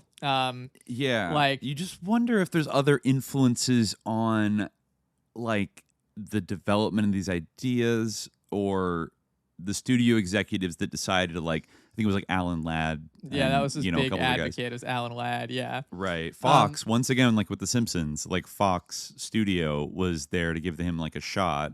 And like it has there's a convergence of desires coming out of that place, Northern California. Maybe you could chalk it up to him being in this milieu at the time. Of course, you would run into like George Leonard and these kind of Esalen guru guys, and like that was totally in the air. And maybe, but I also, I think another thing I wanted to mention was aesthetically, that I think before we started recording, I mentioned like having just re-edited that Kenneth Anger episode we did years ago. And I just put like a string out of, Anger's movies, and like it made me think kind of the first time. And some of these essays mention the kind of like the gleaming, sleek like nature of like the spaceships, even the Empires. They're kind of like sexy and beautiful. It's like almost like, wait a minute, like, and George Lucas was also from California, and like hot rod racing was like a big thing in American Graffiti or like street racing, and I was like, he kind of did like custom car commandos like in space. Yeah. Like a little bit, and that was almost like his approach was like this. And I remember the toys and like the designs of the spaceships when I was a little kid, and how like alluring and like, there's something like mesmerizing about them, like an X-Wing or like a TIE fighter or like the Star Destroyer, the Millennium These little Falcon. models that they made at Industrial Light and Magic. Yeah. And like there was just something about like the clean, like everything's kind of white and black. Like Luke and Leia are like all white in the first film, and then like the Empire is all black, and then everyone else like in brown. Like other than that, and it's these very earthy tones, like these very like California, like crunchy, earthy. Like it reminds me of like the speed of like through those like channels in the Death Star and everything, just like the kinetic like power of it, like as they're like moving around and all the like the lasers and everything. Yeah.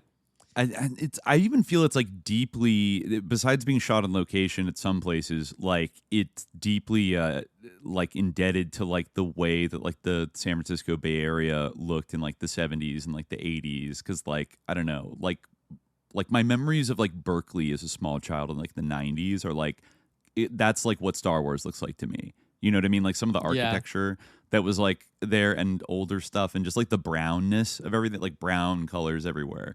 And like mixed with some kind of like 60s, 70s, like funky public infrastructure kind of thing, like those cranes or something like looming in the background. And so I don't know. It's like, it's definitely a California ideology was expressing itself in these films. Whether that was just like transmuted through, like channeled through George Lucas, who kind of put all this down, or he was subtly influenced by the kind of scenes that he was in and the ideas that were like bubbling up at the time.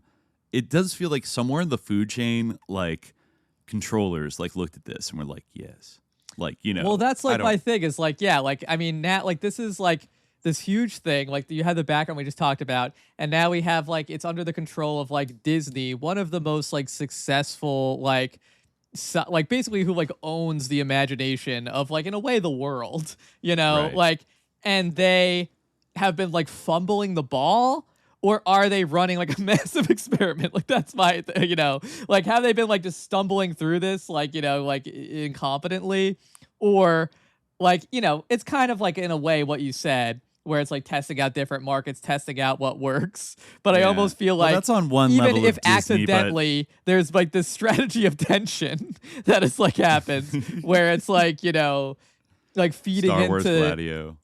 Yeah, like feeding into the stuff about how like, like you're not allowed to be funny anymore or whatever. Like you better like embrace fascism. Like you're not allowed to like have a lightsaber anymore, or like things like that, Right. Like this, I mean, now it's become kind of like the central pillar of like one of the few pillars around which like Americans can like sort of orient themselves.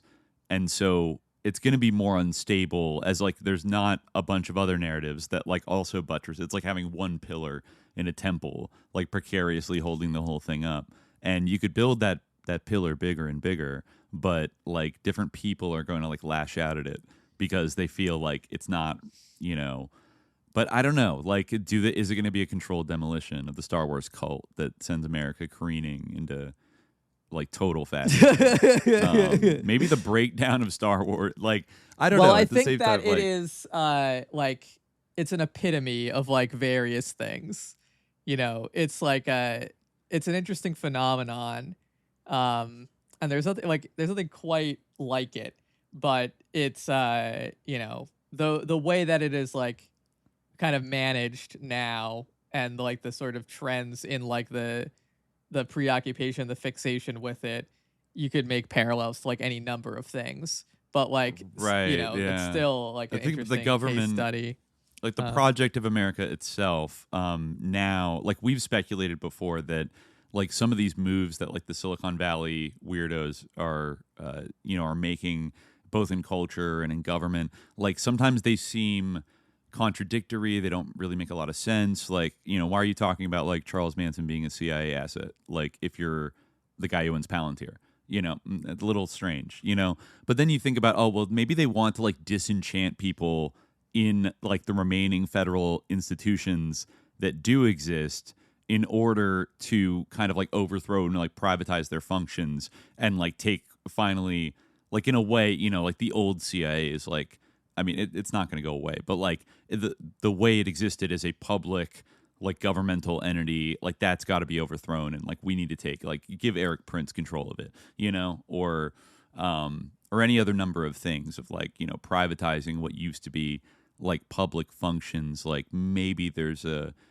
element of like encouraging disenchantment that like helps you get there, like kind of an accelerationism, I guess I would say.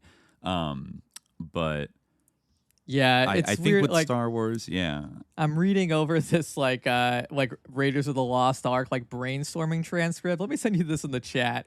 Like, it's crazy how like incredibly verbose George Lucas is about like Eric Von Daniken and like the UFO, like ancient astronauts and like the Ark of the Covenant. Like, he's a very, very strange man. Like, and you're right. He is. He is very strange. He also constantly refers to the ancient Israelites as the Israelis, like throughout this whole thing, which is like kind of interesting. But yeah, like he, yeah. Oh, this is the one with like sort of like a bizarre like pedophilic tangent that they go on. Yes, right? There's so many weird things, dude. Like, I just love this description that he has here, like of the Ark of the Covenant. The idea was that it was the head of Jesus or a scroll or whatever. We never see. All we see is electrical charges and stuff. The real theory about the Ark is that if you take this Ark and put it in this conformation with these tents, you could talk to God in it. It's like a radio transmitter. That's the real legend. That's what they used to do. The Israelis used to set up these tents and they would talk to God and God would tell them what to do. And then they would march with it in front of their army. The other armies would be destroyed. Our idea was that there must actually be some kind of super high-powered radio from one of Eric Von Daniken's flying saucers. The fact that it's... So this is like that kind of like aliens in the Bible thing. Yeah. The fact that it's electrical charges makes it vaguely believable. The idea was that if you got the right kind of trunk... We have to get descriptions of what it looks like, but supposedly it's like a big trunk. It's like a car generator that you crank and it goes. When they opened it up, you had that sense of some kind of kinetic generator, which creates a tremendous amount of static electricity. There are all these religious trappings, interesting mysteries, and occult stuff. And at the same time, it's something that people can carry around. It's a big thing. We have great scenes with these poor little Arabs trying to carry this thing to the truck. It's easy to, on a basic plot, to lay out the good scenes, good cliffhangers. That sort of amorphous area in Cairo, that's where we can fit some in. It's the essence of just bullshit stuff where he wanders around Cairo trying to uncover the mystery of his puzzle. At the same time, you meet all these interesting characters once in a while. Well, somebody throws a knife at him or beats somebody up or somebody beats him up. Typical Middle Eastern stuff. That's not even the worst of it. Is this Lucas or Spielberg talking? That's Lucas. That's George Lucas. And later on, like this is a recurring theme. Like throughout his career, like this apparently is an obsession of his.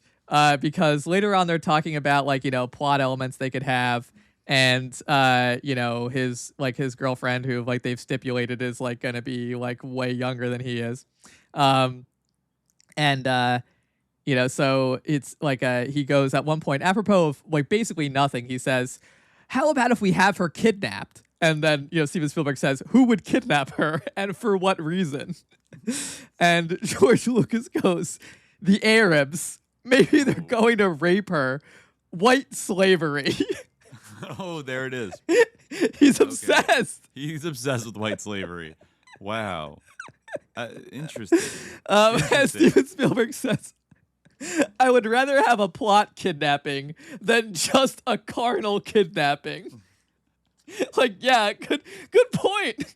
I guess so. Good point. Why? Yeah, like, take that note. I would rather not have a rape just for the sake of it. What the hell? I don't know. I mean, he didn't make very many movies besides Star Wars. Yeah, exactly. Yeah, he really didn't. Yes. But what's the worst part? The notorious part that somebody quoted. I'll have to find it. Like, I remember they called it like a crazy idea or something. Outrageous. Yeah. Okay. They were saying, talking about Marion. Okay. So, blah, blah, blah. I had to scroll up because I talk about this for a little bit, maybe too long. All right. So, blah, blah, blah.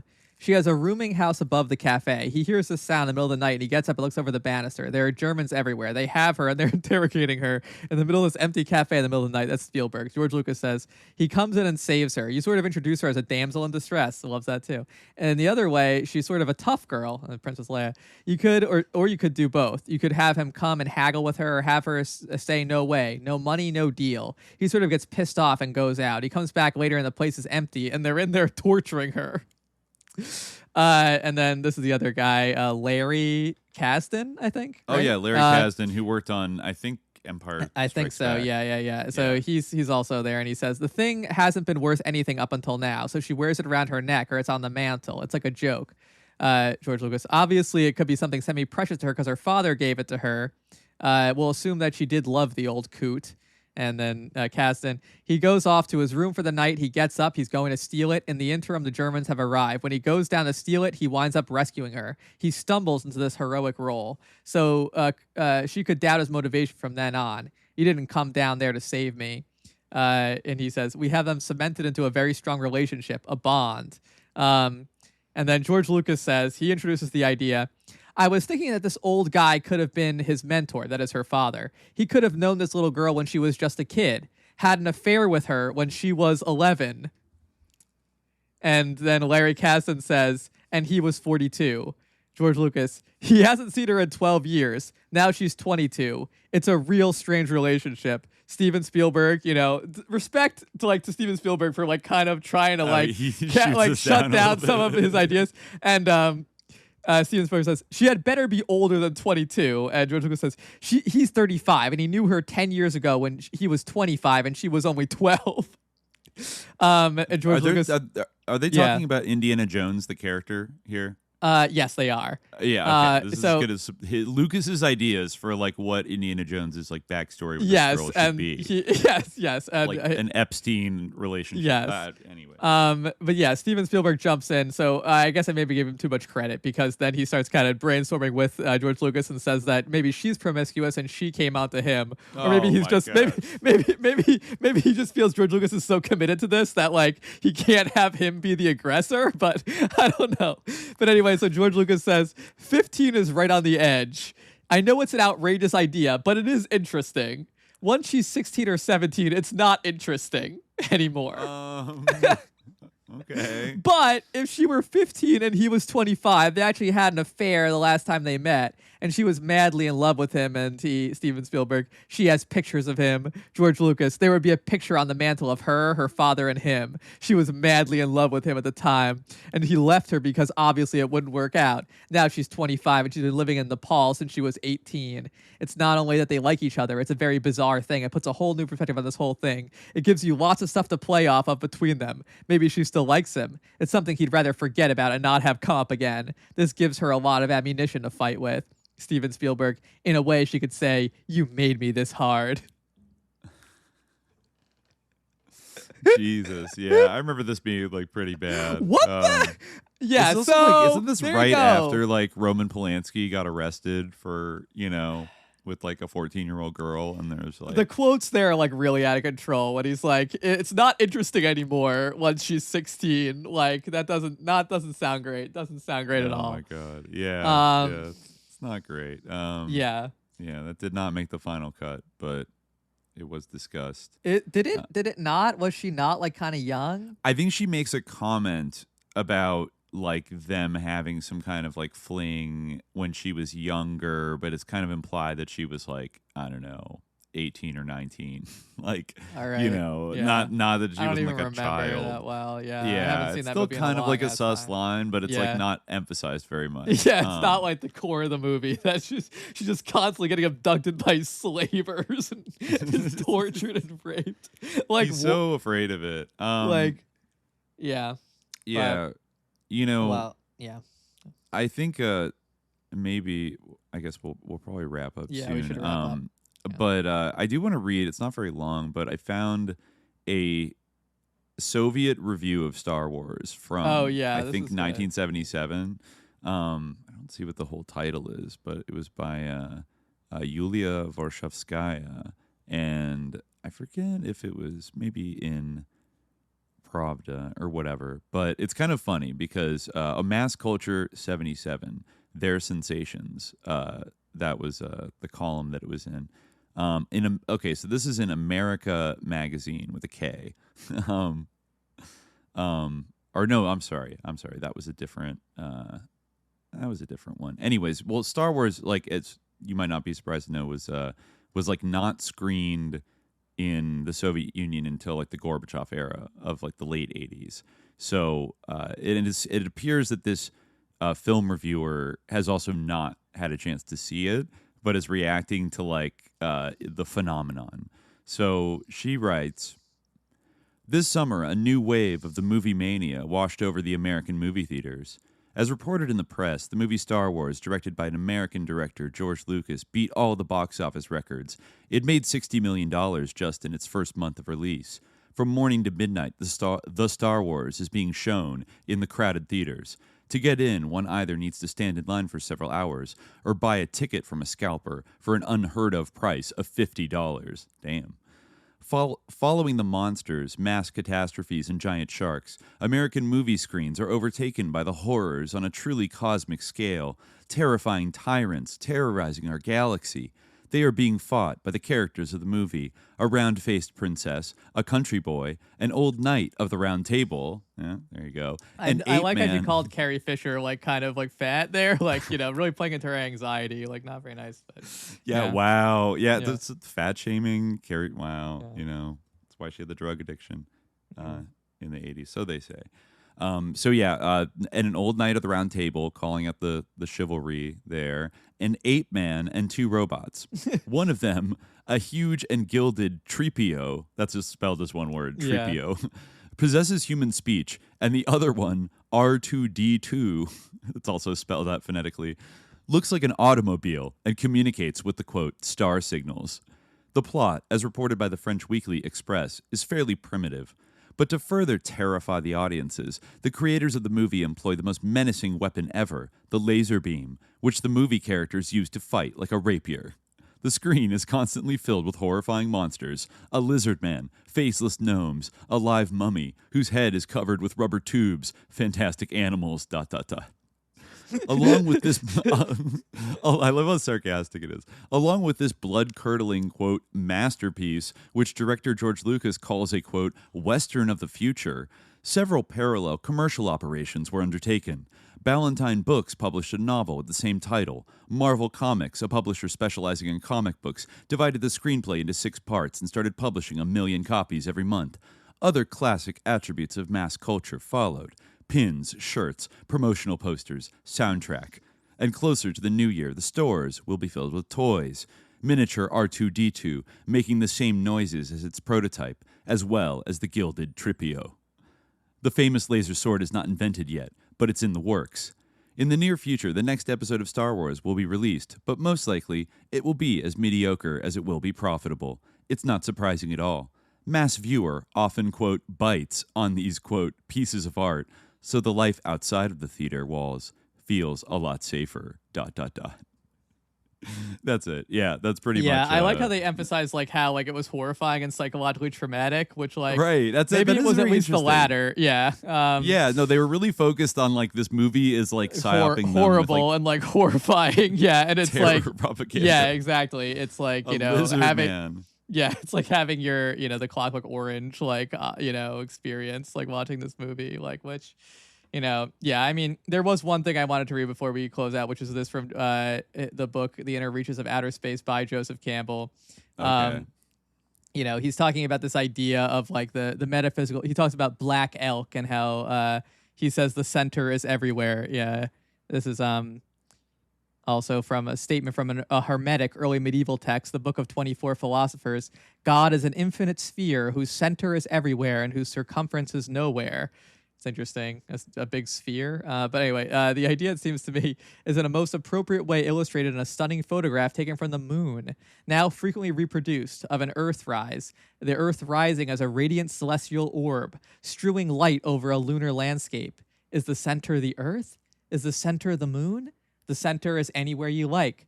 Moreover, in that photograph from its own satellite, the rising Earth shows none of those divisive territorial lines that on our maps are so conspicuous and important.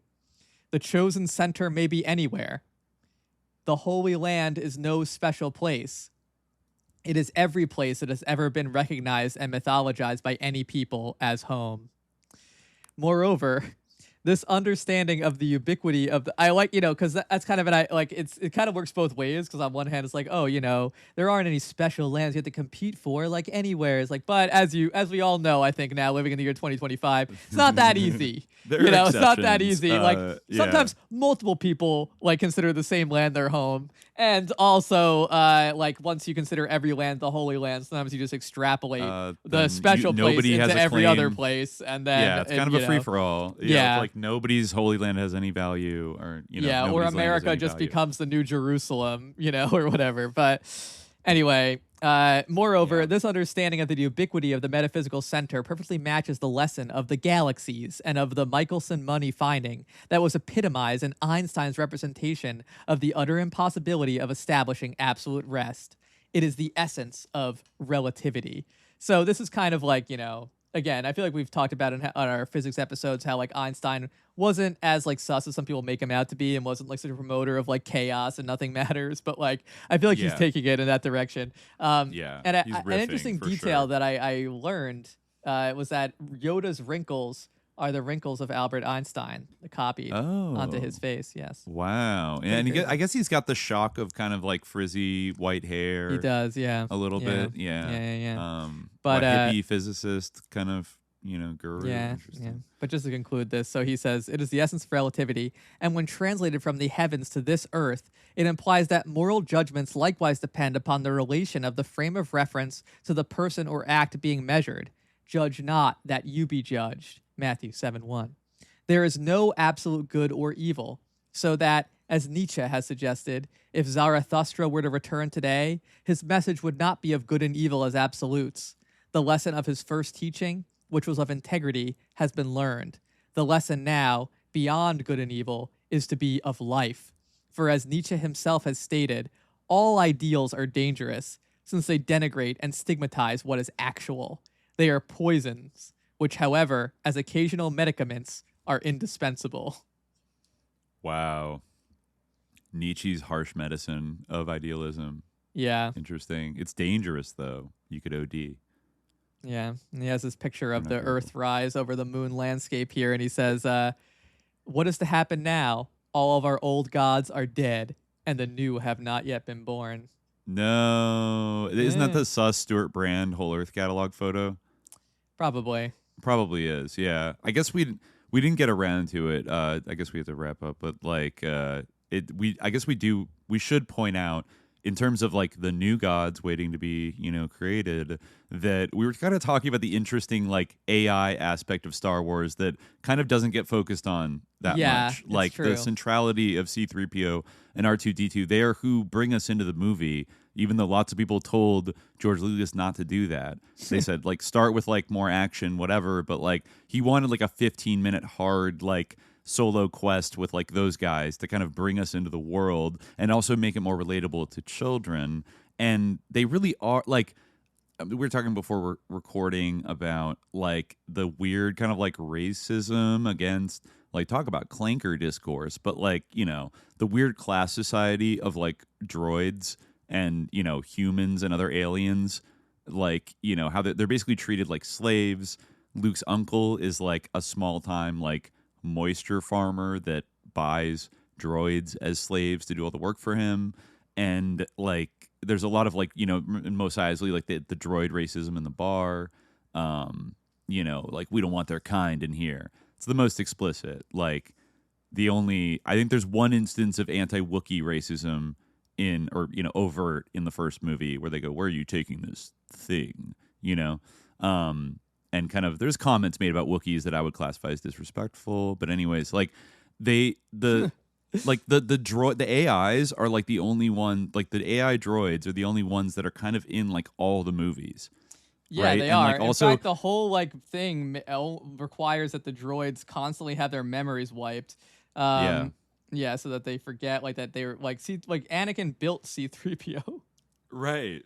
Yeah. Like, that's actually the craziest reveal that, like, these robots, like, happened upon, like, going back to, like, the son of their, like, builder. And the Force, it's destiny. They were destined. But, yeah, I mean, it does serve to kind of, like, just abstract or, like, kind of abject the whole like element of like class from the movie, like it completely, like the serving class or like these androids that like it's weird because like he seems to have feelings. C-3PO anyway, even R2-D2 kind of seems to have feelings, but like they they're not like considered to be like of human value, and like even like the heroes of the movie like never really address that issue or like feel like that is like a big concern, like that there's like prejudice against droids, or like it almost seems like all right, that's fine, but like, I forget that. I think there was one, maybe the Solo movie had like a woke, like female C-3PO character that was talking a lot, going on rants all the time about like droid representation and like droidism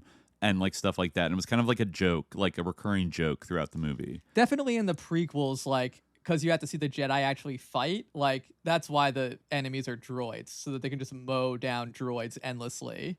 Right. Yeah. Right. Like, and those droids don't seem to be programmed with like personalities. They kind of do have personalities though too. They kind of like make little like goofy quips. stuff. They're like, mer, mer, like what do you? Wow. What did you see that guy over there? Like that kind of thing. You're right. They do have conversational. They have about as much humanity as stormtroopers, which is to say not a ton, but like some. You're right. So and they play with that kind of droid, like the humanity of the droid. Does it have consciousness? Like. It seems to function like maybe at this point like a ChatGPT that makes maybe like less errors, like that can pretend to be like a person. You know what I mean? Is C-3PO not really afraid though? Like, well, it gets dicey because like he seems afraid, but like he doesn't want to get he could have it programmed into himself to like not want to be destroyed. To simulate fear in order to elicit human mercy. So it's all a manipulative program strategy, and he's just to humanize, that's a very bleak way of thinking about C-3PO. or just like an internalized protocol to like not want to be deactivated or destroyed. Yeah, like to want to self-preserve because like you're there to serve humans, and like that could be like an iron law of like how droids are. Assuming that's how it's never really elaborated. Like the droid intelligence factor is like not really like delved into a lot in the Star Wars universe. Like they kind of do have little personalities, but they're also like treated as like the butt of jokes, and like the characters are kind of like casually like bigoted to them. Yeah. As like clankers, like get out of here, you box of lugs. You know what I mean? Like, or sometimes they just turn off C3 because he won't shut the fuck up. So like they just turn him off.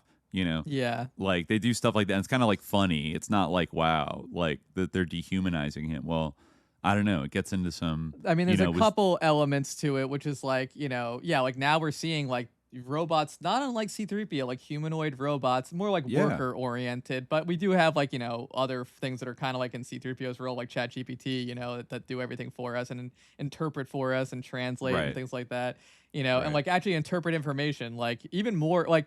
Actually, like ChatGPT, people rely on that more than anyone relies on C-3PO. Like C-3PO doesn't show much use, like in the movies. Like if it were like accurate the way people like some of these people use ChatGPT, they'd constantly be like C-3PO like summarize what he just said. Like like Obi-Wan would be like it surrounds us, it's everywhere, it's the Force. And, like Luke would be like C-3PO like summarize what he just said about the Force. Like just constantly like be like but yeah, like like I think he had him with him on. Oh no, he didn't have him with him on Yoda's planet. But anyway, I digress. My point is that like it, creates kind of this like expectation of this fantasy of like totally dispensable slaves, which will either be like Abundance. humanoid robots that force us out of like the labor force and like create like an underclass of like disenfranchised people who like have to live outside like the bubble city when we all colonize Mars hoping there's a Wookiee up there, but like because in real life like that has a political consequences when there's like robots that can do everything. Or like this is just a way of like dehumanizing and like obfuscating the actual element like of like class in the film, like that's the showing Luke's and it's both really petty bourgeois kulak origins and yeah. I mean he's a tenant farmer for the Empire, and like at the beginning of the movie he wants to be like a TIE fighter pilot, right? No, I think there's like supposed to be a rebel like flight academy that somehow has like been set up, and I think he wants to go off to that. Does he, or does he only get on board with the rebellion like after like they kill his parents? That's a good point, actually. And like after Obi-Wan and all that stuff. But I feel like at the opening of the movie, he always thinks like the Empire's bad. Like he comes from a family that's like kind of anti-Empire. Maybe I don't know. Like I forget. For some reason, I always interpreted it as like they have a secret flight school off on some moon somewhere, and like you can go and join it, like a insurgent training camp, and like in the Cuban camp in the Everglades, you can go learn how to do stuff. But I don't know. I could be wrong. Now that I think about it, I'm like I actually don't know, because then his family gets massacred by stormtroopers, and it never seems like there's a turning point where he goes from being like, wait, the Empire's bad, you know what I mean? Like he always seems to think like ambiently like, oh, they oppress us, like they're obviously like like they're kind of libertarian, honestly, like it's he like, wanted to go to the academy, and the academy, according to Reddit, which I trust, this is the one case where I trust people's knowledge on Reddit. Like I think that they know exactly about this. They say one person says, I think he was planning to defect. Biggs Darklighter joined the Imperial Academy to get training, only to defect to the rebels. I see. And one person says just a general flight academy. I don't think there's any general flight academies in the Galactic Empire. They're all state institutions. Yeah. And one person says it was the Imperial Academy, probably the same thing that happened with Biggs Darklighter. Luke wouldn't have stayed. Yeah. Interesting. Oh, it says the EMS Academy in deleted scenes, despite what people say on here. Biggs said he wanted to jump ship and join the rebels, though. I see. So maybe he was sympathetic to the rebels, but he didn't want to be a TIE pilot. He wanted to go to the academy that was run by the Empire and then maybe defect. Oh, maybe. Okay. Wow. Infiltrating the Imperial military. Interesting. I forgot there was a deleted big scene. It always like wounded me that he just gets like murked at the end of the first movie. Like there's so much off screen. That was actually like one of those things like when you're a kid. There was like, I think that's a lot of what like psyops people like how Star Wars psyops you is like all these like little off screen references that are like sometimes followed up on, and like they create this like illusion of like a bigger world with like, oh yeah, Biggs. It's like when you finally see him for like a minute at like the end, you're like, oh yeah, that guy. Like Luke's best friend, and then like he just dies and like never talked about again. You know, yeah. This is the at least least scene with like Biggs, you know, I guess, where he talks about his like flight training and how he's defecting to the rebellion. I remember the special edition like it re-included that scene or something Oh, to I give see. Biggs like more screen. He was supposed to have like a little bit of a bigger role, I think, and they cut it back. Yeah, but you know, at least Wedge, you know, wasn't killed off. But I'm acting like a psyop person right now. It's you know, it doesn't stop it from being fascist. And I do remember that some of those, like, you know, when they're like really screaming and like dying on the Death Star raid, you know, they're intense. Yeah. But yeah. So the Soviets were right. It was, you know, it was horrifying. Full of terror. It was full of terror. Yeah. Why did we need it? But it definitely worked. They had Star Wars had the last laugh. I mean, like literally as the name of like a wacky defense, you know, initiative that like, you know, it's arguable like how much it psyoped the Soviets into overspending on like nuclear defense in the 80s, but like it played some like the Lyndon LaRouche and like even great Star Wars idea. itself, after being ridiculed like by all the libs, like now it's back. You know, You're basically, right. Yeah, like it's like just one part of like our massive new like space defense program. The Golden Dome. Yeah, exactly. Like our first LaRoucheite president really is going to build that dome, you know, and this is another weird it fucks up the SEO when you try to look up like anything like sus and like Pentagon or CIA related in Star Wars, because it just gives you like endless articles about like the missile program. I mean, some of like the all stuff that that these which was tech, a psyop. Some of the shit these tech people say, like that, like just like when like, you know, for like Sam Altman would be like, well, maybe we'll just build a Dyson sphere. Like what? Like that does sound like some kind of like Star Wars brained like pablum. Like what the hell? Like what do you mean we're just gonna build a Dyson sphere? Like we're gonna build popular at Stanford for like decades, like the L5 society. That actually sounds like more difficult than building a Death Star. Like I don't know why you would just say that we're gonna do that. Like, and then people listen to him like he knows what he's talking about. Like that's Star Wars fault. I blame Star Wars. It's like conditioned people to have like this kind of thing. Like, oh yeah, like that's possible. Like, you know, I'm being facetious, but you know. Right. But it did have partially. I'm being partially facetious. It is like a Silicon Valley film in like a bizarre way, to an extent that like almost no other films are. Like basically like THX and the Star Wars movies are like the only movies you could really point to of like, you know, coming out of like that area, Northern California. And like they're all about like futuristic mind control, enslavement, and like weird Wagnerian like chivalric tales about like militarism and like how you should trust like Esalen gurus with like laser swords, like to lead a royalist uprising against like a frankly misunderstood, though sometimes excessive imperial. No, I'm just kidding. They're bad, but like I'm not gonna get negatively polarized in defending the actions of the Galactic Empire on this episode. Though, as you pointed out, that might be like, you know, what they want. Yeah, it might be. The people just start psychotically kids like identifying power. with they love power. They just have like as Grimes supreme said. Yeah, we appreciate Supreme that. Leader Snoke posters on their walls. Yeah, the coolest character. Yeah, truly a worthy successor to Darth Vader. So cool. Who wouldn't like want to be like Snoke? No, and it's amazing like how like you know, we should stop, but it is truly amazing. Maybe that's like part of my like like suspicion of this whole thing is like it's truly amazing how like incompetent all of that was, and like how deeply like creatively bankrupt and like devoid of any original or good ideas. But anyway, Hollywood was out of the tank.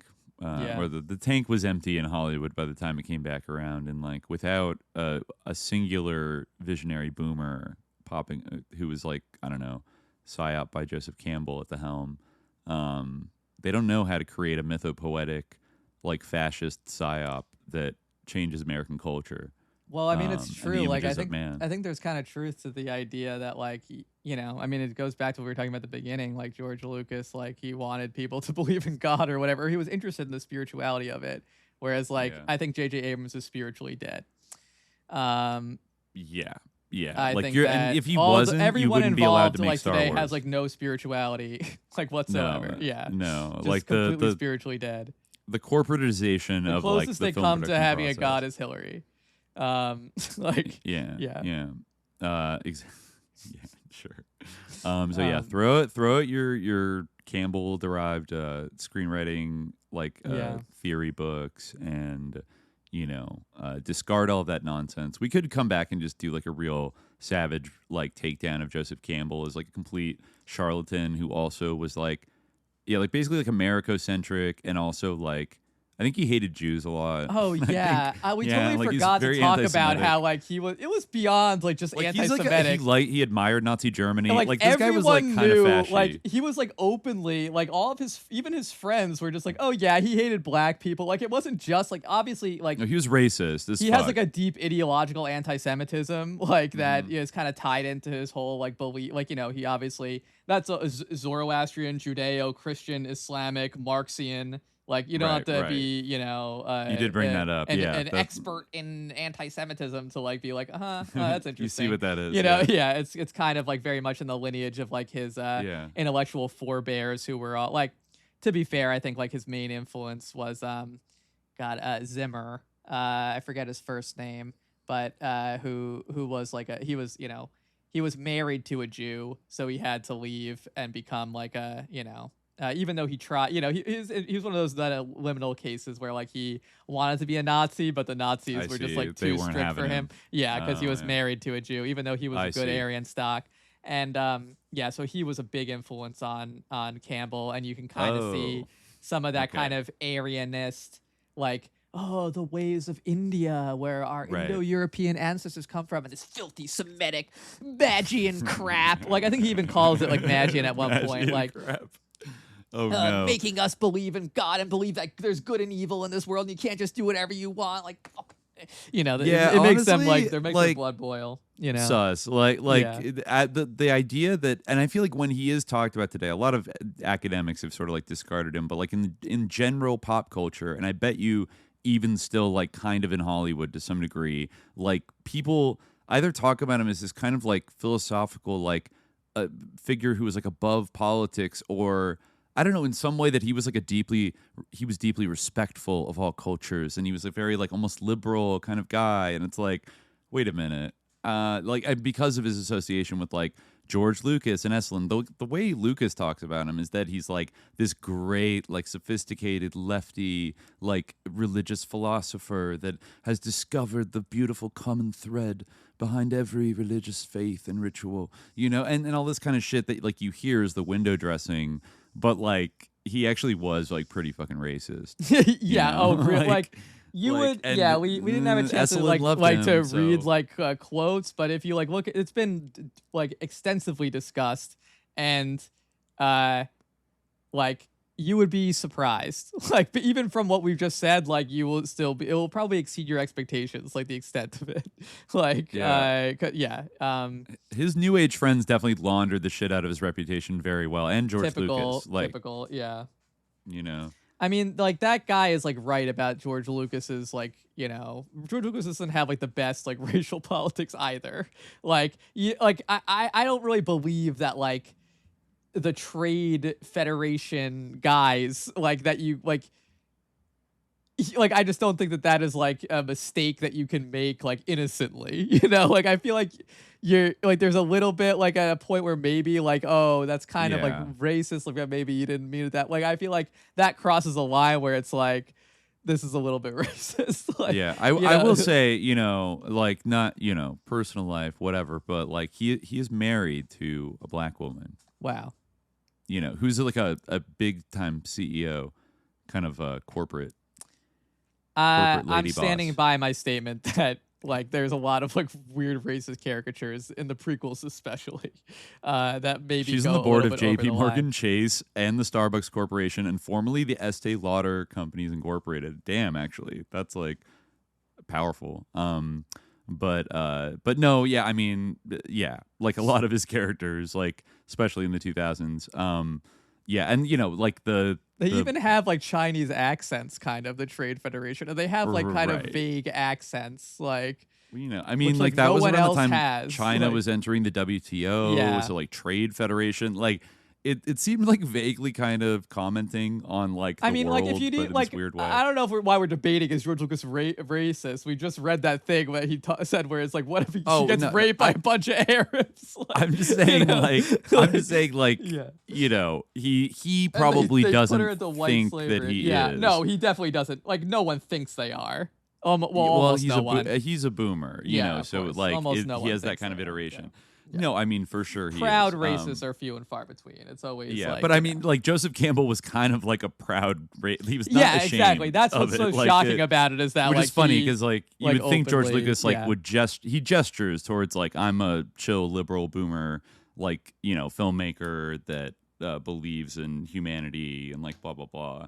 But like also my hero is this like weird like kind of charlatan guy who was beloved by like every new age sus lord and was like super racist, and like all of his shit is like really just window dressing for like a very like American manifest destiny like POV on like world civilization and like religion, and it really only fits like I think somebody made the point that like the reason that Star Wars like fits like the hero's journey thing to a T is not because George Lucas like based the plot on that because he didn't know about it at the time, but because like the whole hero's journey or like Hero of a Thousand Faces thing is like so distorted and like American centric that it like makes perfect sense that Star Wars would like embody it, because like Star Wars is also like that fucking like it's an American attempt, like an American kind of distorted way to like tell this kind of like universal myth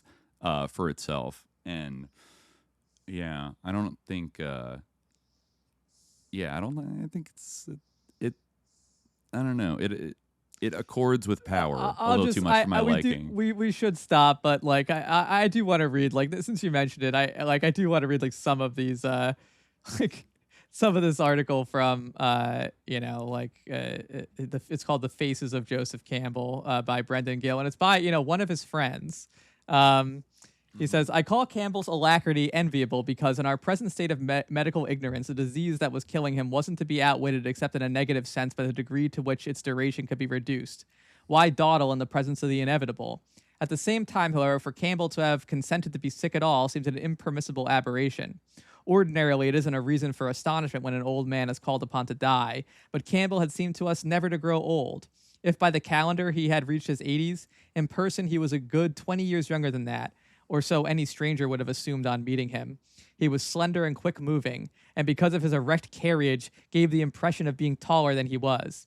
He had thick, dark, wavy hair, bright blue eyes, unwrinkled skin, and a pink complexion. He laughed readily, boyishly, and his laughter remained especially attractive in his old age because, as far as one could tell, his teeth were his own, neither false nor capped. He was, in short, an invincibly youthful figure, so uncannily unaltered by time that he used to accuse him, to his delight, of practicing some hitherto unknown form of Satanism. Oh my God. Anyway, yeah, to the bewilderment of many members of the club, myself included, Campbell's lifelong study of conflicting points of view in a variety of world cultures had not resulted in his accepting a wide variety of conflicting points of view in his own culture. Scholar that he was, surely he could be counted on to observe with a scholar's attachment the desire for upward mobility of minority peoples in the United States. Surely he would be the first among us to understand and forgive if sometimes they displayed crude and even dangerous patterns of behavior. Well, nothing of the kind. So far was Campbell from applying the wisdom of the ages to the social, political, and sexual turbulence that he found himself increasingly surrounded by, that he might have been a member of the Republican Party somewhere well to the right of William F. Buckley. He embodied a paradox that I was never able to resolve in his lifetime and that I have been striving to resolve ever since. The savant as reactionary. Classic liberal stupidity where they... Well, this is an I example can't where they imagine. think someone who's smart cannot be a reactionary, like in deep foolishness. But anyway. Right. Blah, blah, he talks about his middle class Irish Catholic background. Right. Blah, blah, blah. Yeah, so... Isn't there like a rumor that, even though he kind of he like dismissed Catholicism as like just, another set of myths and blah, blah, blah, but then he like freaked out when he was dying and like called in like a Jesuit priest to like give him the last rites, and like but like didn't want people to know about it. Because he sort of postured as like above like I don't religion, know. I didn't you know? hear that one. Yeah, maybe. I read one article kind of like attacking like why do people stand this guy? Like he should be canceled. He sucks, and like he's taught everywhere as like an eminent genius, but. Yeah, but this is the part. Campbell's bigotry had another distressing aspect, which was an seemingly eradicable anti-Semitism. By the time I came to know him, he had learned to conceal its grosser manifestations. But there can be no doubt that it existed and that it tainted not only the man himself, but the quality of his scholarship. For example, he despised Freud, and it appeared from our talks that he did so in large part because of the fact that Freud was Jewish. He approved highly of Jung, and not least because Jung wasn't Jewish.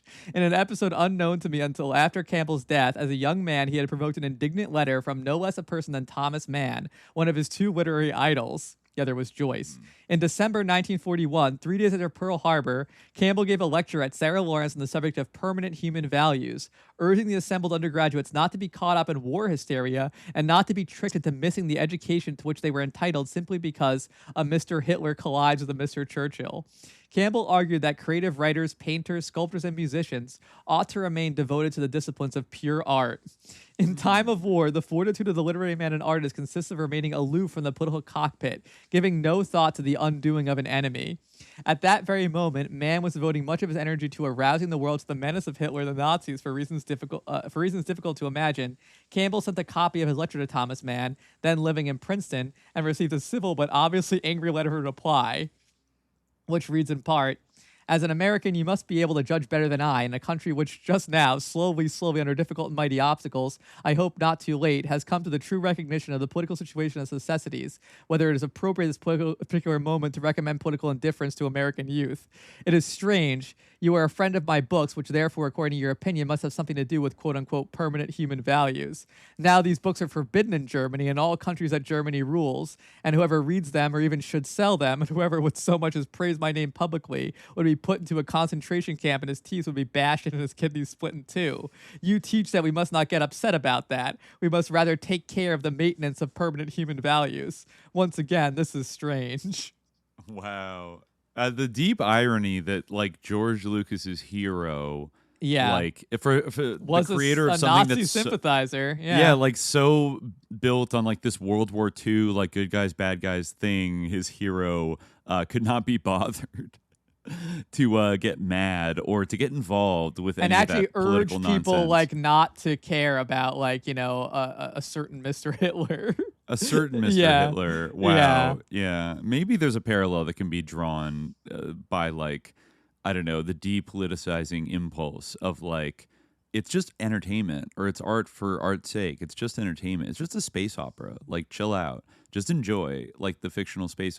Like, that's what life is really about. To maintain your integrity as an artist. Like, don't politicize your work and like, I don't know. I mean, even though Lucas's protests to the contrary, that he made a crypto Vietnam War film with Star Wars, like it feels more, I think it was received and it feels more like a retreat from any kind of like politically engaged or confrontational cinema in that period, like compared to what the 70s, what the trend line of the 70s had been.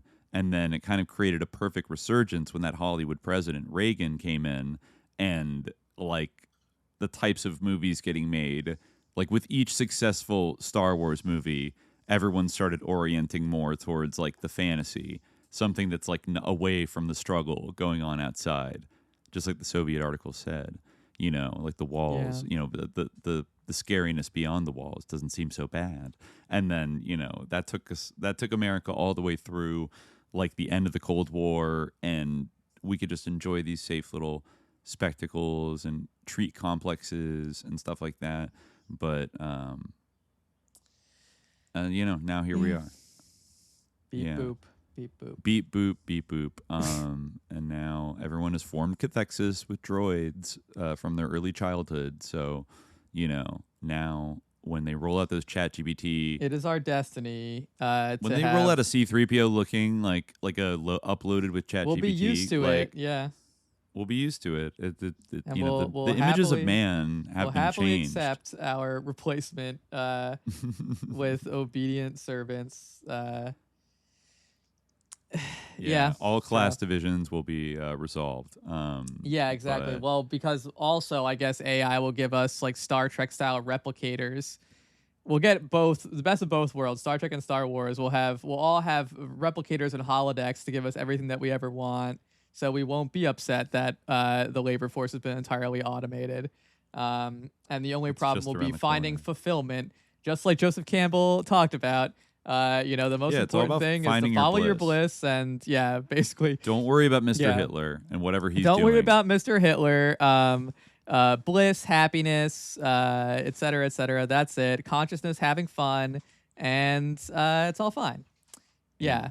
And not only don't worry about Mr. Hitler, but Mr. Hitler will take care of you. Mr. Hitler will deliver C-3PO into your waiting arms. Oh my God. All right.